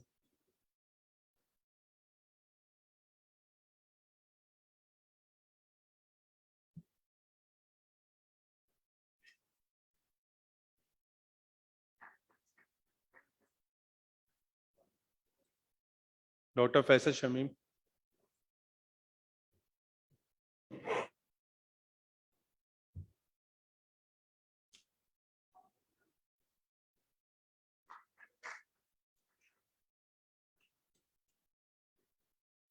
Dr. Ahmed Sumro.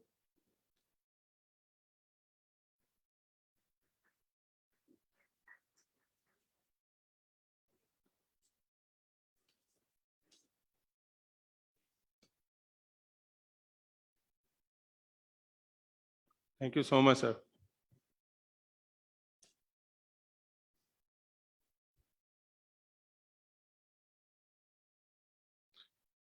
Coming back to the second part of this session, I will request Dr. Akhtar Aziz Khan, who is one of the founder, executive director of Indus Hospital Health Network and first head of department of anesthesia in Indus Hospital.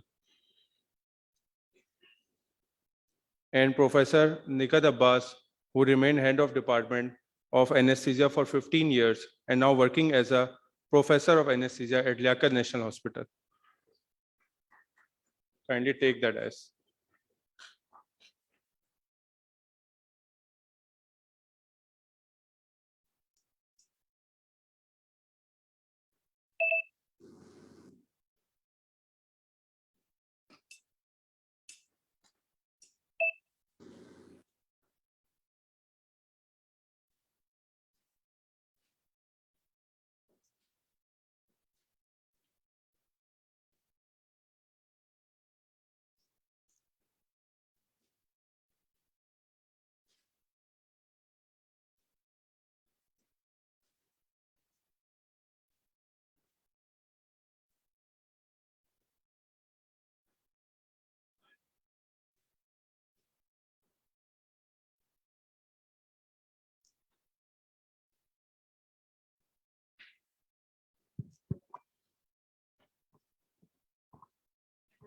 Assalamu alaikum, dear colleagues. Our first speaker is Dr. Samina Ismail. She holds the position of professor at the Department of Anesthesiology and Intensive Care, Aga Khan University, Karachi. Her main research interests are obstetric anesthesia, regional anesthesia, and pain management. Okay, thank you, Dr. Nigan, for the kind introduction. मेरे ख्याल में doctor Saeeda आपने सुमरो की बात पहले से सोच ली थी, इसलिए ऑब्स्टेट्रिक को आपने पहले दे दिया इस सेशन में. So, okay, I have how much? 15 minutes to finish? Okay. So the topic that has been given to me is what new is happening in obstetric anesthesia. So what I've done is this, that I have selected 4 recent literature that I thought would be helpful for the practicing anesthesiologists that we have. So the use of norepinephrine for the prevention of treatment of spinal-induced hypertension and the neonatal outcome. And then secondly, prophylactic use of tranexamic acid for the prevention of blood loss with cesarean section, truncal blocks, quadratus lumborum versus tab block, transversus abdominis plain block, and then consensus statement on neuraxial procedure in obstetric patients with thrombocytopenia. So I'm going to discuss each one of these recent literature that has been published in the year 2022 and 21. So now norepinephrine, now what happens that phenylephrine is the drug of choice for in obstetric patients for spinal-induced hypertension. So phenylephrine is the drug of the choice, but if you are encountering hypotension with bradycardia, then phenylephrine is not the choice. Previously, we used to use ephedrine, but now ephedrine is not available. So now this drug becomes more and more important to us, which is comparatively a new drug for the use of spinal-induced hypertension. Not new drug as such, but for spinal-induced and especially in obstetric patient, it is a comparatively new drug. So this article has been published in International Journal of Obstetric Anesthesia in 2022.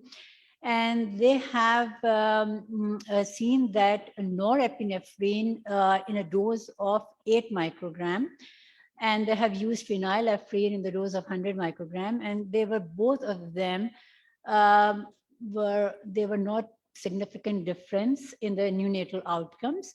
And when administered as an intravenous boluses for treatment, not for prevention, for treatment of spinal-induced hypertension for patients coming for emergency C-section with fetal compromise. So this was their patient population, and they found that norepinephrine is safe and efficacious for the treatment of spinal-induced hypertension. So, and the drug that has been used is 8 microgram. And it has been published in 2022. And then the second article that I have chosen, I thought tranexamic acid is very much used, and it is used for treatment than prophylaxis. So the article that I have chosen is from 2021, and it has shown that tranexamic acid for prophylactic use of tranexamic acid for the blood loss after cesarean delivery. So prophylactic administration of uterotonic agent is recommended to reduce the risk of postpartum hemorrhage, and tranexamic acid has emerged in the past decade as another candidate drug to prevent blood loss after childbirth. And mechanism of action kya hai tranexamic acid ka? It has an antifibrinolytic effects, and the hemostasis is maintained by lysine binding sites on plasminogen molecules. So now the question that is important is whether this should be used for prophylaxis or for treatment. We are using it for treatment, but now the question is whether to use it for prophylaxis or not. So the current guidelines that we are following nowadays do not advocate routine administration of tranexamic acid after cesarean deliveries. So a study has been done, which is published in New England Journal of Medicine in 2021. They have done a trial which is called TRAP2. They have initially done a TRAP1 trial, which was the prophylactic use of tranexamic acid after normal delivery. And they found that there was no significant difference between placebo and the use of tranexamic acid as a prophylaxis. Now, in TRAP2 was designed to investigate whether prophylactic tranexamic acid plus a prophylactic uterotonic agent would be associated with lower incidence of postpartum hemorrhage after cesarean section than uterotonic agent alone. And the primary outcome was they calculated the estimated blood loss greater than 1000 ml or received of red cell transfusion within 2 days after delivery. So this was their primary outcome. And the secondary outcome was gravimetrically estimated blood loss, provider assessed clinically significant postpartum hemorrhage after cesarean section, and use of additional uterotonic agents and postpartum blood transfusion. This was their secondary outcome. Now, in this trial, which is a multi-center trial, they found out that there was a significant difference in the primary outcome, but there was no difference in the secondary outcomes. But if you look closely in their primary outcome, the mean difference was only 100 ml between the two groups. Although it was significant, but the primary outcome was significant, but there was hardly a difference of 100 ml between the two groups. The one who received tranexamic acid and the one who received placebo group. So the significance of use of prophylactic tranexamic acid is a little doubtful by the study, although it is published in New England Journal of Medicine. And plus, we have to take into consideration the side effects of this drug. Side effects, number one is nausea and vomiting. As in the first trial, which is TRAP1, which was done for the normal delivery, vaginal delivery, and now this TRAP2 for after cesarean section. And there's some meta-analysis of randomized controlled trial. The woman undergoing cesarean section delivery, the nausea and vomiting occurred significantly more frequently in tranexamic acid group than in the placebo group. So this is one of the side effects that you have to take into consideration when you are using prophylaxis, using tranexamic acid for prophylaxis. And then side effects, another side effect is thromboembolic events. Now, although during the 3 months in this TRAP2 trial, they did not differ significantly between the group, but these events were very uncommon. And the power to detect differences in the study was limited, because when any occurrence of any side effects is less, then the power is, then you need a big sample size to really detect any difference. So the sample size was not big enough to see this thromboembolic events occurring in these patients. And the venous thrombotic events range from 15% lower to 18.92% higher. So still, I think that this is pretty significant. Now, this finding calls for caution, report of significant, almost double risk of these events associated with tranexamic acid when 4 grams was given over a period of 24 hours, a higher dose of longer duration than used in this trial. And this trial was HALT-ILT trial collaboration.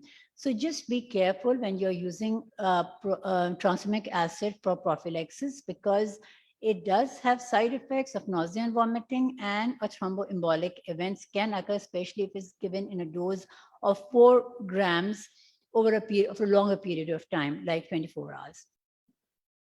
Okay, now the third article that I have chosen is the truncal block for postoperative pain management of cesarean section.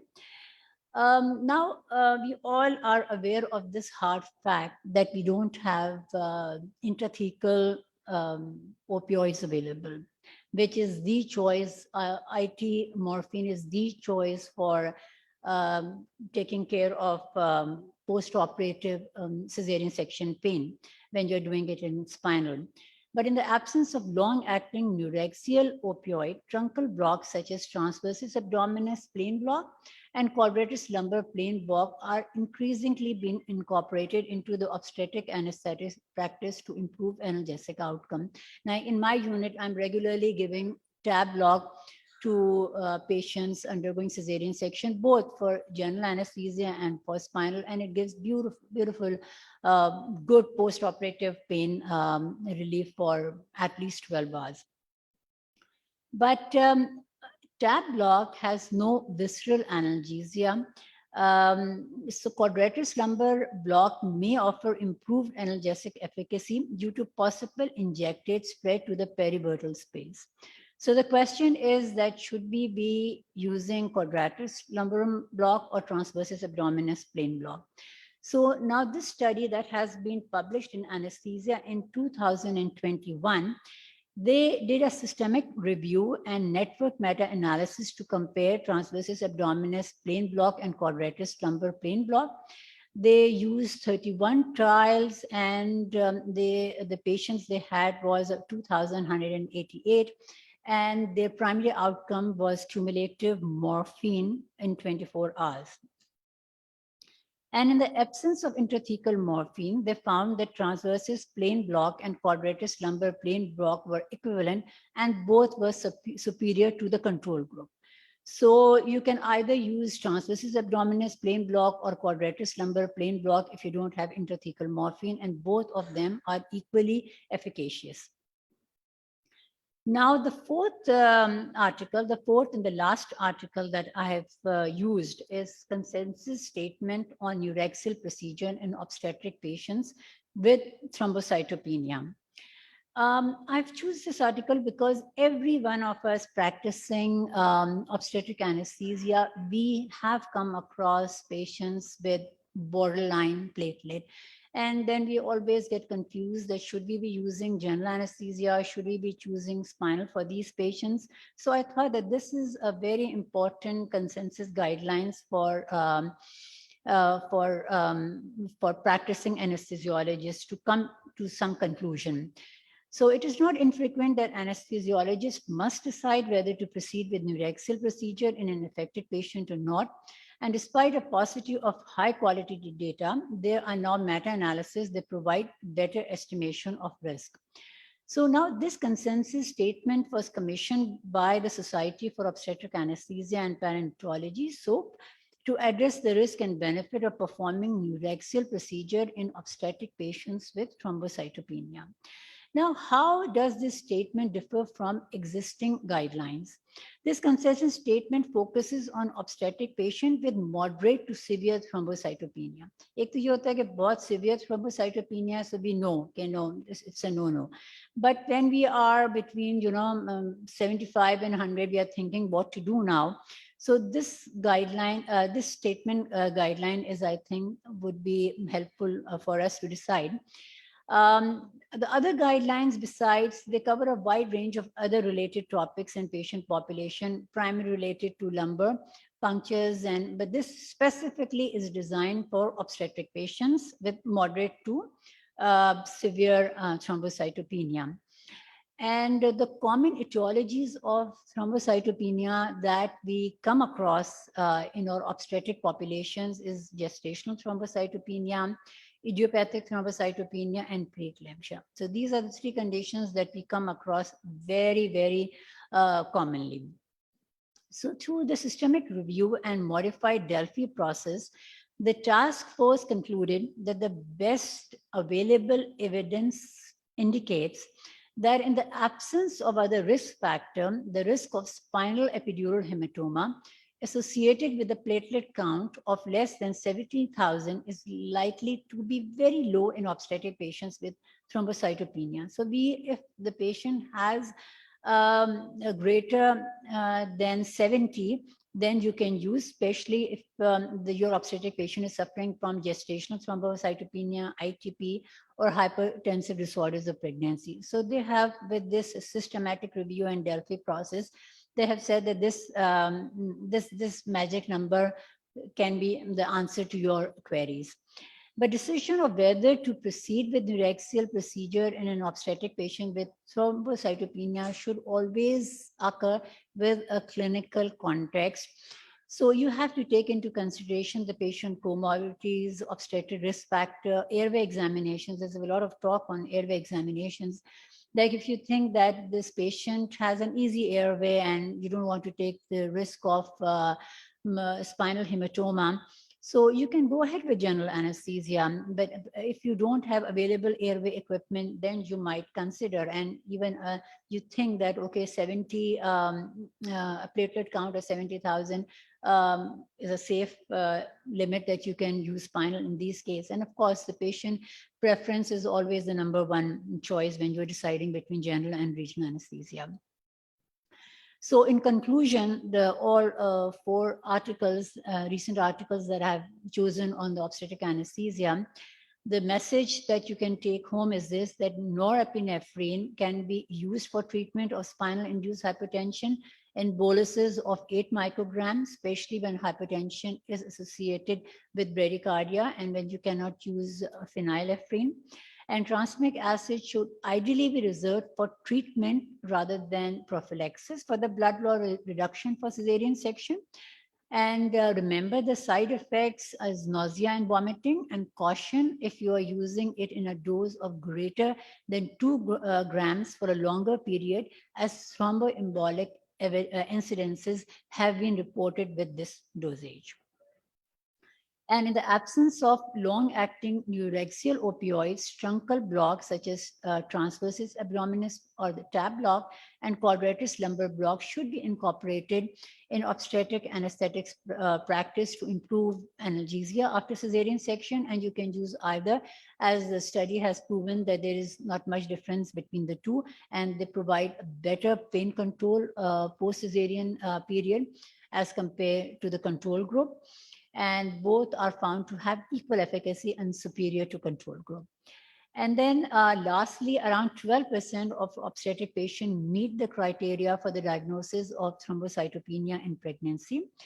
And in the absence of other risk factor, the risk of spinal epidural hematoma is very low if the platelet count is above 70,000. And is very low risk to be associated with spinal hematoma. So you can use it, especially if the patients are suffering from gestational thrombocytopenia or ITP and hypertensive disorders of pregnancy. Thank you. Any questions? Yeah.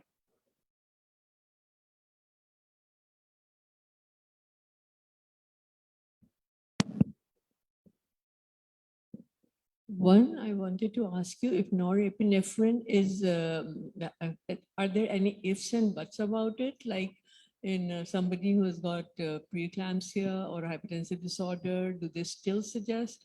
I mean, there's no contraindication to norepinephrine in those patients? There is actually whole guidelines of the treatment of spinal hypertension. And they don't recommend the routine use of even the phenylephrine and the norepinephrine if the patient is suffering from hypertension, eclampsia. They don't recommend using that. And they don't even recommend the prophylactic use of either of these drugs, which is now recommended if the patient is suffering from hypertensive disorders and if they are coming for emergency C-section. And norepinephrine, yes, it's not recommended, especially if patient is suffering from.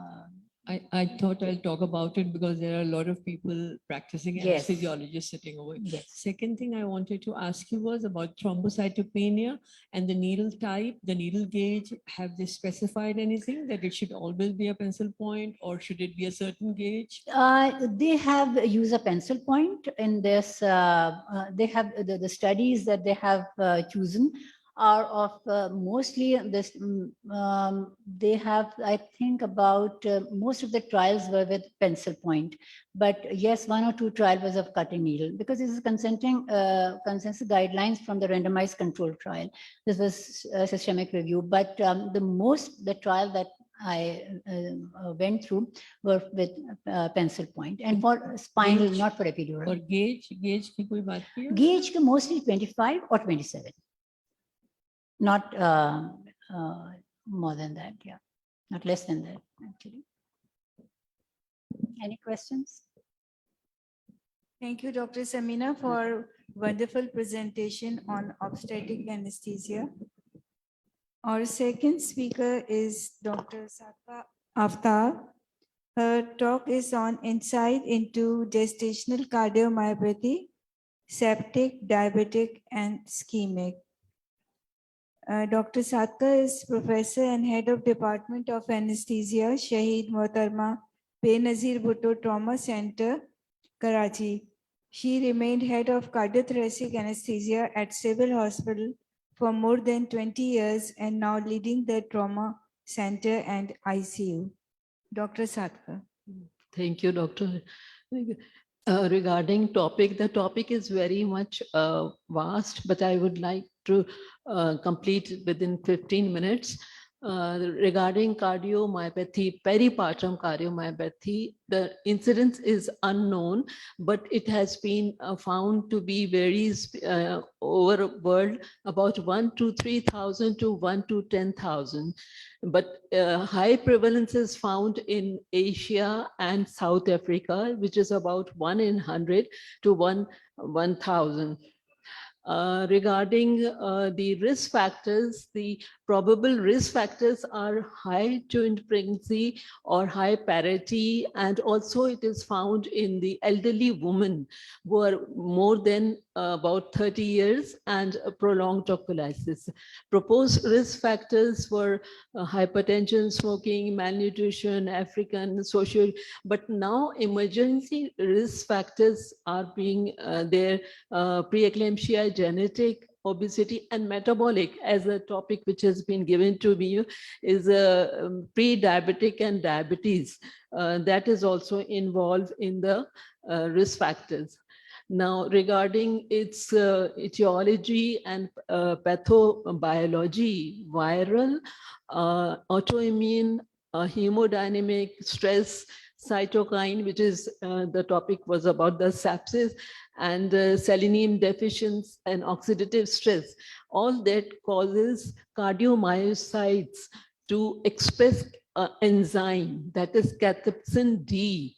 Cathepsin D is going to convert the prolactin, which is postulated to be more production is there, and that converts into 16kDa, and that is going to damage the vascular endothelium and causes release of mRNA 146A that causes cardiomyocytes to apoptosis and death.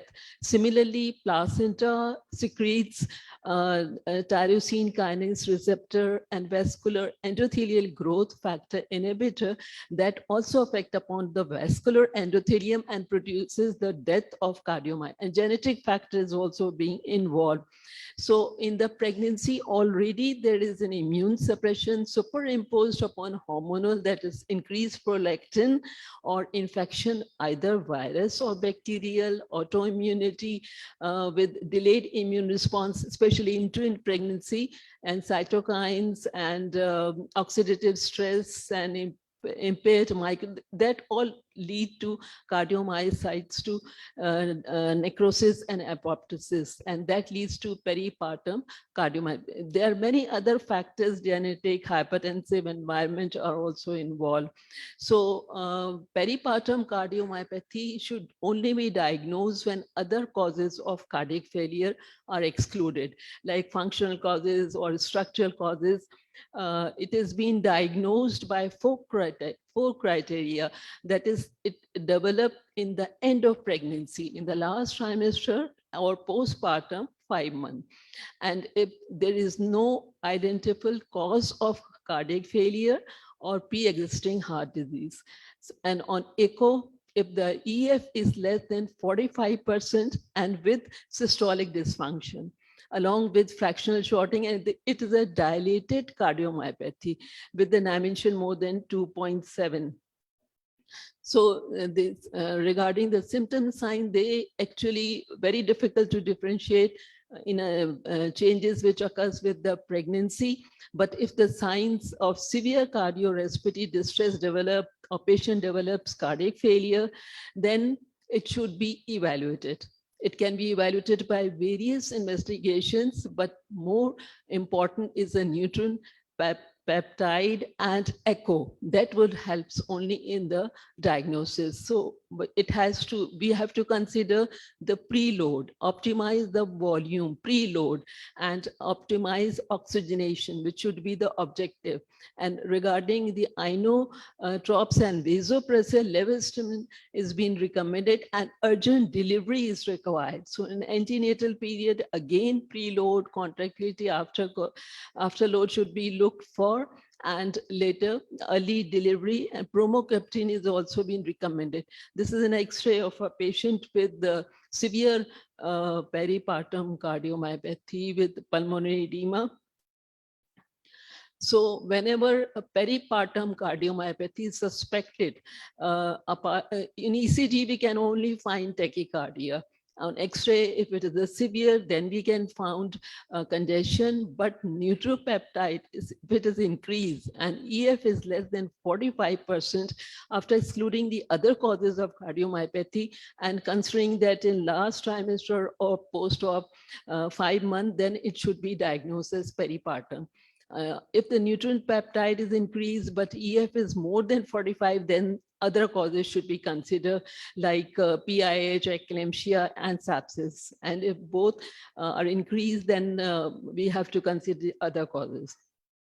So according to the clinical presentation, usually the severe patient may develop as a cardiogenic shock. ECG tachycardia is the only thing. X-ray, if it is severe, then we can find pulmonary congestion, but nutrient peptide, it is going to increase, and it is much more increased in the severe type of peripartum cardiomyopathy. Echo is recommended should be less than 45, and in case of severe, it can be decreased less than 25%. So the treatment basically is considering the all factor which affect upon the stroke volume, that is the preload. It has to be controlled by the diuretic, nitrate in antepartum and postpartum period. And after load reduction by hydralazine nitrite in the antepartum period and postoperative period, AC inhibitor should be used or ARB. For inotropes, digoxin, if the EF is less than 40%, otherwise levetiracetam has been recommended, although it is not approved by the FDA. For tachyarrhythmia, beta blocker, antepartum, postpartum, a drug, ivabradine has been recommended. And also we should remember that a thromboembolic phenomena exist in this peripartum cardiomyopathy. So for that, anticoagulant, heparin, antiparticipatory, and post-operatively warfarin should be used. Now, there is a research hypothesis which recommend that in pregnancy we get tachycardia, and that much increase during birth time. But in normal women, it decreases or resolve after 1 month. But in peripartum, it might persist for more than 6 months. And if a drug like ivabradine, which affect upon SA node, is used, then it will brings to the recovery of this tachycardia. But this is still a research hypothesis and has to need more studies. This was a case series in which they found the patient has got preeclampsia and bronchial asthma and developed postpartum cardiomyopathy. And but there was a thromboembolic phenomena because infrarenal aortic thrombus was found, which was removed by a Fogarty embolectomy. So whenever peripartum cardiomyopathy is there, then one should consider that thromboembolic complication can occur. So anticoagulant should be used. Regarding differential diagnosis, so peripartum cardiomyopathy, as I already mentioned, that it occurs in last trimester or postpartum, but elevated nucleic peptide is the factor which is increased in all mild, moderate, and severe condition. And also the EF is less than 45 with systolic dysfunction. A dilated cardiomyopathy has to be differentiated from other type of cardiomyopathy by history, echo, and cardiac MI. And regarding the valvular, hypertensive, MI, or other condition, again, history, echo will make it differentiate from that. So why anesthetist involvement is there? Anesthetists are involved basically during perioperative period and during ICU. And whatever the technique which has been selected by anesthetists depend upon urgency of delivery. and the physiological condition of the pregnant woman. And the mode of delivery again depend on the cardiac status, hemodynamic and medical management, the patient which is receiving. So for the, there's a high risk of mortality, especially in severe type of peripartum cardiomyopathy, because they have got a high risk of developing congestive cardiac failure, arrhythmias, embolic events.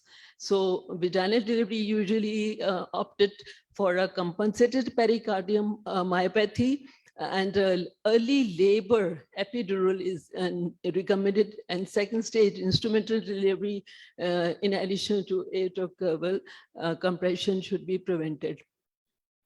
So the anesthetist is supposed to maintain myocardial perfusion, maintain the myocardial workload that should be reduced by avoiding catecholamine surgeons, and also to optimize cardiac output.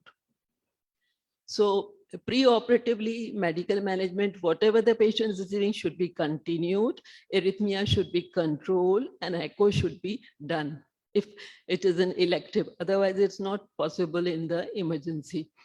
Most of the literature suggests titrated neuroaxial anesthesia, that is increment top-up dose of epidural, combined spinal ep, or even low dose spinal has been used. And the thing is that we have to maintain the preload, rather reduce the preload, maintain the cardiac contractility, and to reduce the afterload, because neuroaxial has got an advantage of providing post-op analgesia.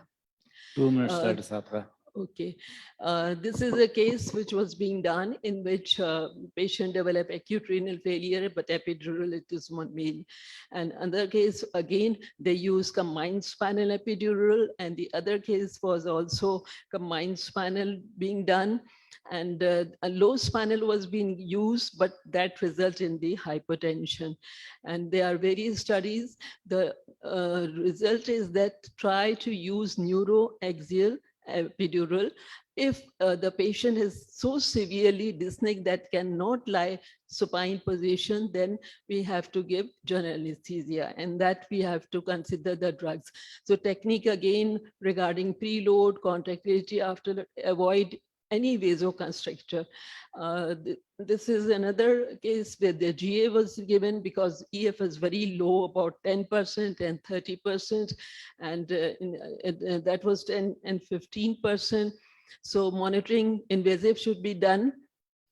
Post-operatively, patient should be managed in ICU, and for decompensated, again, we need to give general anesthesia. And these are the cases which very low EF, they were being done in general anesthesia. So to summarize, peripartum cardiomyopathy is a rare condition associated with high morbidity and mortality, lead to maternal and fetal loss, because persistent decrease in quality of life of mother can also occur. Early diagnosis is required for monitoring, prolonged therapy is needed. And also it is a multidisciplinary treatment because it requires experienced clinicians to manage the case regarding the acid-base, hypoxia, anemia, and IV volume has to be maintained and it should be monitored. And treatment modality, the new thing is that bromocriptine, they have considered it after delivery of the baby. There is no established anesthetic treatment protocol for these patients. It all depends on patient to patient basis. Depending on level of physiological urgency of delivery, by epidural is usually found in most of the studies, and advanced hemodynamic study if the cardiac output is very low or very EF is very low. Thank you.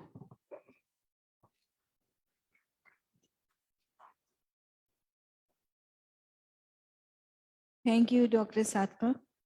Our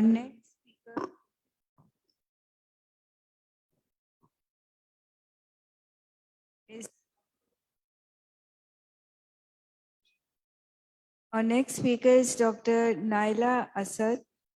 She will talk on best clinical practices in pediatric anesthesia. Dr. Naila is professor and head of department of Anesthesiology, Services Institute of Medical Science, Lahore. Her special interest is in pediatric and regional anesthesia, academic writing, teaching, and simulated training. Thank you, ma'am. Bismillahirrahmanirrahim. Assalamu alaikum. I will thank Professor Saida Heather and the organizers for inviting me to talk about best clinical practices in pediatric anesthesia. It's a very wide topic, and I think I may be able to just touch every aspect of it in these 15 minutes. Now, what are the challenges in pediatric anesthesia?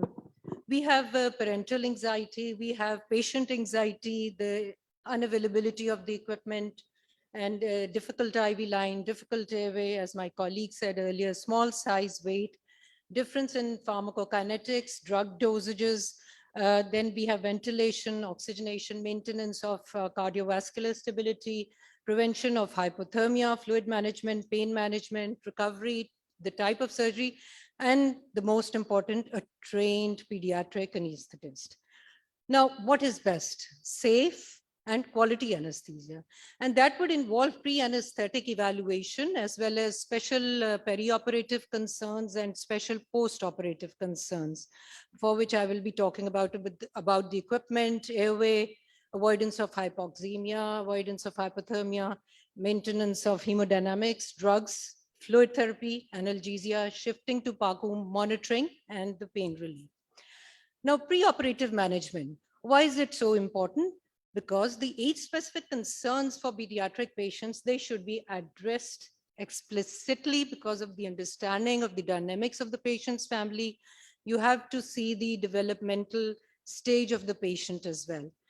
The evaluation will involve the visit, which will in a pre-anesthetic evaluation that involves the evaluation of the disease, the anomalies, the type of surgery, examining the patient, counseling the parents. Very important, they are very anxious, telling them about the NPO status and pre-medication.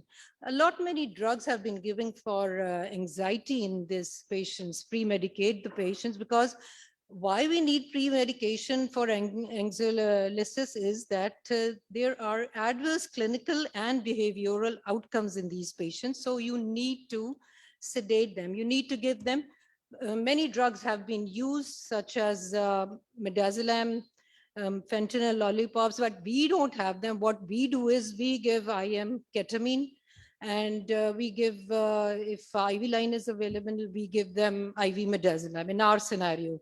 Dexmed is also being used, and also some drugs are used as intranasally, like ketamine is used with some, I think we add some sweetener in it.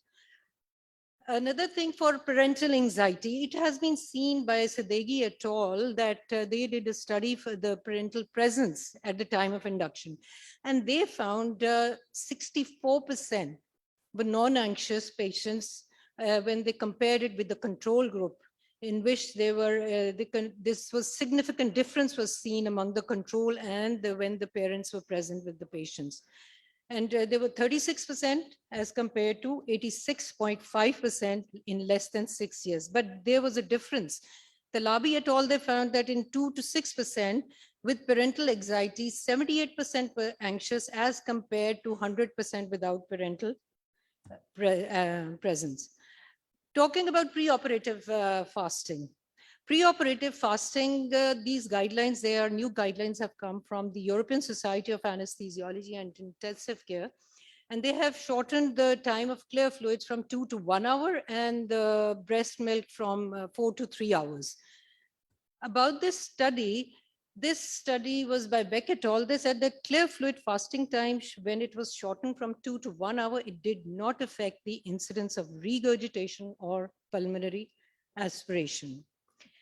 Now, just difficult IV line, as we all know, there's difficult IV line, but the importance is I've shown how to secure this line by putting just a plank under it, because the neonates, they are more prone, and the infants to take off their IV lines. You just bandage it up. The vascular access with the coming up of thoracotomies in children, cardiac surgeries, neurosurgical procedures, we must know which vascular line and where to put in. I've just given this subclavian, internal, jugular and femoral vein sizes in less than 10 kg, 10 to 30, 30 to 50, 50 to 70. Monitoring about temperature. Hypothermia, because everybody knows they go into non-shivering thermogenesis. The temperature preparation has to be made. In our scenario, we need to make it important that the temperature of the theater should be maintained for neonates at 32 degrees. For infants, it has to be 26 to 30, along with warming the fluids, irrigation fluids, IV fluids, warm blankets. And as Dr. Atta said, in DHQs, there are certain constraints, but these are not very big things which we cannot manage, but now there is availability. Why would you need to avoid is because of metabolic acidosis. They can be delayed recovery in neonates. They can become hypoglycemic, coagulopathic, and cardiac disturbances can occur. Then standard 2 monitoring, it's available everywhere. The only problem we have is the appropriate size. What I have in my institution is appropriate size BP cuff. So that's very important for neonates and infants. You must have it. It's not a big deal. They are very cheap. Now they are available everywhere. So we must have it. And another thing is near infrared spectroscopy is at present the best available monitor to measure regional tissue oxygenation and perfusion. But this is about developed countries, not in our scenarios. Induction techniques. What factors influence the choice of technique? That is the age of the patient, ASS status, general medical condition, surgical procedure, and the presence of IV line, whether you have it or you don't. And the induction is inhalational versus IV. Neonates, usually we go for inhalational induction. And we take the IV line, and both the induction techniques, they have their advantages as well as the disadvantages. Airway management, as my colleague, she had very appropriately told everything about that, but I will just stress, you can see how the tube is secured. That's important. The size of the tube, the positioning, and the securing of the tube. This is the most common thing which occurs, that this disconnection, tube dislodge ho jati hai, wo bahar padi hoti hai, just at the tip of the trachea. So you need to secure it well. And this is in newborns, you just keep it 2 centimeters above the carina. Usually you put uncuffed tubes. Drug therapy. What factors they reduce the drug metabolism or delay elimination? Altered protein binding, large volume of distribution, small proportion of fat and muscle stores, and immature renal and hepatic function. So there is a need to modify the dose, to modify the interval between the dosages, and to dilute the drug. That is very important, dilution of drug. To achieve the desired response and avoid toxicity, we always do it in 10 cc. Atropine ho, kuch bhi ho, you always do it in 10 cc. ताकि आपको पता हो कितनी देनी है. Cardiovascular, hemodynamic stability. Everybody knows the cardiac output depends on the heart rate. So you need to maintain that cardiac output. So you need to avoid those things which will decrease the cardiac output, which is hypoxia, bradycardia, hypercarbia, acidosis, any electrolyte imbalance. So you need to be vigilant. A vigilant trained anesthetist can only do that. Poor tolerance to hypovolemia, fluid management. That is very important. Fluid deficit, you have to calculate the deficit with the same formula, 4:2:1 rule. Maintain it and please replace the losses. Don't forget about the losses.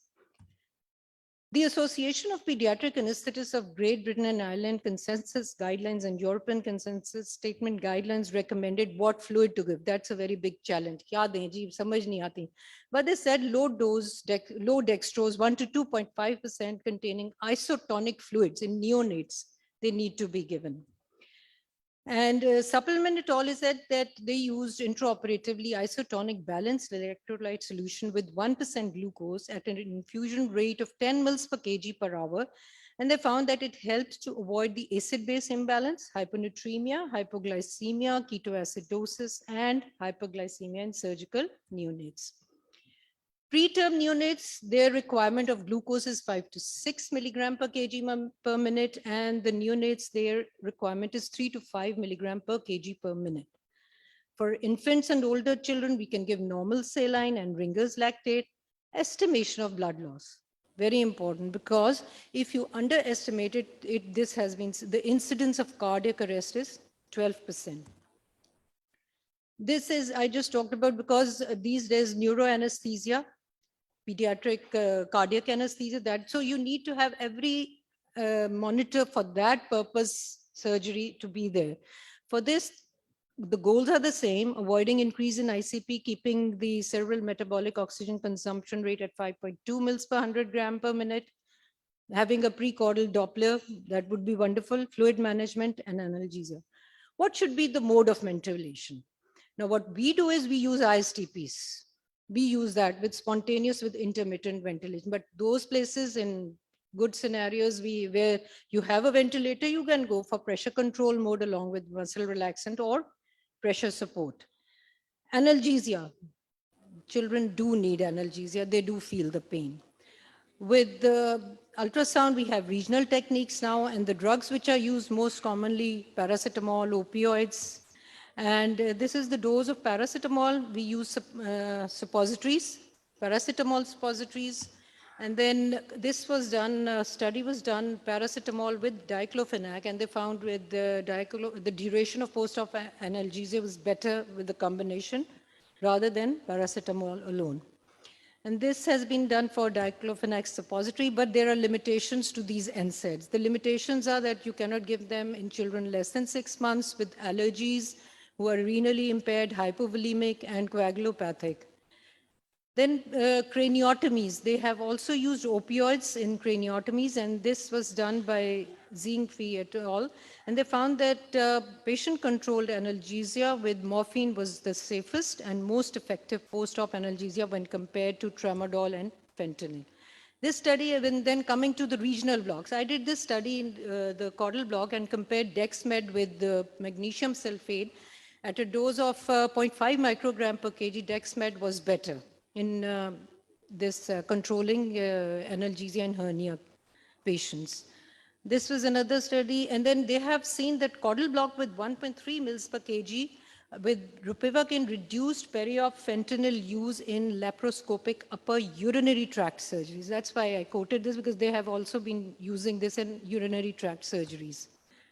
Peripheral nerve blocks. Now these are very common. Occipital, superficial, cervical, brachial, femoral, sciatic. TAP block is being given in children who undergo cholecystectomies, and ilioinguinal rectus cheek. And this one I gave ilioinguinal iliohypogastric nerve block along with genitofemoral, and I found not only it provided hemodynamic stability during intraoperatively during sac traction, but also it was pain relief post-operatively. And then this is a TAP block study, extubation, now awake and deep. Now this randomized trial, they compared deep with awake extubation and found deep extubation decreased the risk of airway complications, the cough and desaturation. But the only risk was of increased airway obstruction. Now, don't forget the recovery. What is important? We do need to recover the patient. So how do we recover it? Put him in the lateral position, give him oxygen. He should be hemodynamically stable, warm, pain relief, and then you have to shift to the PACU. What are the concerns in the PACU? Relieve the pain, emergence delirium, and then you have his airway-related problems. The incidence of emergence delirium is 3 to 8 times higher in children, and it ranges from 20 to 80%. And the laryngospasm, very common. That is 3 times higher in infants than in older children. Stridor after extubation, that has an incidence of 3.5 to 30.2%. One thing that, this is the last one, is that how to recover the patient.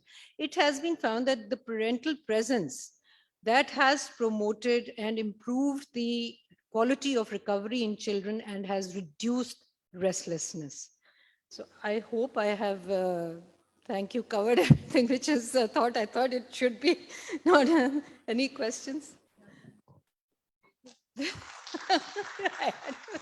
I hope I covered every aspect. I don't know, I didn't go into more details of thoracotomy, neuro, because this was the one that it can help in any in DHQs as well, you know, the basic concept of having the best clinical practices where you can. Any questions? No questions? Thank you. Thank you, Dr. Naila Asad. Our next speaker is Dr. Faraz Shafiq. He will talk on essentials of neuroanesthesia. He is Associate Professor, Department of Anesthesiology, Dawah Khan University Hospital, Pakistan. His special interest is in neuroanesthesia. Assalamu alaikum, everyone. Thank you for the invitation, Dr. Saida. I am Dr. Faraz, as spoken by Dr. Introduced me. So I'm Associate Professor and the lead neuroanesthesiologist at Dawah Khan University Hospital. And I'm talking about, the essentials of neuroanesthesia, and which I thought, would be logical in terms of, widespread participation by the consultants and the rest of the, our trainees and the residents. So the learning objectives of my talk is, we'll see the evidence-based, the interventions which we can do either pre-operatively, post-operatively, and the intraoperatively, that are quite, logical, and we need to incorporate those changes in our daily practice. So there's no hi-fi thing. So we need to understand the basic pathophysiology, pre-operative issues. We'll see what are the anesthetic concerns in terms of, the recent updates, and we'll look, slightly about the post-operative care.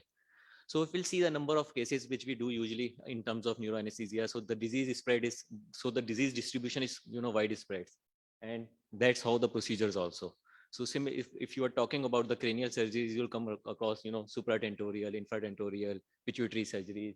And at times you come across, with the extreme of the ages, like at the similar places, like if you are doing spine, you may come across with the neonate having, meningeocele. If you are doing craniotomy, you may come across, neonate having craniosynostosis surgery. So the concerns are widespread. You need to develop, basic understanding of doing all those kind of neurosurgical procedures. So this is data from my hospital. So the numbers are quite big. So the disease burden is quite significant. So in 2017, before the COVID era, so we did almost 1,300 neurosurgical cases. So turns down to around 832, in 2021. So the complication rate at the top is around 1 to 3%. And this blue graph is for the awake craniotomies. So it's my special interest, so I've mentioned here. So we are doing, around 60 to 50 awake craniotomies per year. So pre-operative assessment should focus on the disease-related local and systemic consequences. Besides, it's very important that at the time of pre-operative assessment, one should be deciding about their post-operative care. There should be no ambiguity that either your patient is shifting towards special care or need post-operative ventilation, but that needs to be decided then and there at your pre-operative assessment. So most of these patients are healthy, otherwise extreme of ages at times create challenges. You need to see the location of the lesion, baseline neurological deficit. At times you can come across with the hormonal changes, and it's very important to look at the aspects related to your ICP. So pre-medication, most of these patients, in my opinion, don't require any pre-medication. And the best pre-medication is the visit by the primary anesthesiologist. So that would make a difference. So if you really want to give some pre-medication, it has to be given either in your anesthetic care or under the monitoring, but definitely in front of you. So there is a proven role of, if we'll talk about the pre-medication, there is a proven role of pre-operative dexamethasone and Laris in terms of, providing tumor-related raised intracranial pressure, and Laris in terms of seizure prophylaxis. So there is a proven role of both of these two medications in terms of, preventing seizure and the size of the tumor. So the role of Laris is very well established in the recent literature, and it's especially for the patients having awake, supratentorial or the tumor-related craniotomies. But debate is there for patients having traumatic brain injury and they are requiring seizure prophylaxis, where the role of phenytoin is much better in comparison to the Laris. So the recent meta-analysis, which was published in Neurocritical Care Journal, so they have compared the efficacy of Laris in patients having traumatic brain injury or subarachnoid hemorrhage or intracranial hemorrhage. So they didn't show any significant reduction in seizure incidence in terms of using Laris. So they are not supporting either its usage or abandoning its usage in patients having traumatic brain injury. So what they have concluded also that it may be beneficial in patient having supratentorial craniotomies. So antiemetic prophylaxis, it has to be given, perioperatively. So as per our local data, as per our local experience, so what we have seen, that dual antiemetic prophylaxis in the form of dexamethasone and ondansetron works very well. And we are not coming across lot of nausea, vomiting in our patients post-operatively. So it works very well and also proven by the recent literature. So monitoring, routine ASA specified monitoring needs to be incorporated depending upon the case, depending upon the age, extreme of ages. You might need, arterial line, CVP, definitely urine output. And at times, neurological monitoring may be required for procedures like awake anatomy, for spine surgeries. And you might need awake patient depending upon the location of the lesion. So there are a lot of monitoring concerns in the neuroanesthesia. So if you are monitoring motor evoked potentials or sensory evoked potentials, one have to consider the effect of inhalational anesthetic agents or IV anesthetic agent on those monitoring, sequence. Definitely the effects are negligible if you are using your IV anesthetic agents. And what inhalational does, inhalation actually decreases the amplitude and increases the latency of either motor evoked or sensory evoked potentials. So anesthetic goals, they are pretty simple, and one can easily maintain those goals while doing the neuroanesthesia. So maintain either your MAP or cerebral perfusion pressure, normocapnia, which is around 30 to 35 millimeter of mercury, mild hypothermia, hematocrit of 30, and MAC of 1. We'll see all those reasons why we want to follow these goals in my upcoming slides.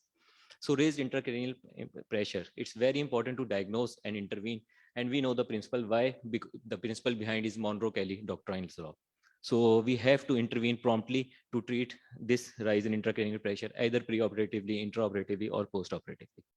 So brain is highly metabolically active organ, needs continuous supply of glucose and continuous supply of blood, and it receives around 15% of cardiac output. So most of the time, this job is being done by the nature's principle decided, its auto-regulation. And one need to know about the effect of CO2, cerebral perfusion pressure, and PO2 on the cerebral blood flow. It all has to be maintained to keep that auto-regulation there. So type of anesthesia. So most of the time it's general anesthesia with control mode ventilation and intubation. There is a debate between TIVA versus inhalational technique if you are using general anesthesia for tumor-related surgeries. And at times, if your lesion is near the eloquent area, you might need awake craniotomy for the resection of epileptic focus.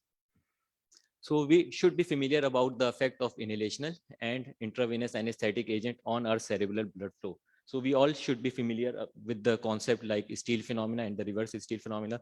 But what is the summary? That all anesthetic agents, especially the inhalational anesthetic agents, has got impact on cerebral blood flow, auto-regulation, and effects are negligible if you keep your MEC around 1, and sevoflurane is the best agent. So if we'll compare the data, the recent data in which they have used the inhalational technique versus, and they have compared inhalational versus TIVA. So what the most recent literature says. So both provide hemodynamic stability, but it's much better if you are using intravenous anesthetic agent. Similarly, blood pressure remains pretty controlled. But the advantage of using TIVA technique lies in terms of early recovery profile. So like eyes opening, like time to extubate, time to emergence.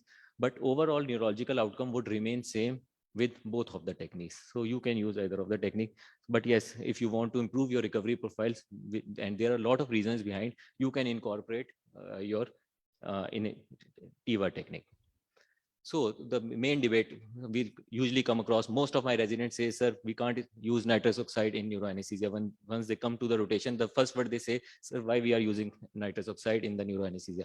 So theoretically, we all know it increases cerebral blood flow. But yes, we know it decreases the metabolic rate. But additional of inhalation and anesthetic agent, if we are not using it judiciously, we might create more harm in terms of increasing cerebral blood flow and intracranial pressure. So what's the way out? So take home messages is use is more benign as says by the most of the people.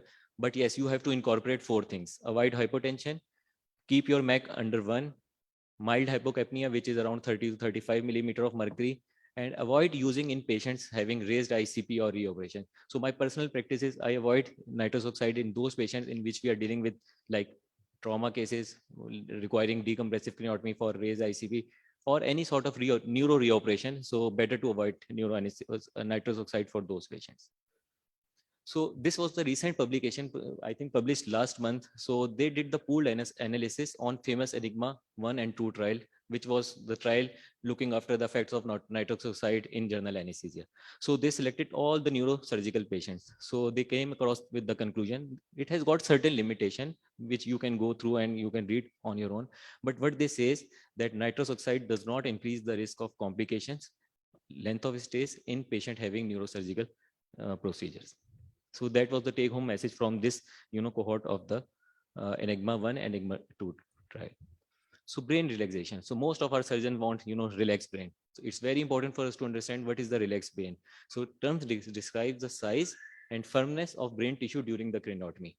So it improves your operating condition and hence the ischemia related to your, traumatic injury during the surgery. So it's very important for us to understand what is the brain relaxation means and what are the factors which can cause, the tight brain. So either problem with your oxygenation, ventilation, positioning. So one should, be knowing that what are the factors which can cause tight brain and what strategies we can incorporate in terms of preventing that brain tightness. So the most effective strategies are either hyperventilation and use of mannitol or hypertonic saline. The rest of the things we can know, like you are using IV anesthetic agent. I've discussed the reason why, patient positioning and the other things. So if you compare the recent literature in terms of, providing brain relaxation, so there is a lot of comparison between mannitol versus hypertonic saline. So there is a lot of debate. So what's the literature conclude? The hypertonic saline provides better brain relaxation. And all those side effects which are related with mannitol, like hypertension, like lot of fluid resuscitation, like renal failure, are much lesser if you are using hypertonic saline. So this was the recent study. So they have done this study in which they have compared the hypertonic saline with the mannitol. So the study was done in pediatric ICU where they were managing, the ICP in patients having central nervous system infection, likely meningitis. So what they have proven, so through their trial, they have proven, so using hypertonic saline provided better ICP control, provided better perfusion pressure in terms of, hemodynamic, preventing hemodynamic fluctuations, and median GCS was much better as compared to the mannitol. So next important thing, if you are starting any major neurosurgical case, you have to decide that do you need post-operative ventilation or special care for your patient. Sometimes, like patient having intracranial hemorrhage, you can be relying on predictive score like Hunt and Hess classification. But it's also very important for all of us to understand that what would be the duration of the procedure, what would be the complexity, and the risk of bleeding would be there or not, any significant intraoperative event occur, or there are chances of occurring that event. And in this consideration, also look that what are the expertise of your neurosurgeon. It's also very important. If you think that your neurosurgeon not bit competent in terms of doing those kind of cases, so definitely go for the post-operative ventilator. Besides, in some cases like posterior fossa craniotomies, especially at the extreme of ages, I've told you, like for any sort of pediatric patient, it's important if you are doing your case in the prone position, get your ventilator arranged because of the airway edema. तो बहुत दफा surgeon कहेंगे नहीं हमारी तरफ से कोई problem नहीं है, तो उनको ये समझाना बहुत जरूरी है आपकी तरफ से कोई प्रॉब्लम नहीं है, but this airway oedema would cause severe hindrances in terms of safe extubation. And at the start of the case, discuss all the logistic thing with your primary surgeon. So post-operative pain is also very important. Why it's important? Because of the other reason, logical reason we all know, but neurosurgically, it increases sympathetic stimulation and hence cerebral perfusion pressure. It causes increased consumption of oxygen and ultimately would lead to increase in intracranial pressure. So whenever you start dealing with intracranial pressure, just think about Monroe Kelly's doctrine law, because one should not be ignoring that law. जिसने law बनाया उसको हमें बहुत appreciate करना चाहिए in managing intracranial pressure. So choices depends upon the availability. So whatever you are using intraoperatively, it's also very important to bridge that regime to the post-operative period.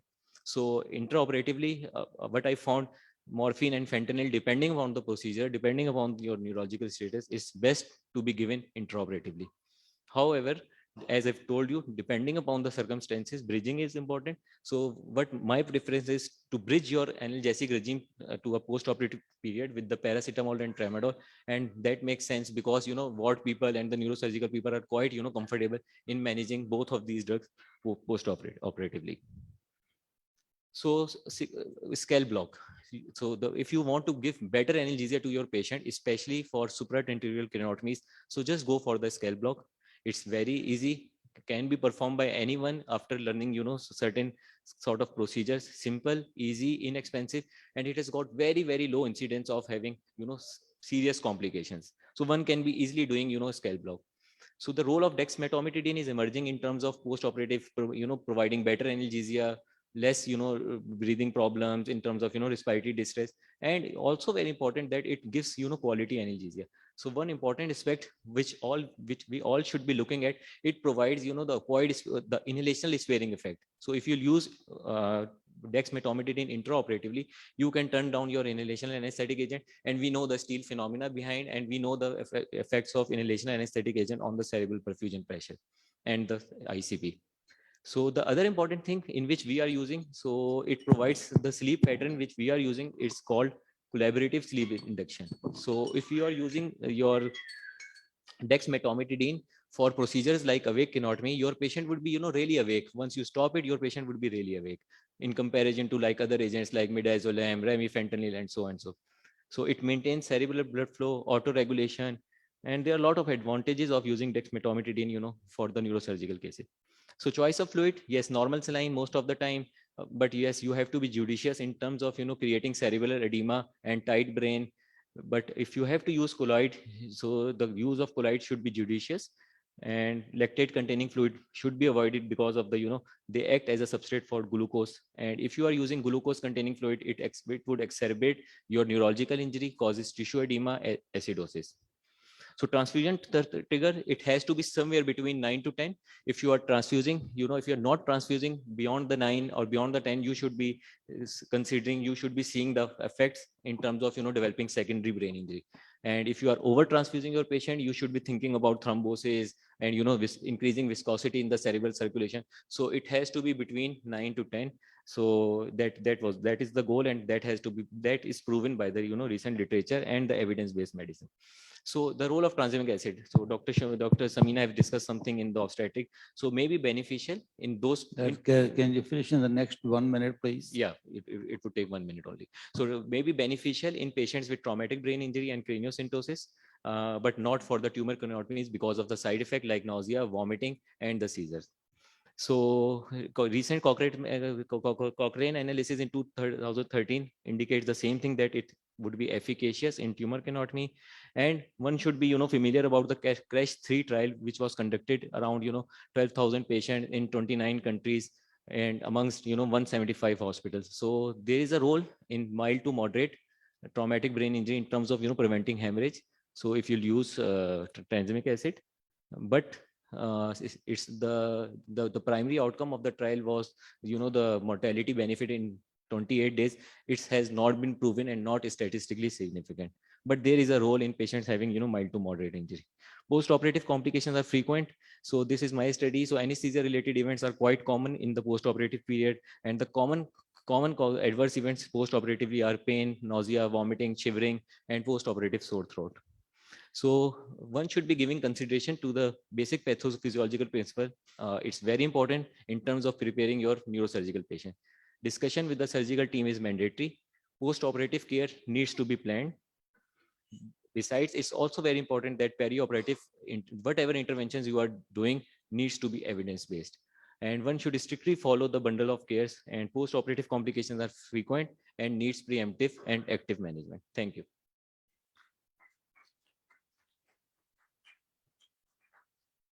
Thank you. Now we come to the end of this session. There are some all of them were very excellent talks on different topics. And like the heading said, that it's a refresher. It's a refresher for me as well, and I'm sure for a lot of people. So I'm thankful to all the speakers. And no questions, please. Okay. All right. Khatam. Thank you. Thank you so much. Now I would like to invite Professor Samina Ismail on stage and kindly collect her certificate.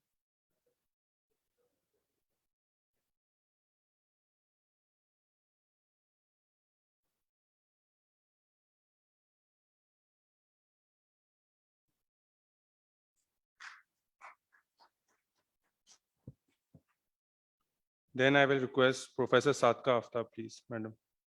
Come on stage, please.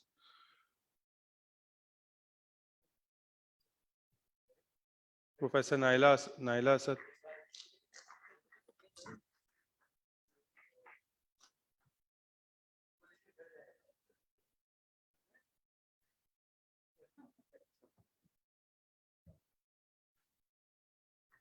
Dr. Faraz Shafiq.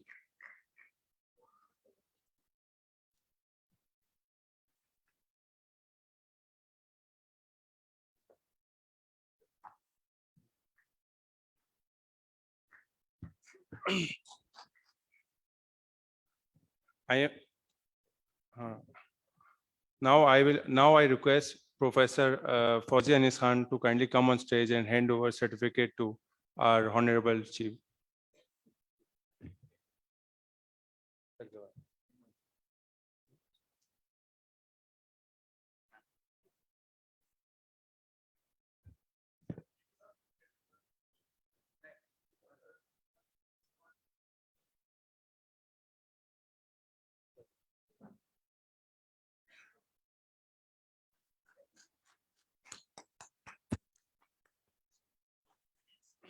I am grateful to everyone for attending this session. I will request all my guests and delegates to remain seated as well as we will be proceeding to the inaugural ceremony of Pakistan Society of Anesthesia 2022.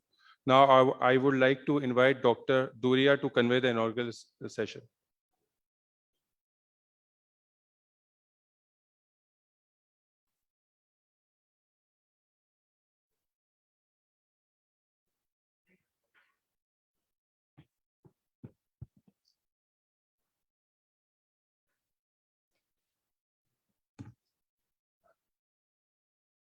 Okay, good evening, everybody. I am Dr. Duria Raza. On behalf of the organizers, I would like to welcome you all to the inaugural ceremony of 40th Annual Conference of Pakistan Society of Anesthesiologists, Karachi chapter. Before we begin, I would humbly request you all to please turn your mobile phones to silent mode. It has been wonderfully refreshing to come together in person and meet our peers after almost 3 years of strict COVID restrictions and a barricade of online conferences. It has been frustrating and exhausting for all of us, I'm sure. So let us begin with the name of Almighty Allah and thank Him for His blessings and kindness during these trying times. بسم الله الرحمن الرحيم الرحمن علم القرآن خلق الإنسان علمه البيان الشمس والقمر بحسبان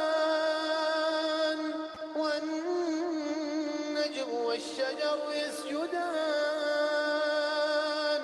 والسماء رفعها ووضع الميزان ألا تطغوا في الميزان وأقيموا الوزن بالقسط ولا تخسروا الميزان والأرض وضعها للأنام فيها فاكهة والنخل ذات الأكمام والحب ذو العصف والريحان فبأي آلاء ربكما تكذبان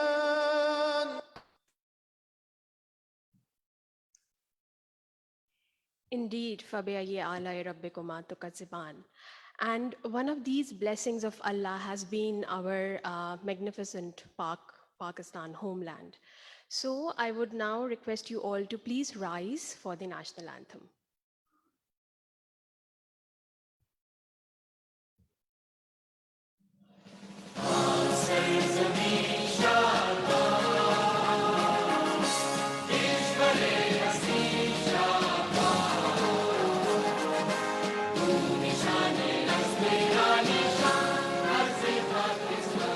مركز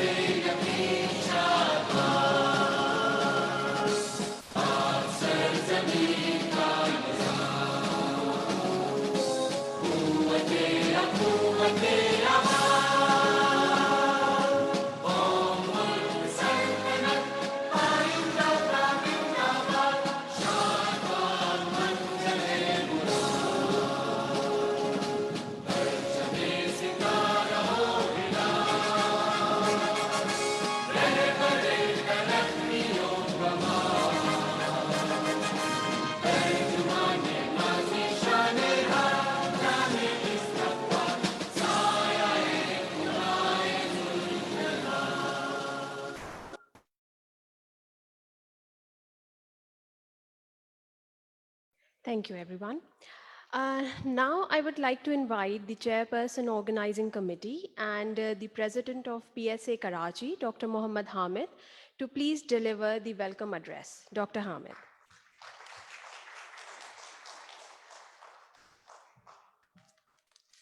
Assalamu alaikum and good evening, everyone. Sorry, we are almost 1 hour behind the program, but we should be able to finish by 7 o'clock. Almost, okay. So on behalf of the organizing committee, a very warm welcome to all the participants, panelists, speakers, and chairpersons of this 48th Pakistan Society of Anesthesiologists Karachi conference. Good to see a sizable participation, and this is the participation not only from Karachi but also from several cities: Nawabshah, Hyderabad, Lahore, Peshawar, Multan, Rawalpindi, Sakkar, Ladkana, and of course Quetta, because we missed Quetta last time. So we are honored to have with us today our chief guest, Professor Mehdi Hasan Mumtaz, and guest of honor, Dr. Arshad Taqi. I thank them for accepting our invitation and for their kind presence. A special thanks to Professor Tipu Sultan, Patron PSA Central, and Professor Saeeda Haider, Patron PSA Karachi, for their guidance and active involvement. Actually, Dr. Saeeda not only involved in our scientific committee, but also help us in organizing this conference. So I think we should give her a big hand. I'm thankful to all the committee members who were involved in the pre-conference workshops led by Dr. Ameem Anwar, scientific committee member, Professor Fawzia Anis Khan, Professor Saeeda Haider, Dr. Asma, and Talal Ahmed. Printing and publication committee members led by Dr. Alia and Vinod, exhibition committee members led by Dr. Noor, registration committee members led by Dr. Zaid Rao, and audiovisual by Nadeem Munir. And of course, our General Secretary, Farzad Sultan. The theme of this conference is Journey Towards Excellence, is Vision 2025. We are having this annual conference after a long time. We missed previous 2 years due to COVID pandemic, but we were able to do some CME programs, numerous CME programs actually, and a couple of webinars on COVID and sedation. During this time, we were also able to revive our PSA newsletter. So we are going to have a PSA newsletter quarterly from now on. Just a brief overview of the program of this 40th conference. We already had 10 pre-conference workshops in the past 2 weeks. Those were on different topics in 10 different institutes. Today, we already had sessions on post-graduation, a session on minimal mandatory standards, guest lecture, and refresher course. One topic left for today, which will be covered by Dr. Farzad, which is the role of anesthesiologist in COVID pandemic. Anesthesiologists have played a vital role during the COVID pandemic, and their contribution, I think, is still underappreciated. But we must appreciate from the PSA conference and PSA Society, we are appreciating their role. Tomorrow, we will start with breakfast session where you will get a chance to meet the experts related to a specific field like chronic pain, acute pain, thoracic anesthesia, and also you will be able to meet some experts who are experts in peripheral nerve blocks. You can choose a topic of your interest and join them for a small presentation and discussion. After that, we will have young consultant session, anesthesia as of 2022, residents free paper contest and poster presentation. A parallel paramedic session will be held in Marquee as well. I also invite you all to be here in the same hall tomorrow around 9:30 to 9:45 for a photograph. A group photograph will be taken at that time. So I hope you will enjoy the conference, its content, and of course, catching up and socializing with other anesthesia colleagues. I thank you again for your participation. Have a wonderful evening. Thank you.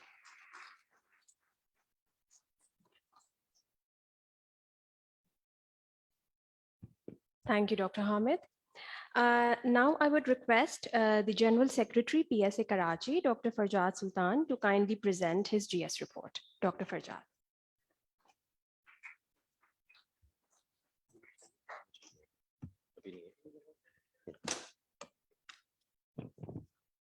Good evening, ladies and gentlemen.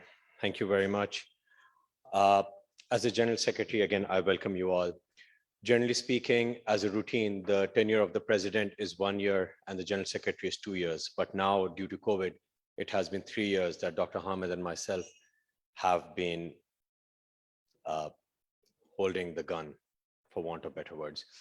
During this 3 years, most of the academics activities that have happened have been in regarding training of medics and paramedics for critical care units, specifically the COVID units. Of the institutes who have trained the most, I have to mention the Aachen University Hospital and the Dow University of Health Sciences.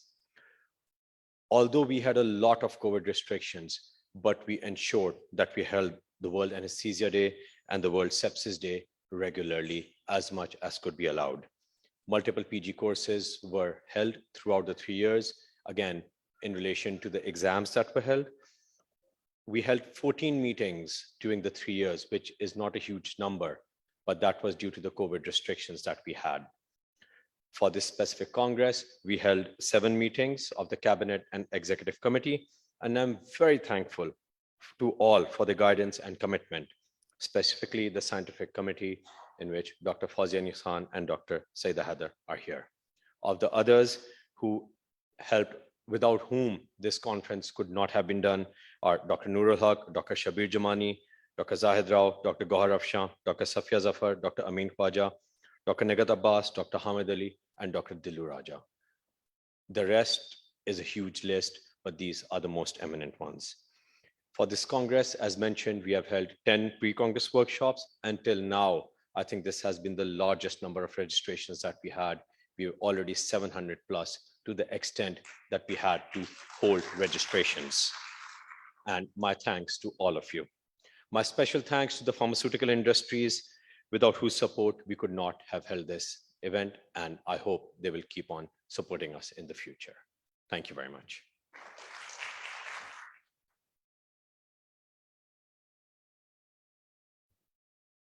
Thank you, Dr. Farjad.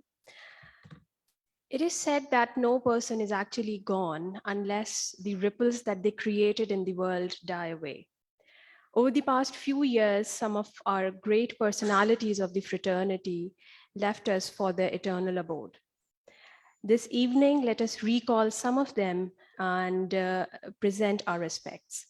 I would now request Dr. Safia Zafar to please deliver citation for Dr. Rehana Yassin.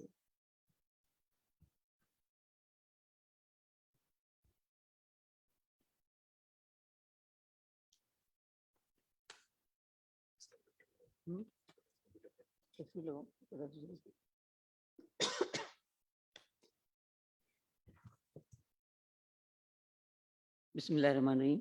Dr. Rehana was born on 23rd September 1956. She qualified MBBS from Sindh Medical College, Karachi in 1980 and joined Department of Anesthesia, Surgical ICU, Civil Hospital, Karachi in February 1983. As medical officer, she qualified MCPS anesthesiology exam and in 1986 was promoted as specialist anesthetist. In 1995, she qualified FCPS and took charges of HOD, anesthesia in surgical ICU, as was promoted as professor till retirement in September 2016. Dr. Rehana served as President, Pakistan Society of Anesthesiology, Karachi, and also President, Pakistan Association of Cardiothoracic Anesthesiologists, PACTA, during 2009 and 2011. And she remained a member of Executive Committee of PSA Karachi and PACTA till her death. She was examiner, CPSP, and was taken in teaching and participating as an invited speaker in courses of FCPS and MCPS training in different hospitals. She also played a pivotal part in starting pediatric cardiac ICU and NICVD.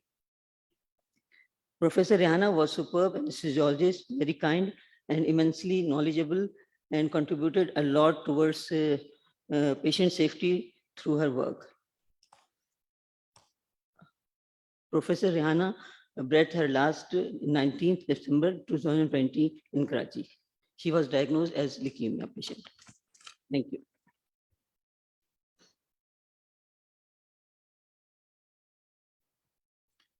Thank you, Dr. Safia. I would now request Dr. Zahid Salod to say a few words about Dr. Jameel Akhtar.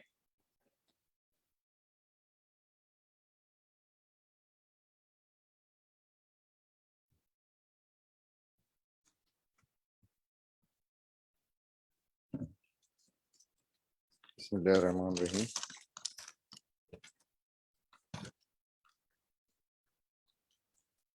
On November 19, 2021, Dr. Muhammad Jameel Akhtar was laid down to rest.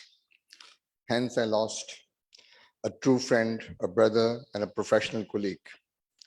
Our journey of friendship was more than 4 decades and dates back to our early medical college life when we were young, naive students. As they say that you never come to know a person until you have lived or traveled together. And as a matter of fact, I have experienced both with Dr. Jameel Akhtar. In our final years of MBBS, though I was in Sindh Medical College and Dr. Jameel graduated from Daw Medical College, but we share same hostel and we were the roommates. And together we shared a lot of memories. My relationship with Jameel Akhtar cannot be summed up in few words, and it involves a lot of emotions and lifelong memories. We have exchanged notes, study notes, and played together, dined together, and worked together. And actually, I was inspired by him to join anesthesiology as my career. While working in the same department for more than many years, 15 years, I found him honest, dedicated, humble, and I met him as I met him for the first time. We arranged many CPR workshops and conferences together. Myself, Jameel Akhtar, and Safia had the honor to establish first ever pain management clinic in Civil Hospital, Karachi. Nevertheless, his presence has left an aura, which was impactful. His religious inclination marked a great influence on me. The authenticity in his character, loyalty, and compassion he exhibited left unforgettable remarks on my heart. He will always be remembered as a respectful, honest, and a thorough gentleman. May Almighty rest his soul in eternal heaven. Thank you so much.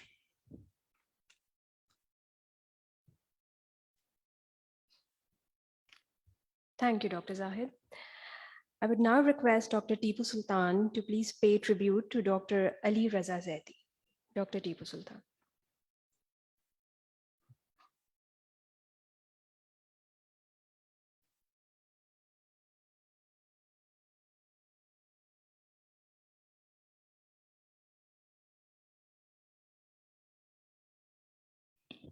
Thank you.